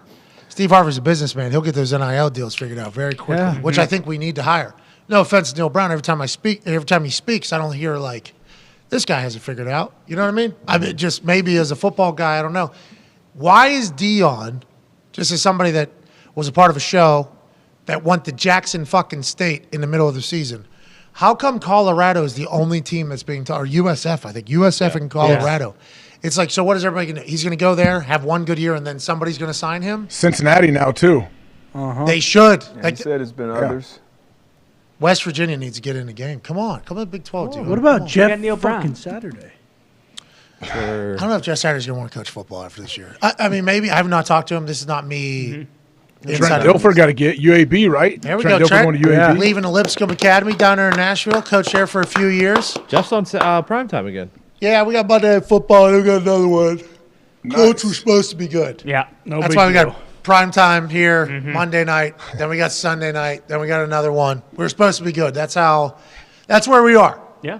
For everybody that says, oh, you beat the Raiders, they're a trash team. It's like we're 10.5-point dogs on Sunday Night Football late in the season. So that means you were supposed to be good. Schedule makers thought you would be good. Now you're a 10.5-point dog on the biggest game of the week, Sunday Night Football, and they don't flex you out because Jerry Jones is who is once quoted as saying, what are you guys doing over there? What a scene. Dallas Cowboys aren't getting flexed out of Sunday Night Football ever because Jerry Jones is a part of the media negotiations. So the Colts are on there, and we got more primetime games, and the Patriots have more primetime games. I do believe there are some boring primetime games in store for the NFL in the next few weeks. Yeah, the Patriots Raiders will be flexed out. I'll put that out in the universe right now. That is not happening on Sunday Night Football. And what was it? Chiefs and Broncos got flexed out for Chargers, Dolphins. Oh, yeah. Can't wait. That happened December 12th or 11th? Yeah, so this is the first. Is this the first flex? No. Steelers. Chiefs and Chargers. This is the second time the Chargers have been flexed to Sunday Night Football. Yes. Was that a preseason narrative about the Chargers getting them flexed in the games You here? just got to get Herbert on prime time as much as possible. Golden boy. Why? Why are they not going to make the playoffs again? Darius? You know what? I think they're going to run. I think. Okay, Staley with that 2-point conversion flips it all around. That was like kind of get over the hump. Yep, because he got a little less aggressive this year, as he should. Went for the win. You got to get healthy too. Keenan Allen's finally back. Mike Williams, he played 5 plays and then went back out. So hopefully they get him back at some point. But Carter, Palmer, the receivers, Eckler, obviously a dog. I think they're going to be all right. Okay, and you got the Dolphins on prime time, which is obviously just fireworks and highlights. I'm excited for that. Pats are scheduled for, I think, either after that. They're maybe going to get flexed out of the whole thing. Excited to see how the NFL continues to go. Once again, remember to use hashtag PMS College Football. PMS Twisted CFP. And which team shouldn't be in the top 10, which team should be in the top 10. Hell yeah. In turn, we'll definitely do it this week. Carry over from last week. Double the winners. 4 winners, $500. You get it right. And my twisted teams last week were LSU and USC, and that proved to be right because fucking fraud LSU. See you later, dude. They did lose to Texas A&M. Nobody could have seen that coming, honestly. LSU, the conversation was, are these motherfuckers going to end up in the college football playoff because they're in the SEC championship game? Just beat Bama. I've only gotten better. Daniels is starting to be a guy. Brian Kelly's culture is going in there. They're going to go in the SEC championship. They're going to win, and then it's going to be chaos because 2-loss LSU is going to have to be in. Georgia's going to have to be in. Then what do you do with other teams who are either undefeated or 1-loss teams? It'll be a scene. They lose to Texas A&M, who has not been good at football, and now they're completely out of it. But they can still win the SEC in the first year with Brian Kelly. Congratulations. Good. Right after that game, the spread of the SEC championship went from like 12.5 to 20. That's because overnight. Jane Daniels might be hurt. Oh. He's a guy. He's a guy. Now, let's also talk about another thing that's happening this evening that we have to promote because the last time this was happening, we weren't even told about. That was bullshit. There's a couple people that are able to hold the Super Boost reins, that have the connects, have the conversations to be able to boost odds or promote a parlay or do something like that with FanDuel. We're one of them.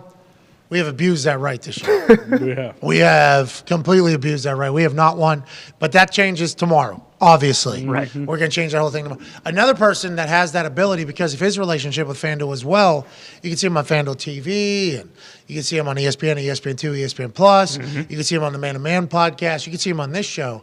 Darius Butler has been able to do this, and there's been numerous days he's been in this studio and has not told any of us about it. Not one So word. we have not been able to win alongside our guy, Darius. Tonight, there's a same game parlay plus that Darius Butler has founded and promoted. It's Garland for have 6+ assists. Kuzma to have 15+ points. Easy. Kyrie to have 20+ points. Durant, Embiid, and Mitchell to all score 25+. Yep. This thing is sitting at what odds? And Darius, have we won any of these? And are we winning tonight? This is my second one basketball. Last one, DeAndre fucking Ayton. Oh. I had him at 8 boards. He got He was, I think, my 5th leg on there. He went into the 4th quarter with 7 boards, played damn near the whole quarter, didn't grab it. So that was a bad one. But we're going to win this one. I like it. It was at plus 430, I believe, when I did it. Juicy. Here we go. I'm doing it right now. You were muted there? Were you muted? Or, What's yeah, up? it was in my Plus ears. 4. No, not you. Okay. Plus 416 right now. Plus 416, 6 leg, same game parlay. This is going to hit? Yeah, this is going to hit. How come we didn't ask Shams about any of this? Yeah, Debo, why do you hate telling us about your bets? This could have been the. It wasn't approved. Yet. This just got okayed? This just got okayed about an hour ago. Let's Whenever go. I sent it in the chat. Let's go. Here we go, boys. Should be good. All right, I'm going We Max did Bet. talk about the Sixers missing Maxey and Harden, so obviously Embiid is still that dude. Donovan Mitchell has been on a tear. Durant, he's a walking bucket. Kyrie as well. He's been scoring over 20 since he's been back. Kuzma as well. And Garland, he walks into the gym with 6 assists. So No problem. no problem. I feel good about this one. All right, let's win it. And let's. That's a great segment. I just bet Max Bet on it. I think you should too. Here we go. Darius Butler, obviously superstar, not only on the football field with a microphone, but in putting together same game parlay pluses in the NBA. AJ, are you riding that? Oh, you can't until January 1 when January FanDuel 1st. comes to Ohio. Very close. Hey, we're getting close. Nice. I know. We're almost there. Let's go, dude. Ohio's going to be a great state for sports gambling. Oh, yeah. Fantastic. Yes. Yeah. Right? I think so. Absolutely. Yeah, there's cash in Ohio, and those people love to watch sports. All right, let's fucking do this. Nice. Let's watch a little. Let's do a little Everything DB, Let's shall get we? it. Hey, this has been better for our show. Oh, yeah. Oh, yeah. Big time. Now, there's been I was going to say, not the best, but not as Got tagged a lot detailed, last night. not as fun. not as Oh, fun. yeah, definitely not as fun. Certainly no fun.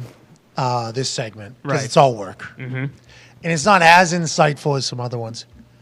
I would just like to say, when you make those types of proclamations, which we never ever would do, Nope.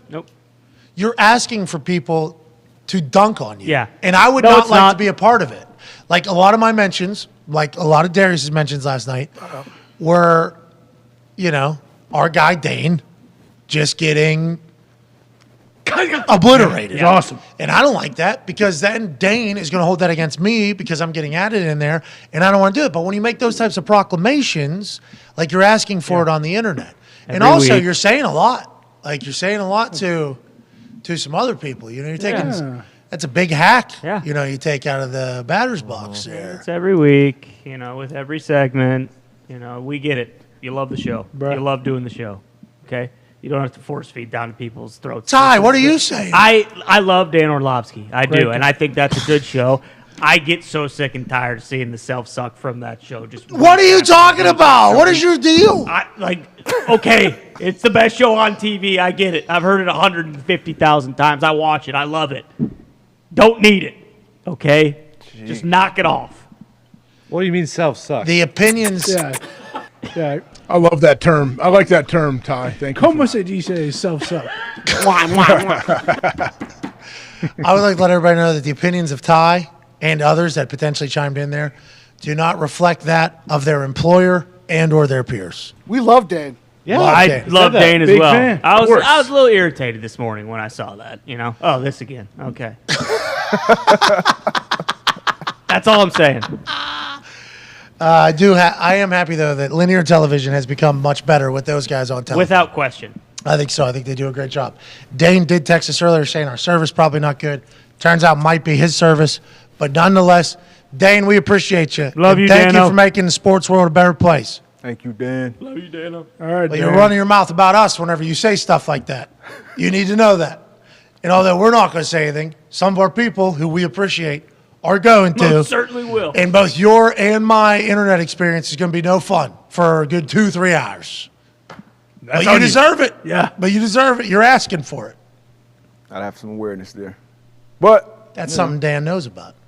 he does, quarterback. Does he? Got to.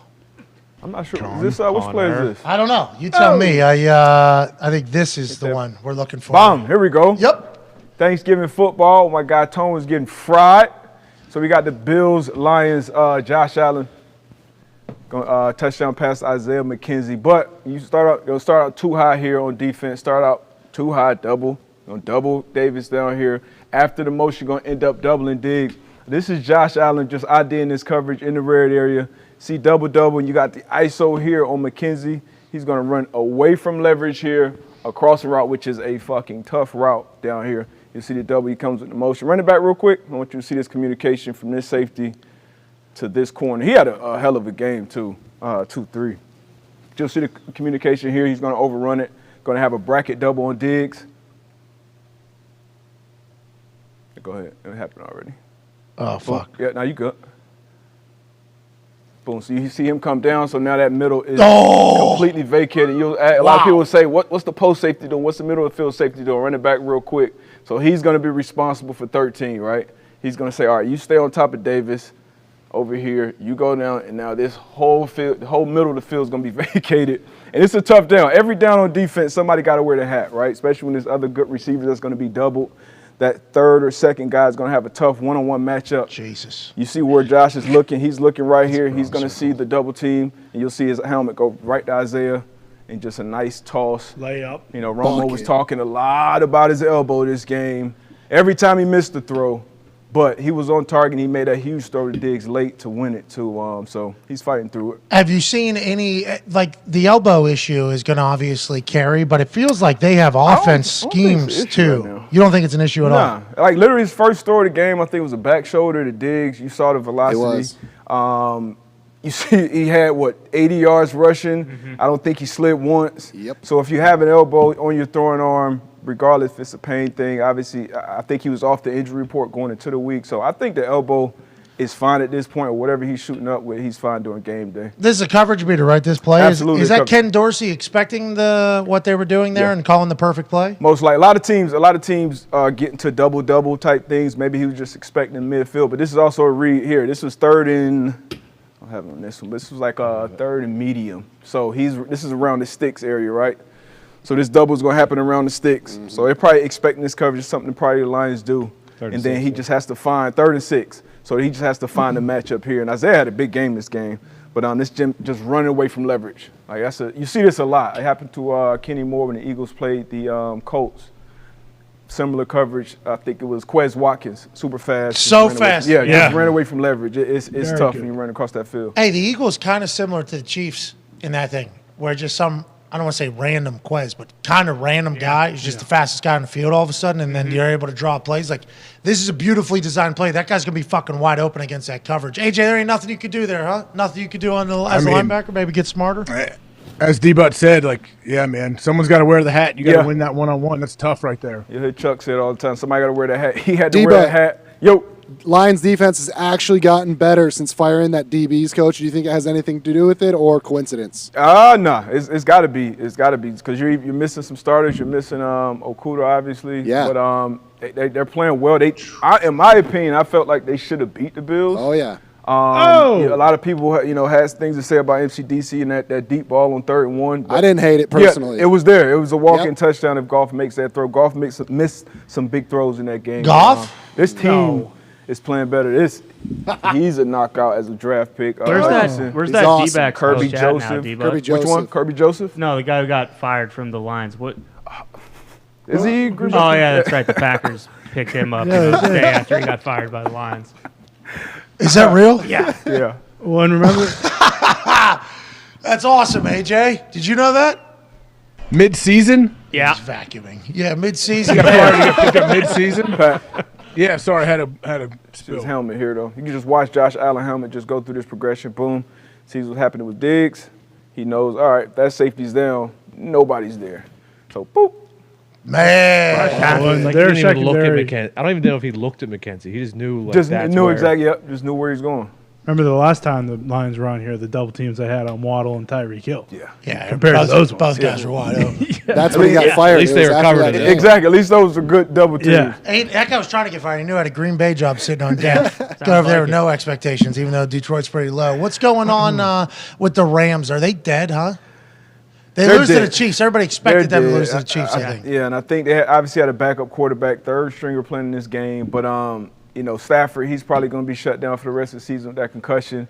Defense isn't playing well. This is actually 13 personnel, so one back, 3 tight ends, 1, 2, 3 tight ends. But Kelsey, we all know at this point, pretty much a receiver.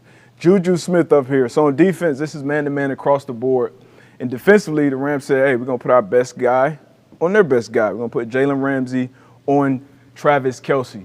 It's going to be 2 high safeties, so you expect some help somewhere on Kelsey. But let it play. Juju Smith up top, he's just going to run straight down the middle, and then you're going to have this one-on-one with Travis Kelsey. And he's not the fastest, he's not the quickest guy on the field, but he just knows how to get open. And anytime Mahomes IDs man-to-man coverage, he knows he's going to this matchup because he's beating anybody. So that route at the top, you can obviously see it from the wide copy. No safety help. Juju's running both of those safeties off. Jalen Ramsey, who, making 20 a year, you feel comfortable with him being one-on-one. He's ready to run it back, too. One thing about this dude, too, he's always ready to pitch that thing. Like, he's about to get tackled here. He looks back at Isaiah. He's ready to. That would have been awesome. He's ready to pitch.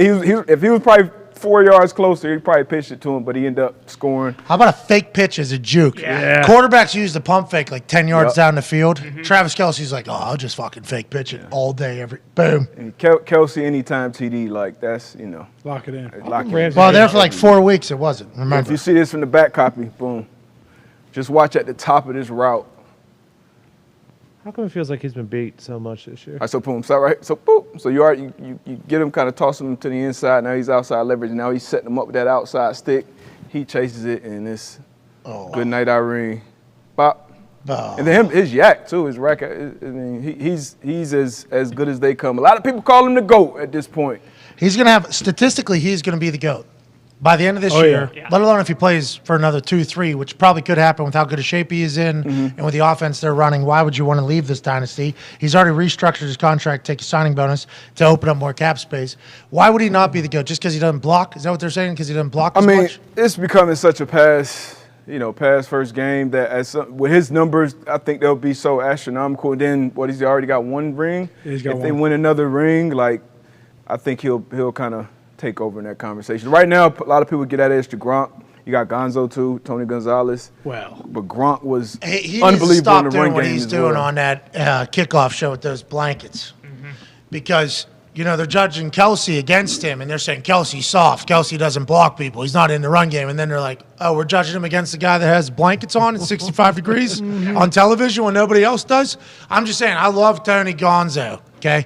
I think he's great on everything he does, and he was incredible as a tight end. But whenever you start judging tight ends, that's the only knock on Kelsey is like he's not physical enough. He's not a road grader or whatever. And you're like, it's hard for, I think, a whole generation of people to know Tony Gonzalez is maybe a road grader. Because every time we see him on TV, we think, that's the softest fucking guy that's ever graced television right there. It makes no sense at all. He's retired now. Living. Probably living in L.A., son. Living. Let's not hold the blankets against them. That's what I'm saying. I need something, because they're in New England. Yeah, exactly. Oh, my God. Yeah, it's supposed to be snowing and everything. And the other problem with Tony Gonzalez is our Tony Gonzalez hit an inside the park home run at the Democrat versus Republican baseball game. Not that guy who's on the pregame show. You're talking about Anthony Gonzalez. Tony Gonzalez. No, yeah. that's Anthony Gonzalez. No, that's Tony Gonzalez. That's Anthony Gonzalez, whose political career is coming to an end here within about another month. Damn. Good luck, Gonzo. Gonzo. And he's going down as one of the greatest of all time. In the baseball game. That's right. Did he get gambling approved in Ohio? Yeah, that was him. Thank you. Yeah, sure. Gonzo did that. Great Let legacy. him have that one. Hell yeah. Great legacy. He found a way, and I guess this is a difficult thing to do. That's why he's the GOAT. And AJ, correct me if I'm wrong, you're in Ohio there. He found a way to get all parties to hate him. That's right. That was awesome. Immediately upon getting elected, one party hates him, half of your party hates you because they wanted the other person that you were running against in there. Right. And then he somehow found a way of getting the rest of them to hate him as well. So he didn't have any allies, I don't think, publicly. I don't think so. And Gonzo had to think a couple times, what the fuck am I doing this for?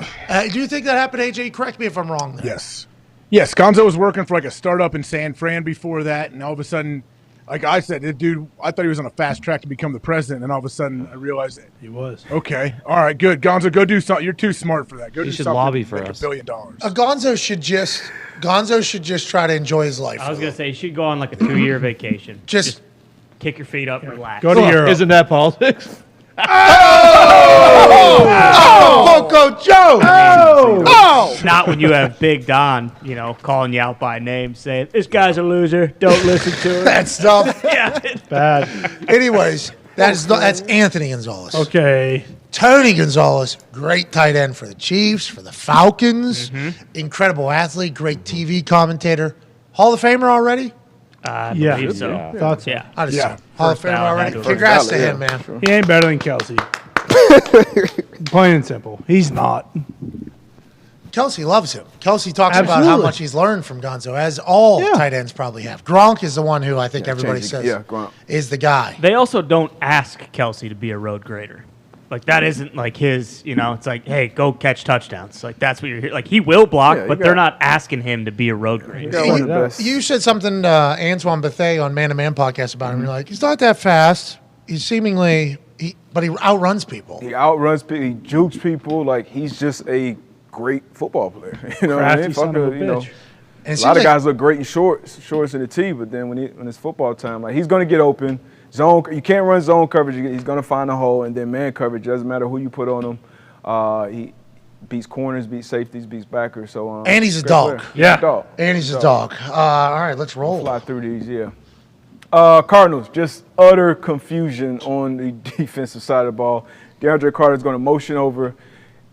They got a cornerback. Pause it real quick. So I don't know how you guys used to do it, AJ, but whenever we had a corner blitz, if we always did it from the single, that single X side, especially if he was in cut split. But once we got two, that's when we would swap it to either this backer, he's coming over, or even the safety if he was down. But the Cardinals, they still send the corner. So pause it. So now it becomes confusion on, I guess, who's responsible for who, because he runs over in motion. He believes he's responsible for number two. And then this safety, since the corner is blitzing off who's originally number one, that was the safety's responsibility. Both of these guys are going to end up on him. Carter's going to end up wide open up the sideline. And then, if you run it back real quick, we had a similar play from Baltimore earlier this year, and they played, if you run it back a couple frames, pause it, like whatever defense you're playing, you can let it run forward a little bit.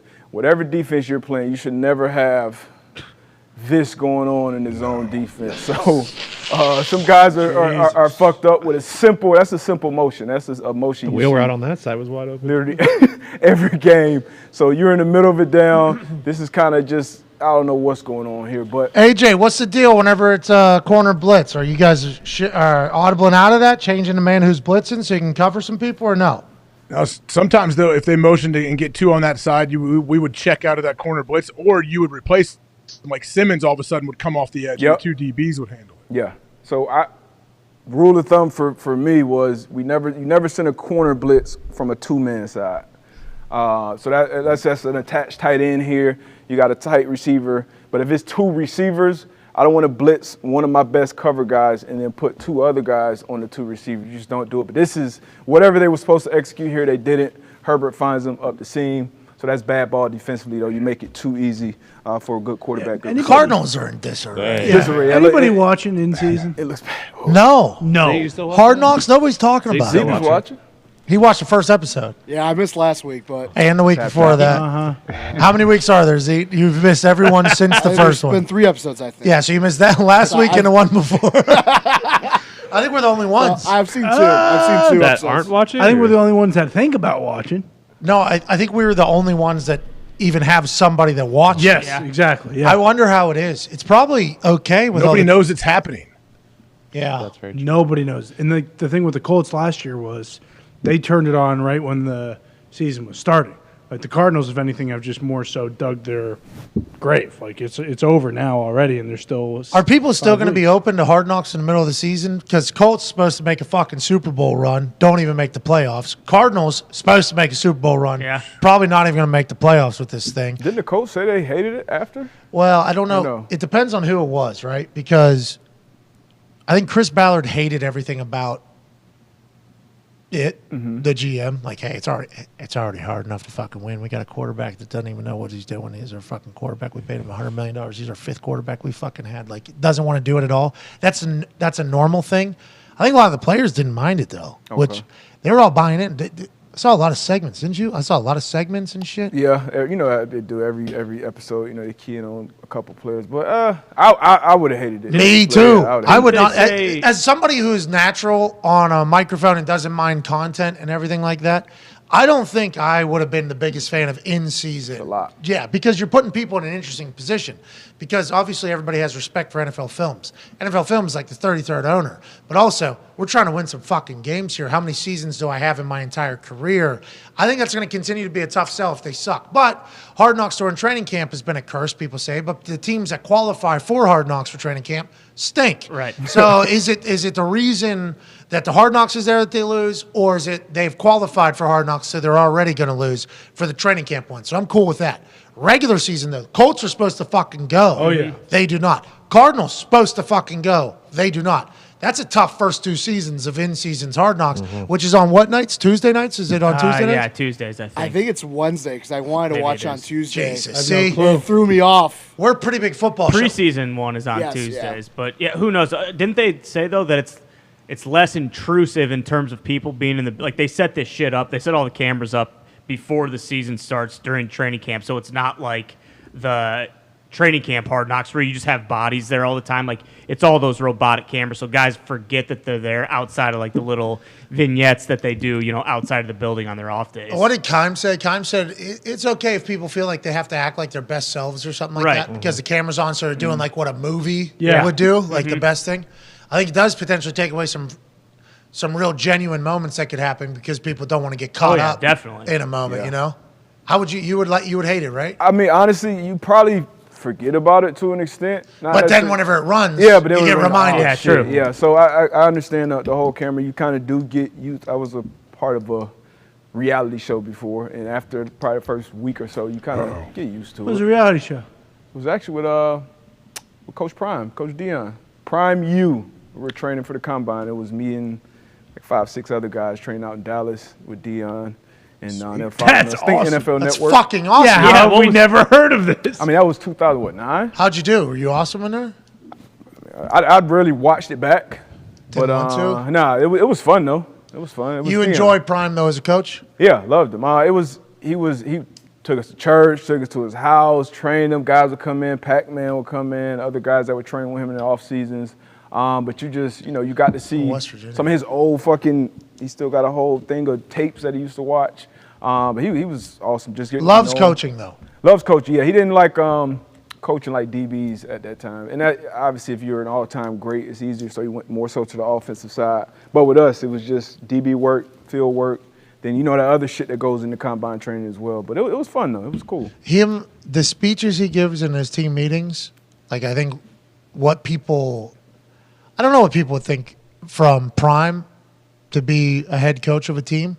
He holds people accountable. He's like I don't want to say he's a hard-ass coach because I think his players love him or whatever, but he's like attentive, accountable, kind of a hard edge, but he has his own way to do it. I think he's a fucking great coach. Yeah.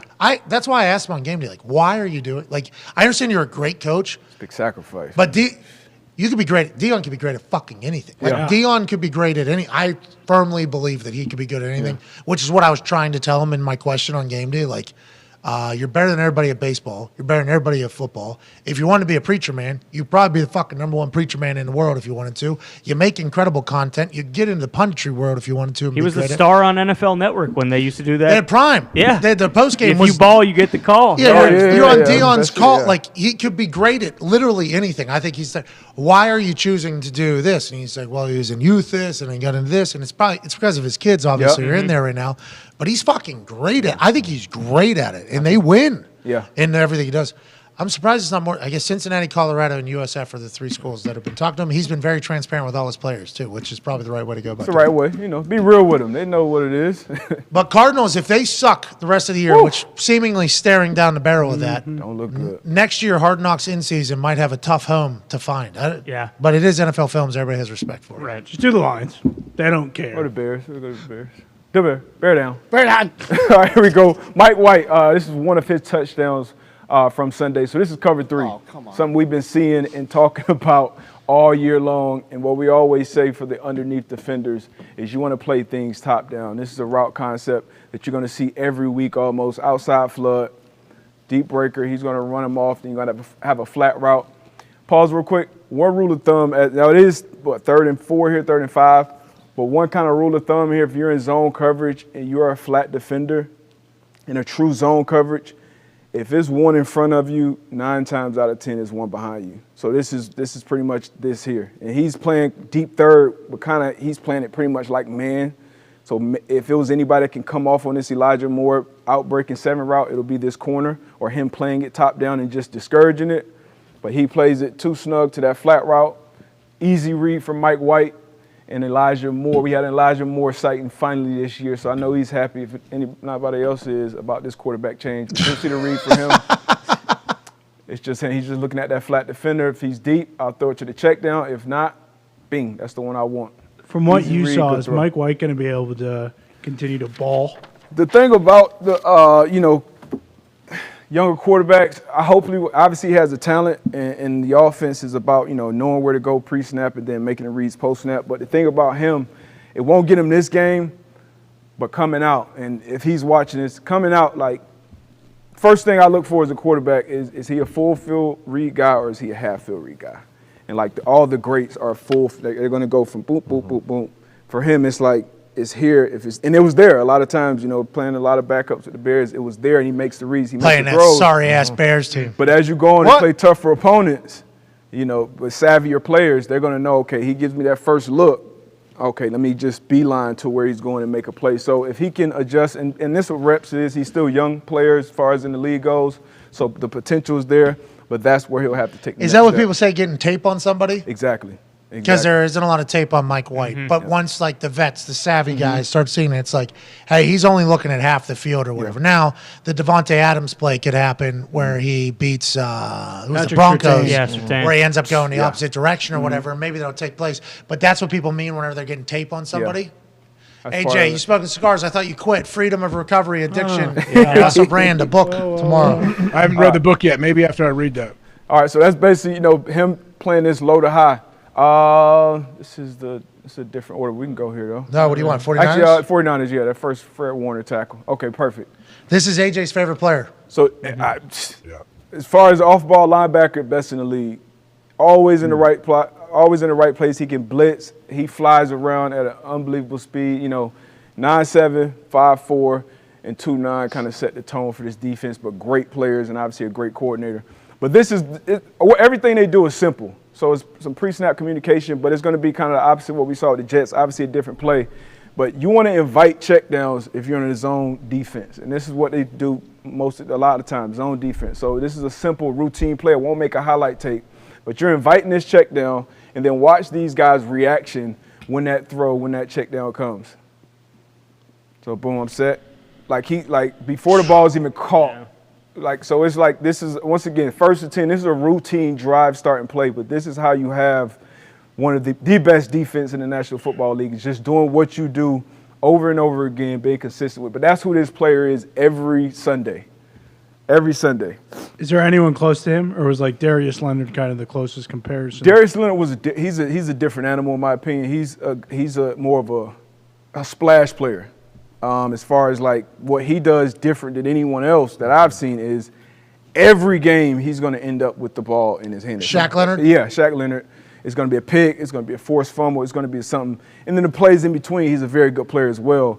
But the difference between, I would say, him and Fred Warner is Fred Warner's kind of like that guy who's always going to be in that right spot. Not saying that Shaq Leonard isn't, but 5'4" is always going to be there. And he knows his defense inside and out. So he knows how it's going to be attacked. and you can just see his read. I mean, I've seen this guy damn near break up screen passes, 4 yards in the backfield. So that's just the tempo he plays at. He sets the tone for this defense. AJ, what are your thoughts on Fred? He's amazing. I mean, all three of those guys in their little drops, you see them, they get to almost the sticks, and you hear coaches say you break on intentions, like the quarterback's intentions. Watch Fred's eyes. He's already breaking before the ball was even cocked from the old red rocket back there. That's coaches freak out if you're playing like a spot drop coverage and you kind of float and you kind of wait to break. But these guys obviously are well coached and have repped this 10 million times, and they're very disciplined to hey, we're going to be eyes on the quarterback. We're breaking from the sticks down. Yep. And the difference is in this play, if these guys float and you get these backs like Kamara, yak. So once really run a little bit. So boom, once that throws, if they're still faking, it's not even just him, like you said, it's him. Everybody's rallying. So these guys are not only tackling, but they're tackling with leverage. He's sawing them off inside out. He's outside in, and like that. But if the difference is if you're back here and he's able to catch that ball and square you up, 9 times out of 10, these guys are making you miss one-on-one. It may not go, home run, but that may be a 7-yard gain now, 2nd and 3 instead of 2nd and 10. So that's how you play great defense in the National Football League. And then the next play. Hold on. Fred Warner, strength right, strength left, strength right. This. What's he saying there? So that was probably a close call. You got 12 personnel. Is Johnson a tight end? I think it's a tight end. Juwan Johnson, yeah. Yeah, so you got 2 tight ends here. So he probably running back all the way back.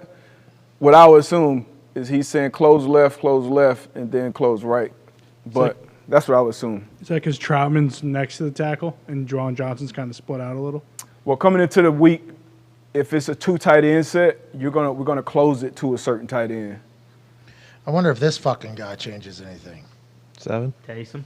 Swiss Army. Depends on what they classify him as. He could be treated as a tight end. He could be treated as a what do you call this? Debo, what would you call it? 13 Hill or something? They usually give us a specific this name probably for 13 Little or 13 Speed, something like that. And what's he saying to the D-line here? Just move your fucking ass?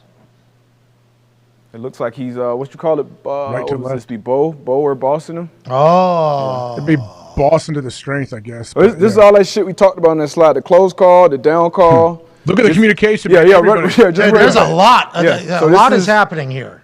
Every player, that's awesome. This is standard 1st and 10, right? You said this is just a 1st and 10. Like I said, this play will not be on a highlight clip, but this is what makes a great defense. Like we always say, quiet defense, a dead defense. This is the exact opposite of like corners. Everybody is communicating, so no one's confused. Even if you don't know what the fuck is going on, you're going to be hearing it. And then the guys up front who can't look back, they're getting a verbal communication. But you see verbal and nonverbal communication. That's essential in defense because they're at home, so it's probably loud. And then boom, just start that right back over again for second down. And then the next play is going to be the same thing. And Tuafongo is directing guys in the secondary, too, to your point about him, Fred Warner and Bosa. The next Niners play that. Hufanga. Tuafongo. I don't know. Good player. 29. I don't believe we have Hufongo on here. If not. This is why. Here we go. Hufanga. Oh, it's titled Saints. Okay, well, yeah. All right, so this is best scoring defense in the league too. But just let this play. Defenses coaches always talk about defending every blade of grass. Kamara's gonna get this once again zone coverage. Everyone on the string, and once this ball comes out, it's gonna come out in the flat. You're gonna see a vice tackle. He's gonna hit him and hold him up. He's gonna come in, boom, 1 yard line. Boom. 1 yard line, balls Secure up. that So shutout. coaches say this shit all the time. Defend every blade of grass. Defend every blade of grass. This is the epitome of that. Saints had 2 opportunities in the red area to score. What's that? They had a lot. They fucked up a lot. That game could have went the other way. 13-zip. Fred Warner had another forced fumble in this game too. On Kamara. Kamara had a tough game. Me and Gertie's first round pick fantasy.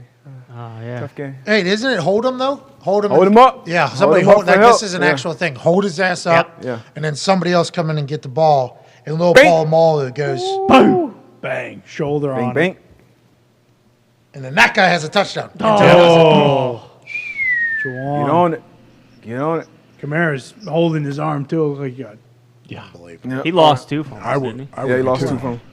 Messi has 0 goals. Argentina's up 2. Damn it, Messi. What? Oh, you don't Hey, I tell you what, Messi's trying hard. I've had it on. Like that dude is trying. Like you could tell he is He's had a few shots on goal. He's been chugging. He just can't find a goal. Shishowski. Yeah, Pete Shishowski. You can just let this one play. We're not even going to talk about really the coverage. We're going to talk about something we had a couple weeks ago when Pat P had that interception. As far as when Jalen Hurts breaks this pocket, remember that push-out rule? Yeah, get him out of bounds. Watch Rudy Ford, watch Jair. Oh, yeah. So Rudy gets him out. Jair doesn't, but this is plaster, right? You got to, whatever the play is, fuck the play, fuck the route concept. Now you just have to find your guy, plaster. You'll see the push-out up top, get out of bounds.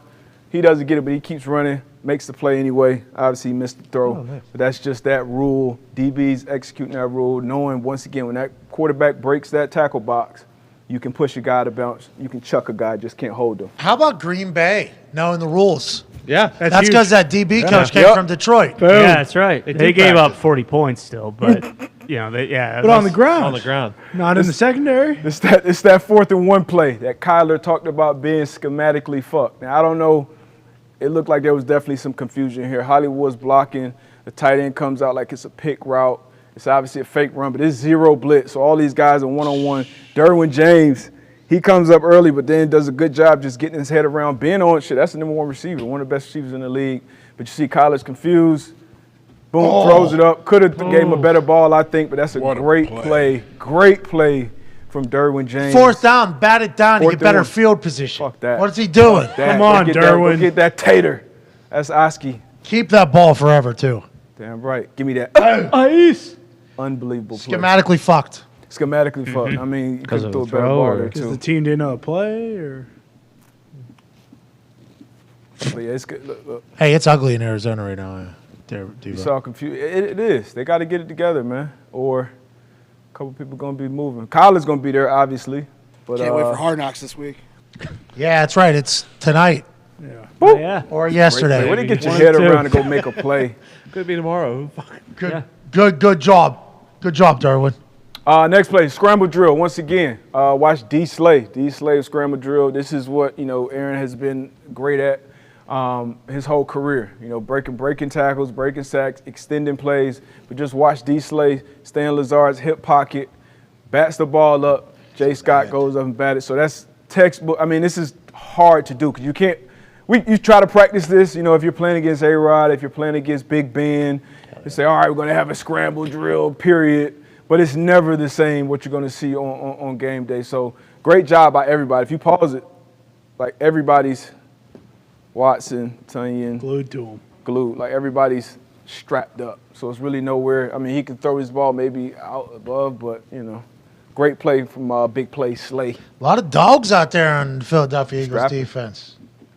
And boom, Bing. off the face. Yes, sir. Boom, make a catch. Darius Slay's played against Aaron Rodgers 23 times, 24 times. Damn. Doesn't have a pick, but he does have an alley-oop right here. Alley-oop right there, Off yeah. his face. No, you wish you would have caught it. He said he wants a Mount Rushmore ball from Aaron. I wonder if old buddy is split in half with him. It's going to be tough to beat those Johns in Philly with all the Johns in Philly in the playoffs. Yeah, especially with the way them Johns are playing. Boom. But yeah, I think that's it. It's good coverage. Hey, thank you, DB. Thank you, Could have been more fun, but, And I don't insightful. know. That was crazy good, bro. It's fucking boring, man. What is your problem? What? Thank you, DB. Thank you, DB. You made those putts earlier. We're doing a giveaway already. We had a Wednesday. We announced the winners from the last week of giveaways. I think we've had a program. Now, we're all in store for our That's Hockey Talk tonight, 8 p.m. Eastern, youtube.com/That's Hockey Talk, and a Hammer Dahn, which might run from 4 to 8 o'clock Until hockey because talk, of how many games there are to be chatted about and to bet on. Can't wait to watch Tone. Can't wait to watch Nick and Rupp and Gumpy and obviously Bruce and Mitt, DB. Great work today. Can't wait to see you back here again tomorrow with Coach P. AJ, thank you. Boys, fantastic show. Be a friend, tell a friend. This show exists every single day from 12 to 3, we say. It's 3:42. Normally this type of thing happens. We can't thank you enough for allowing us to be a part of your afternoons. Hopefully you'll be back manana. Say something nice to somebody. Take about 20 hours or so. Goodbye.